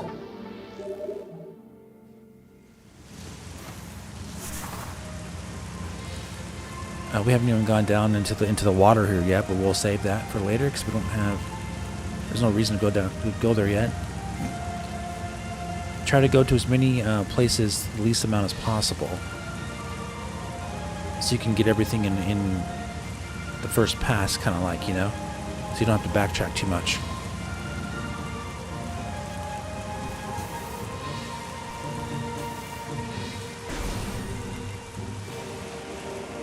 See, yeah.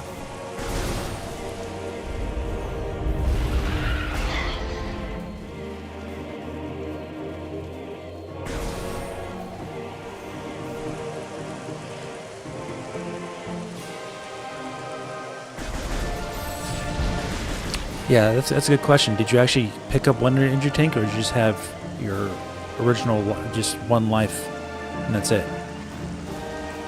That's a good question. What's your all-time fave and least fave Samus ability in the series?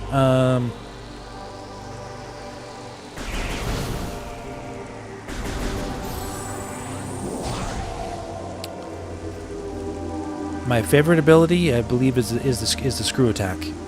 That is just an awesome ability. I love it. And I think my least favorite ability is the ability in Metroid Dread.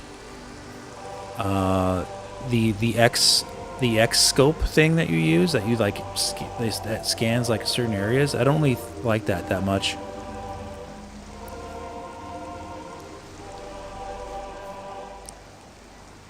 Because it automatically scans the area for you, and you don't really actually have control over where you're scanning. It never felt really useful to me. Other than just see things in the vicinity. That's the first thing that comes to mind, though. I could have something else I really don't like in terms of abilities, but I can't think of anything right now.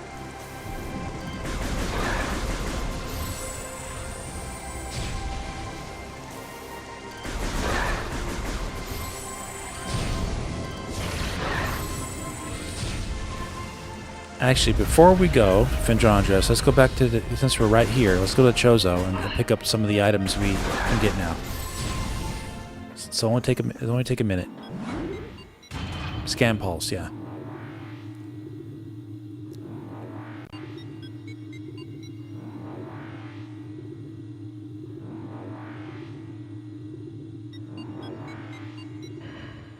It's too tempting. Since I'm right here, it's hard to say no. Oh, you did not collect energy tank. Okay. Just the health the game gives you when you start. Okay, yeah, that was a good question. You said one energy tank, so that was a good question by Darth.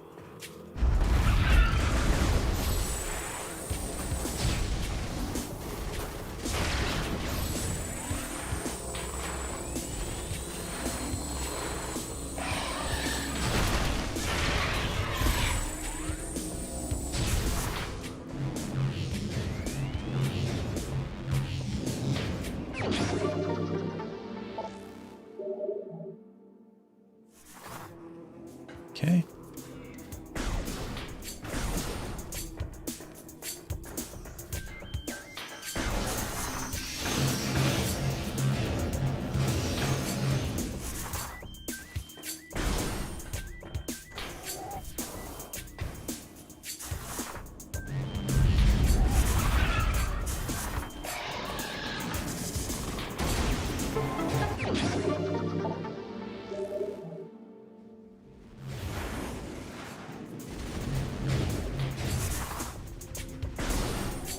Yeah, music is really good.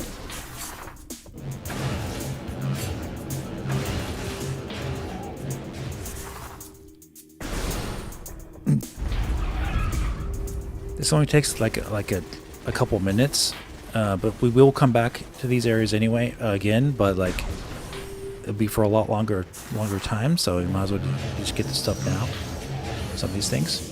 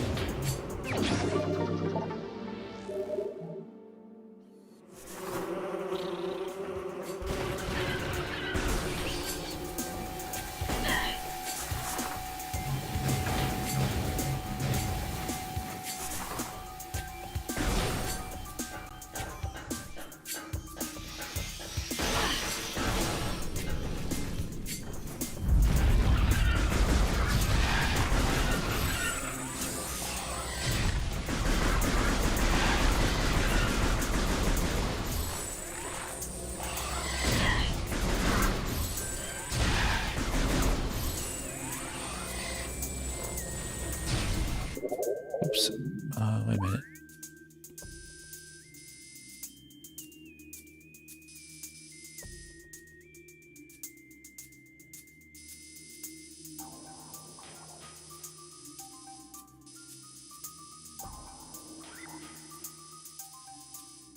Mm-hmm.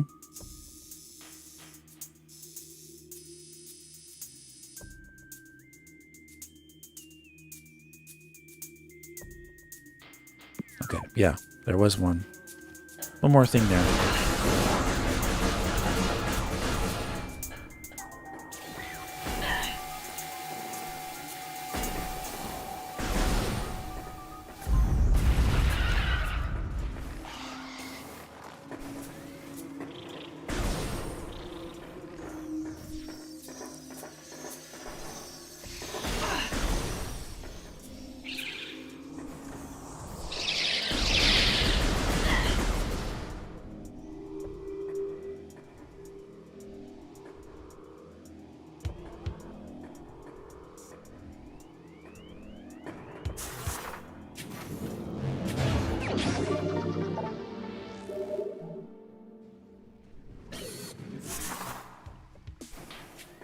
Nice.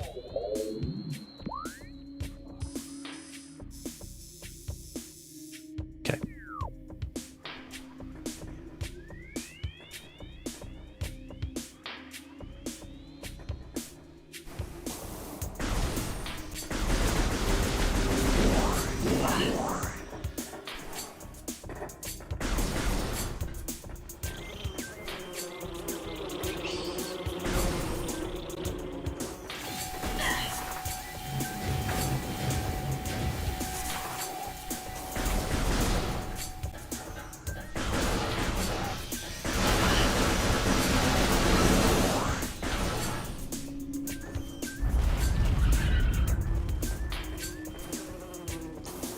keep going. How many missile expansions, power bomb expansion beams did you pick up? Oh, you're talking to Anthony. Okay.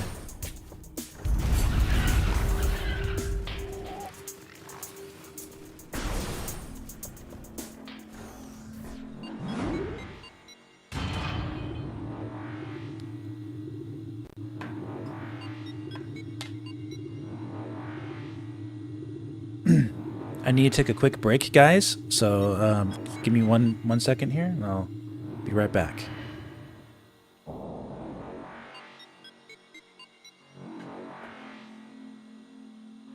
Make sure we're off the elevator there. 1 second.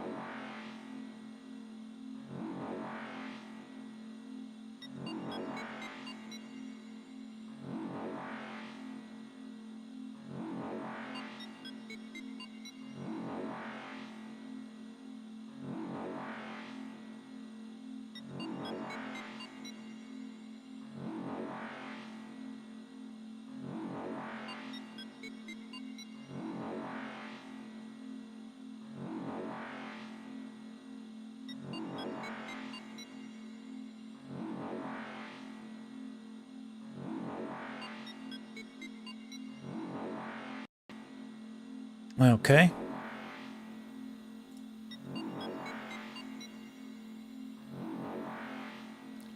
SAF 64 or SAF 64. You're playing this game too while watching this live stream at the same time. Cool, man. What part of the game are you in, buddy?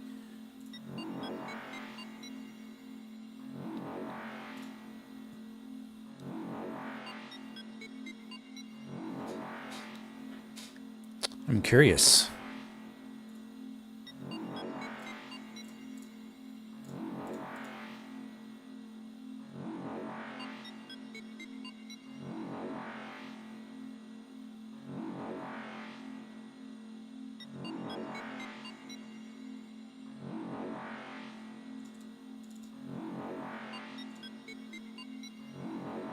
Checking something here.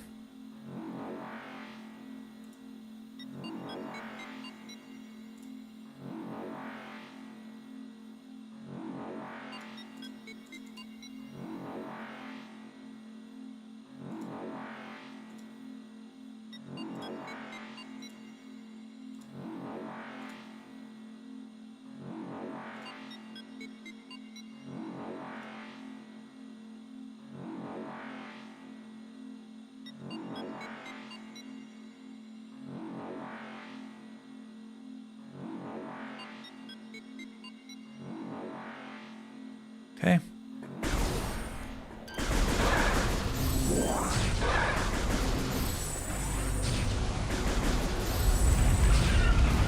Let's head back to Vendrana Drifts if we can.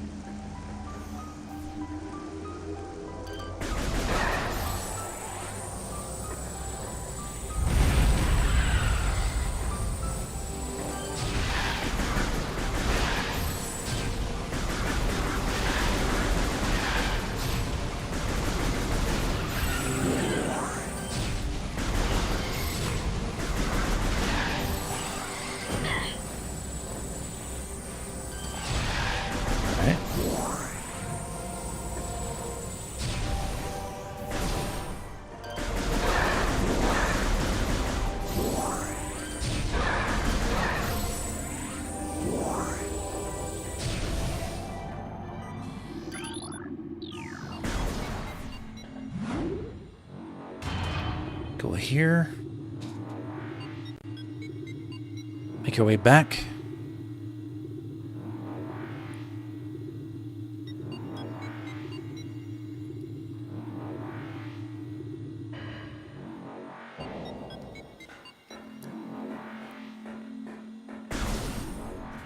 Yeah.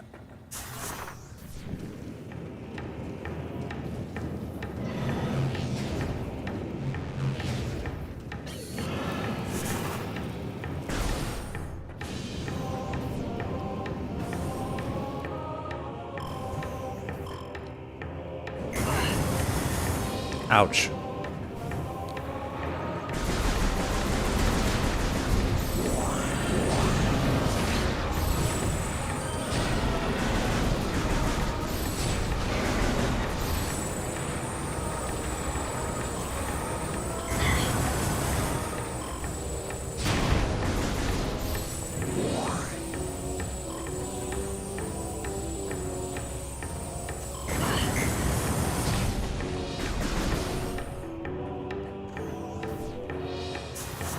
Fire's hot. Hot stuff.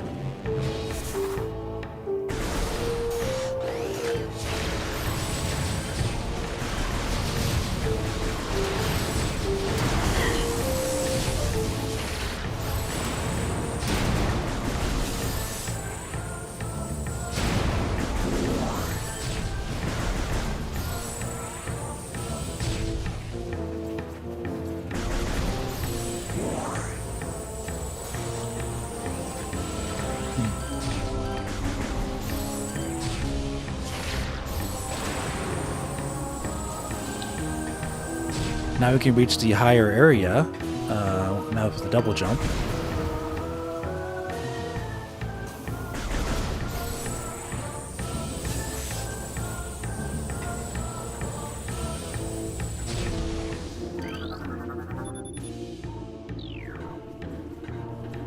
And for these, you look for red ones. That's what you look for.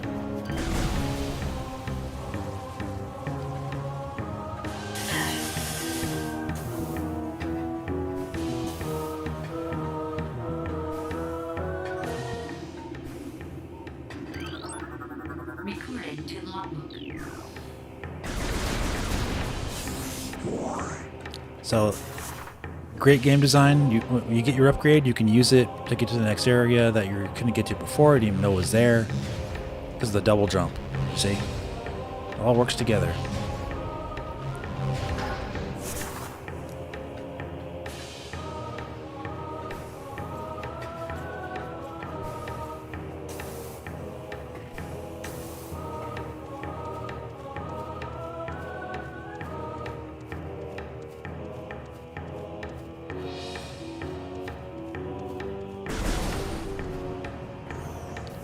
Get this over here.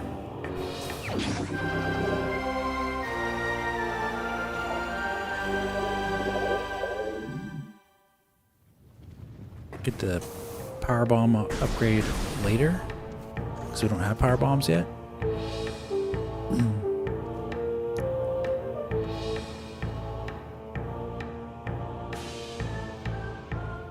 Jake Grain, been a while since I said hi. Thank you so much for doing what you do. It's the best game ever made, in my opinion. Wish you the best. Hey, thanks, buddy. Yeah, I agree. This is the best game. I mean, it's my favorite game.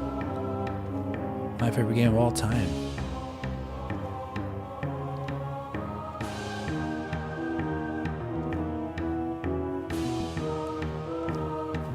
All right, tell you what. Let's go back over here.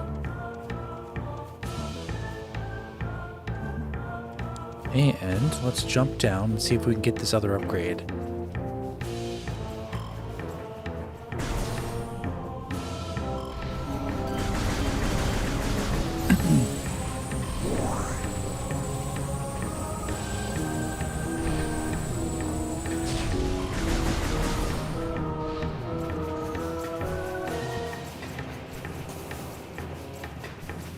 Since we're here, let's see if this can work for us.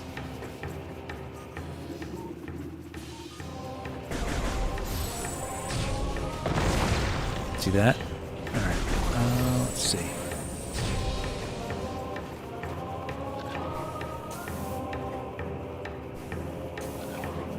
Nice. JD in school? JD needs this school? What's your thoughts on the new trailer for Prime 4? I think it's great. If you go back to the beginning of the stream, I did a full breakdown and analysis of that trailer. It's about 15 minutes long. So if you go back to the beginning of the stream, you'll see me breaking down the trailer and giving you my full thoughts. But I thought it was a really good trailer. For sure.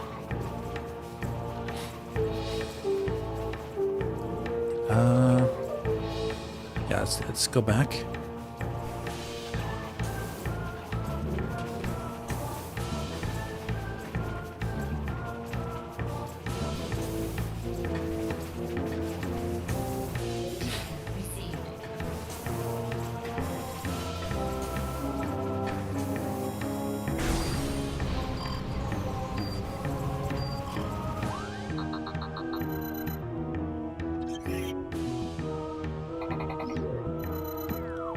Have a good night, buddy. Yeah, thanks, man. Yeah, just track yourself back to the beginning of the stream. You'll see me talking about it. Are you gonna get the amiibos? Probably not. But you never know. I might.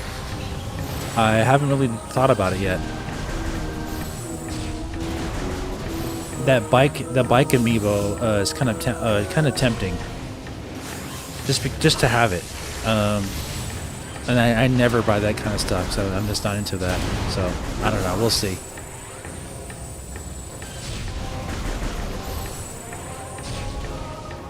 Maybe for a collector's item of sorts, I might be interested in buying that.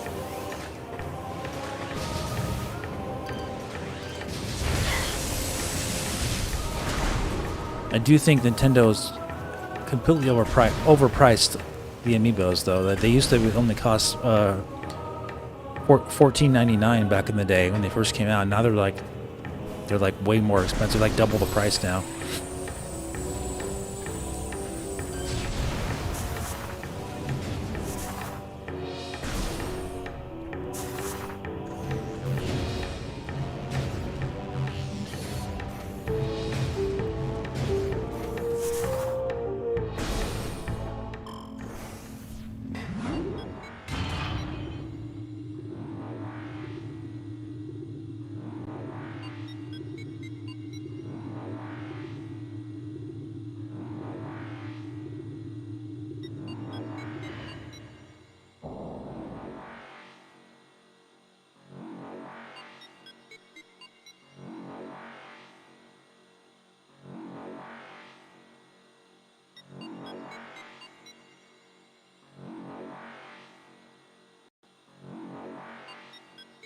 Right.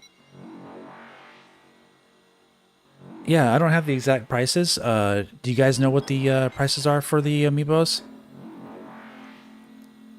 It says Samus Amiibos unlocks a new suit. Nintendo G-Man review. I don't recall anybody saying that.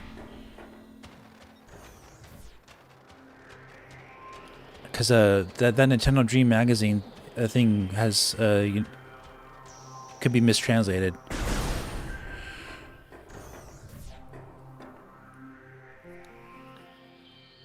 No, it's not. It's not because of tariffs. The amiibos have been more expensive for years.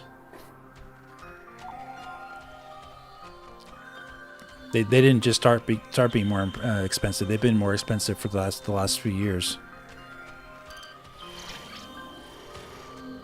I think it's just Nintendo raising the prices. They're just pieces of plastic. You know what I mean? They're little plastic toys. There's nothing expensive about them. I think like NFC readers or NFC like chips. They cost like almost nothing to put in these things too. Pieces of plastic.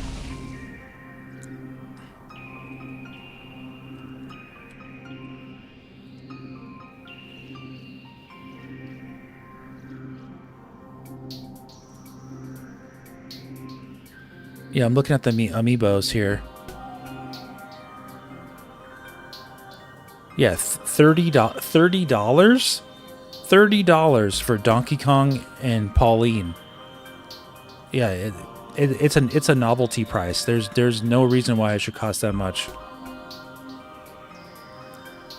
$30 for a tiny little statue that doesn't even move. Okay, I'm looking at the prices. Yeah, most of them are $20. That's still too much though, I would say. 30 bucks. 30 bucks for basically gouging fans because they love these characters. That's what the price is for. $30 for an inanimate object that just sits there and does nothing. And then it might unlock something for you very like basic in the actual game. It's almost like paid.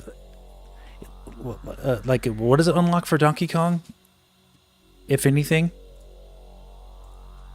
Sometimes they don't even announce what these things are unlocking. They just show the amiibo and want you to buy it, and they'll say, "Oh, it'll unlock something later."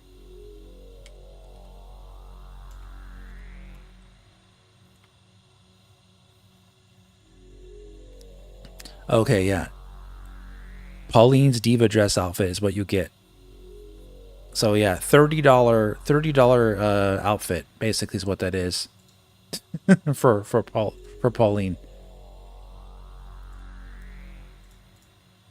Yeah, I don't think it has anything to do with tariffs. I think it has a lot to do with Nintendo being greedy and taking advantage of their fan base because they know that people will buy it because they are very much fanatical for Nintendo products, and I understand that because I might actually buy this Metroid stuff. Like, darn you, Nintendo.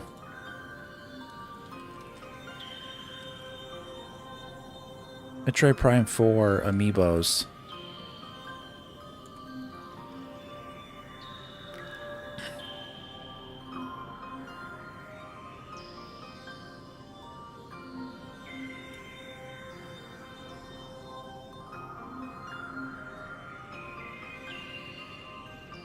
I'm trying to see what you got. The Silux amiibo. You have the Metroid Prime 4 Beyond Samus and Viola amiibo. You have these, and you have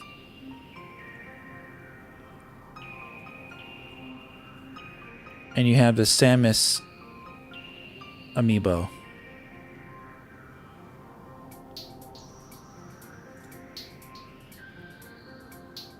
But it doesn't say what it unlocks, does it?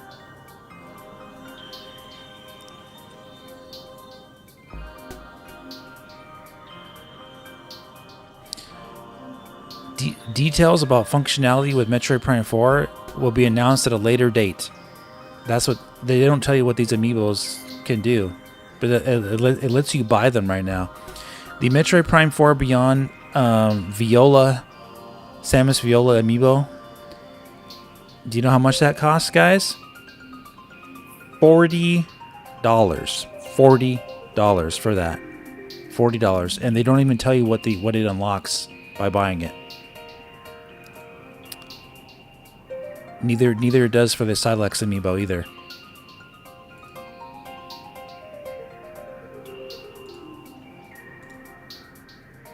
Will be announced at a later date. So maybe at a Metroid Prime 4 Direct. $40 for a plastic for a small plastic bike with Samus attached to it. $40. Think about that. Yeah, I don't know if I want to buy that. Even for me, I have money to buy that, but is that really? I don't see the value in that really. If it's just gonna do nothing for me, it's just sit there and do nothing.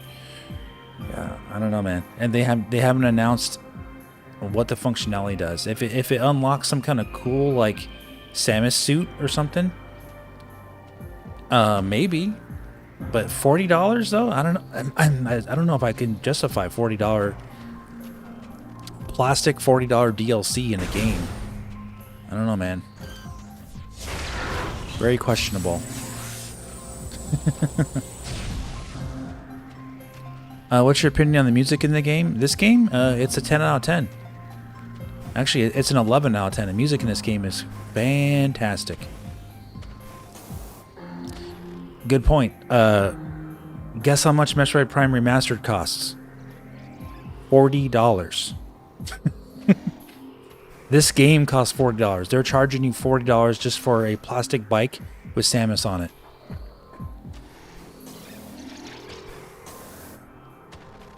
Think about that for a second.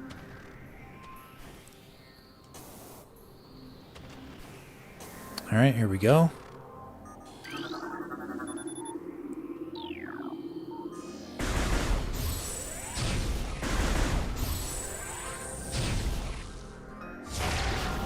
I think that's for a super missile.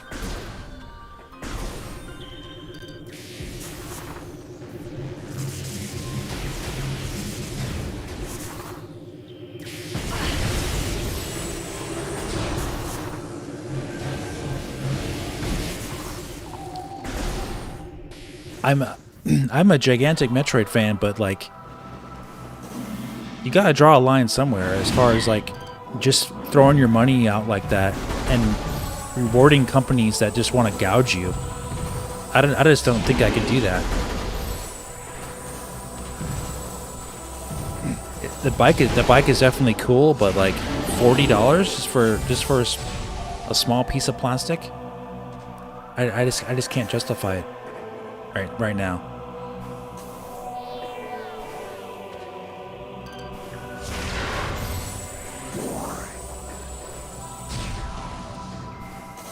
I think it it would be different if they actually announced what the amiibo does.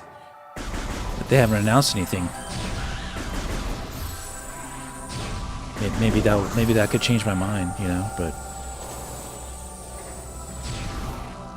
just trust me, bro. Give us the money first. I'm not down with that.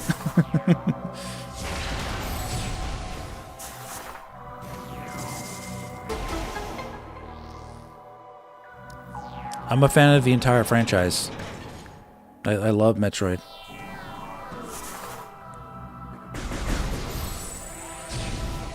I defended Switch 2 being $450, and I defended Mario Kart World being $80. You did.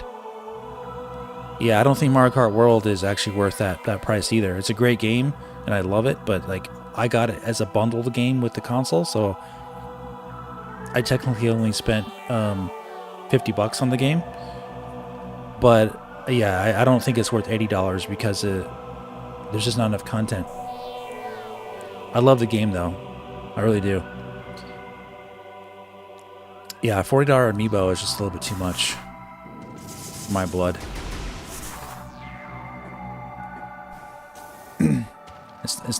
like I said, it's not about me not being able to afford it. I easily can. I have a $4,000 PC, but I need to have a reason. I need to have a reason to buy something like that.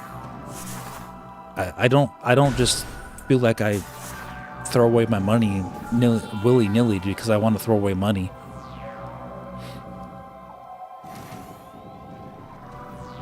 I bought my PC because I feel it's worth the value for what the type of content I can make with it. And I'm a huge gamer, you know. I really like to game.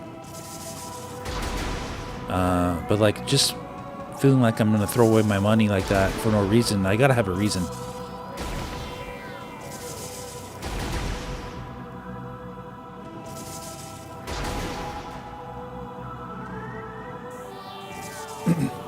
Yeah, and yeah, Jim. If you like collecting plastic figures, and like a lot of people do that, by the way, there's nothing wrong with that. Whatever you feel is valuable to you, go right ahead and do it. I'm not a guy who collects plastic dolls or figurines. I'm not that. I've just never been interested in doing that. So for me, that really doesn't hold any value.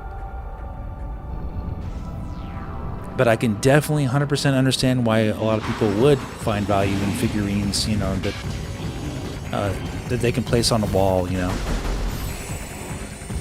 I get you. It's just not something I'm interested in.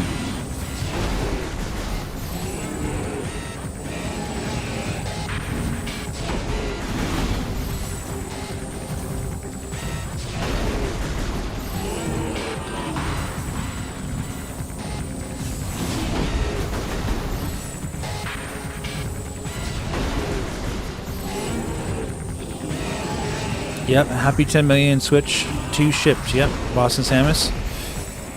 Fastest selling console in the history of gaming. By far, like easily. Pretty insane. Is Prime 80? No, it's 69.99. The Switch 2 version. Switch 1 version is $59.99. Hey, it's our buddy. Look at him. He looks cool. Like the remaster of this guy, he's really cool looking.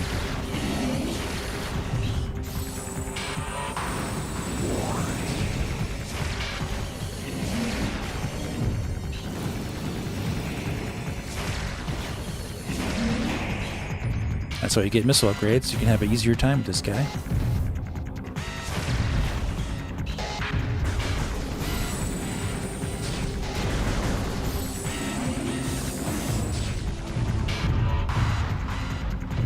Yeah, but they did a great job on this remaster, man. It's really, really good. Come on, shoot me.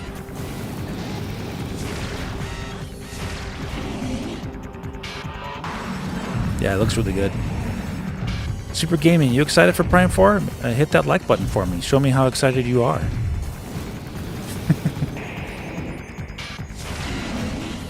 Be sure you come back tomorrow, and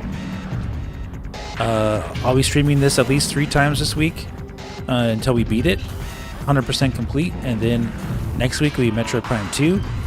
Week after that will be Metroid Prime 3, and we got plenty of time to beat these games 100% each before Prime 4 comes out, and then we'll be streaming Metroid Prime 4 on launch night for the major, big, gigantic event for that. And I'll be doing a giveaway for Metroid Prime 4 to one of you, or 2 of you lucky guys. I'll be giving away 2 copies of Metroid Prime 4, 1 physical copy and 1 digital copy for you guys.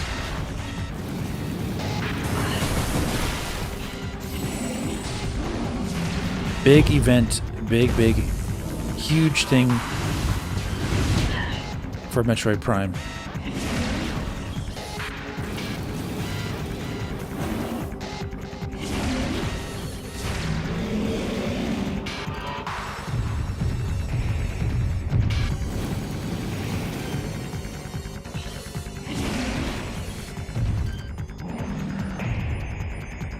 You liked. Okay. Big Mama She Got is an epic mini boss, yeah. Big Mama. Big Mama's house.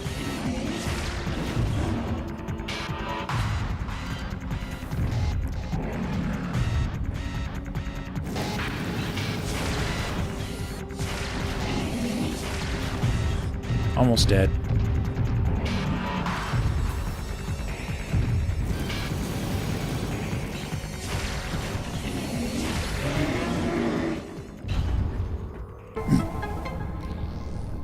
Yeah, Basement Reviewer, you're like the 1 millionth person who's told me that. I've streamed this game so many times. I know how this game works. I like killing them with missiles.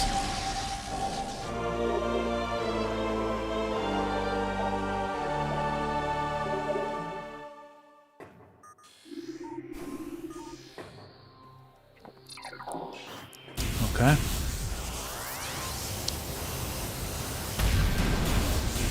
And we finally got the wave beam. Nice.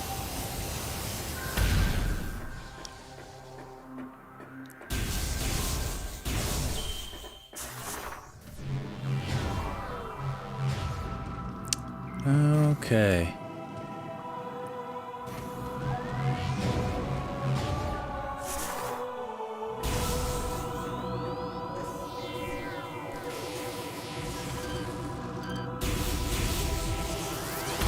I always liked how they let you kill these enemies with the wave beam. It makes you feel a lot more powerful.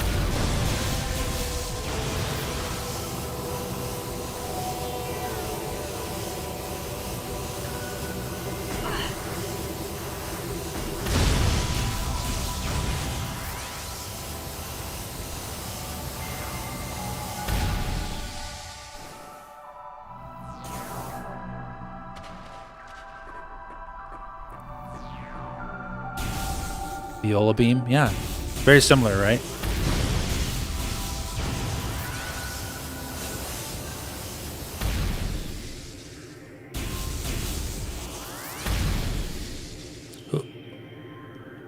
Who said anything about not hitting 17 million units? I didn't see anything about that. Nintendo's already forecasted Switch 2 to sell 19 million by the end of April 2026. They raised their forecast, actually.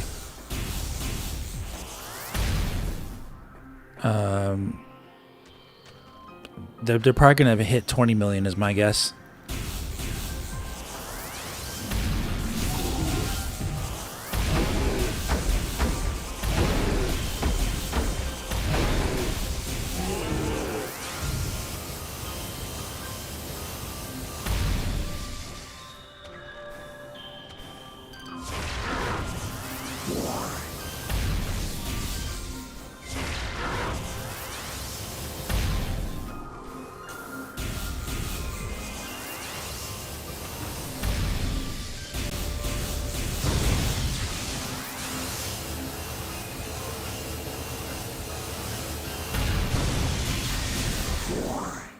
I think the wave beam is my favorite beam in the game. I like what the plasma beam does for the damage, but I think I like how this beam looks and operates just like the best.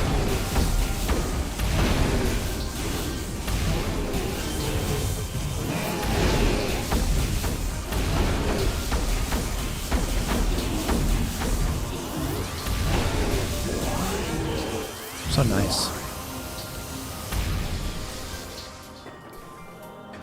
All right, so we got. Oh, anti-Nintendo fan account? Yeah, of course. Those guys are a dime a dozen. They are fueled by their baby bottles.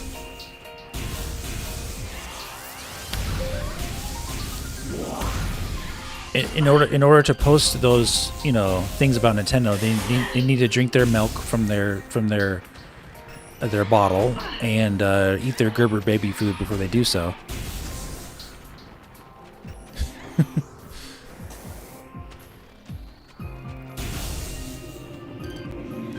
Okay.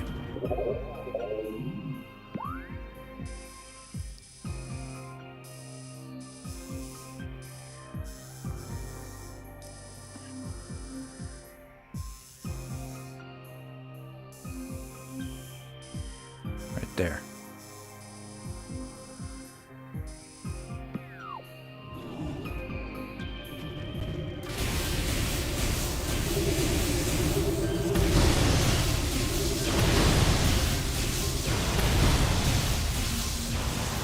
Yeah. Yeah, you see? You gotta rise above that stuff, man.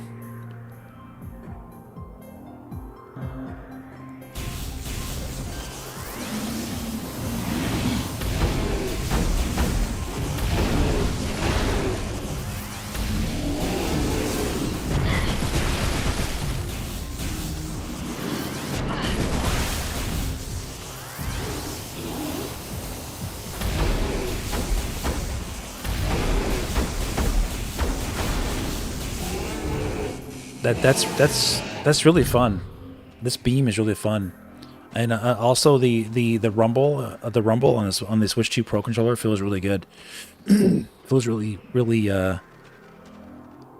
like you're using the wave beam, you know, like the electricity vibration feeling.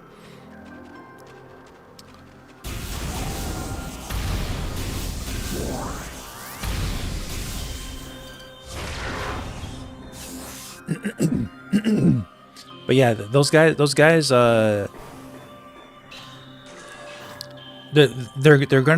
grift the Switch 2 because the Switch 2 is the most popular thing. If the Switch 2 wasn't popular, they would never talk about it.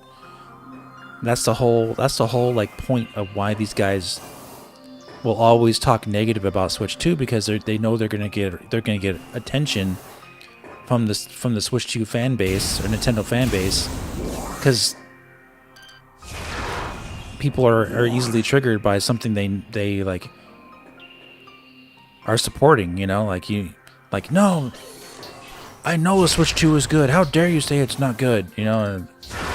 And and that's what fuels these guys. Like, oh, well, we got you.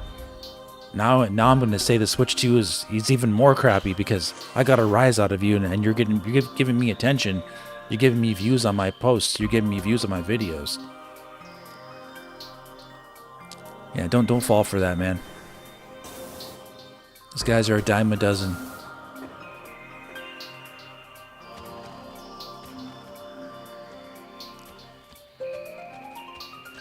It's cool. All right, let's check in.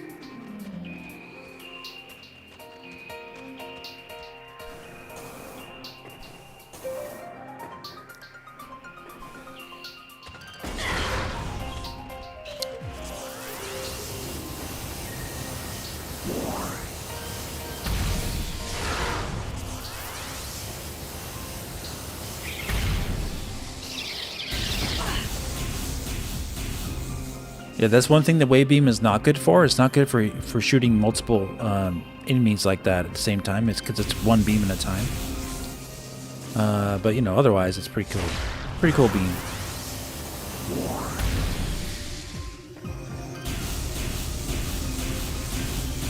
It does have a splash damage effect for these little tiny little bug creatures that does work pretty well.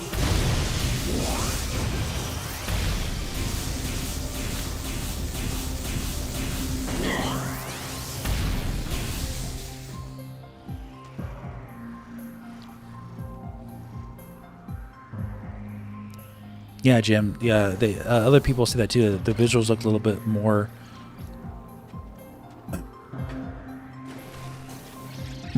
poppy, it popped more, you know. The other trailer looked a little more on the bland side, like more plain looking for some reason, even though the areas they showed were very similar. They did show some of the other areas that they briefly showed in one of the first early trailers in this trailer today, like the cave forest area. Looks really good.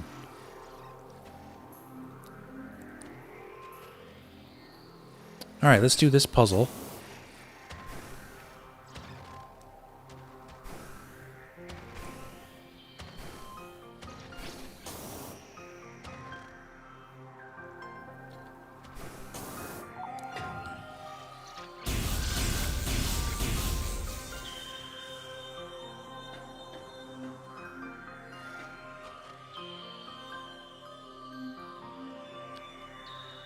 think I need to do that down there first, actually. Right?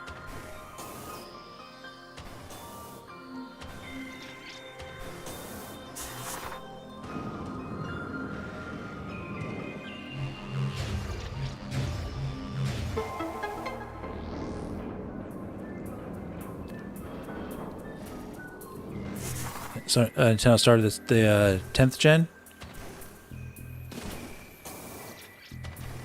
Yeah, technically. I think the Switch 2 is actually an amazing technical marvel. Like, the Switch 1 didn't impress me for its tech because it was a stock chip based on a 2015 Tegra X1 processor that had all kinds of security, like, hacking problems since day one. I was never impressed with Switch 1's tech. Like, not at all. But Switch 2, I'm very impressed by that. There's a difference between recognizing what you can do with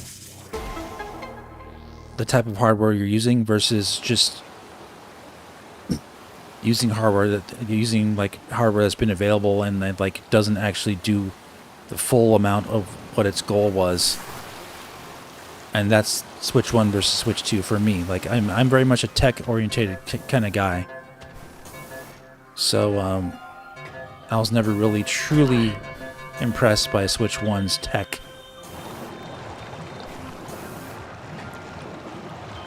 Switch 2, though, absolutely. Very much so.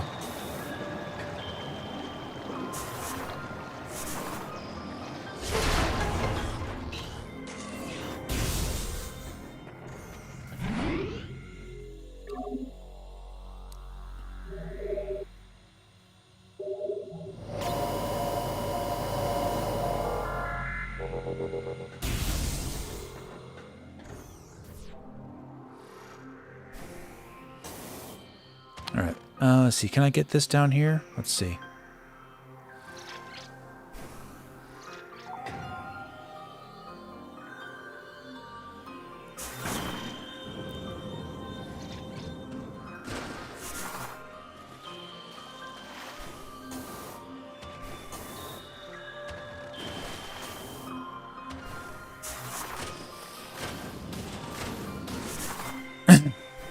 Play through other M? No. Absolutely not. I would have to set up my Wii U, and I would need to get the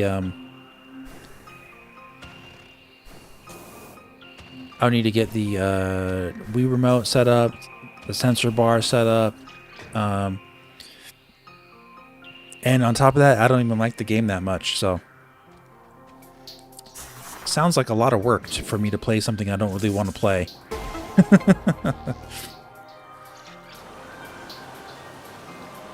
Hope you understand. Sorry.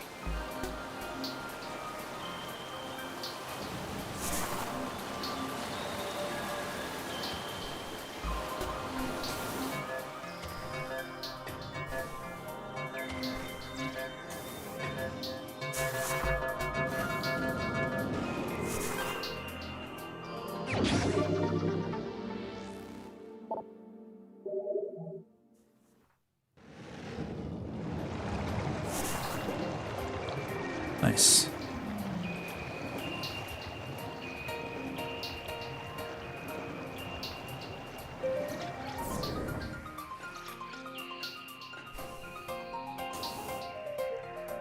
Yeah, you'll live. Yeah.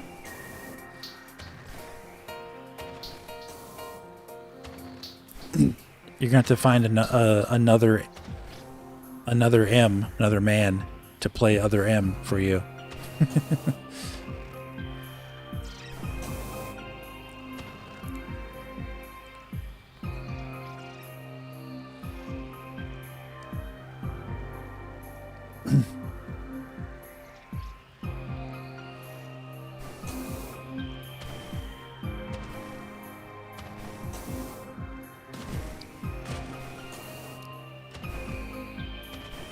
I need to get back up. But yeah, we have a lot more a lot more to do and a lot more to talk about with Metroid Prime. This is just part 1. Can I not make that jump? Oh, that's right. I can jump here. And come back tomorrow for part 2.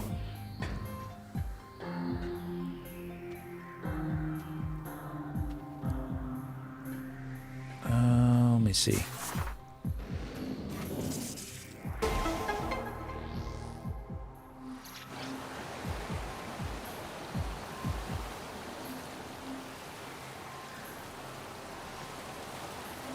Yeah, Resident Evil Requiem. Be sure you come for that. We're gonna be premiering that live on Switch 2 as well, day 1. That's a gigantic release for Nintendo, gigantic release for Switch 2. It's gonna be really good. I can't wait, man. I love Resident Evil. I'll be double dipping on that game too, on PC and on Switch 2. I already have it pre-ordered on both.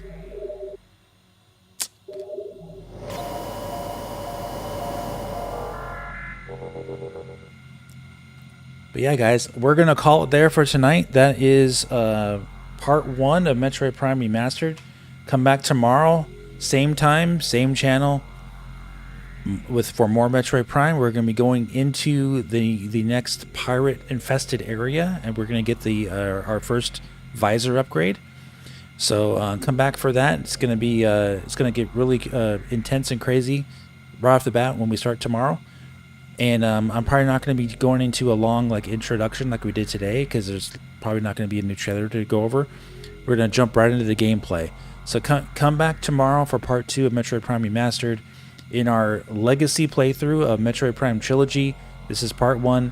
It's probably going to be a 10 or 11 part playthrough, going through Metroid Prime 1, 2, and 3, leading up to the release of Metroid Prime 4. So have a great rest of your evening, guys, and I'll see you tomorrow. Take care.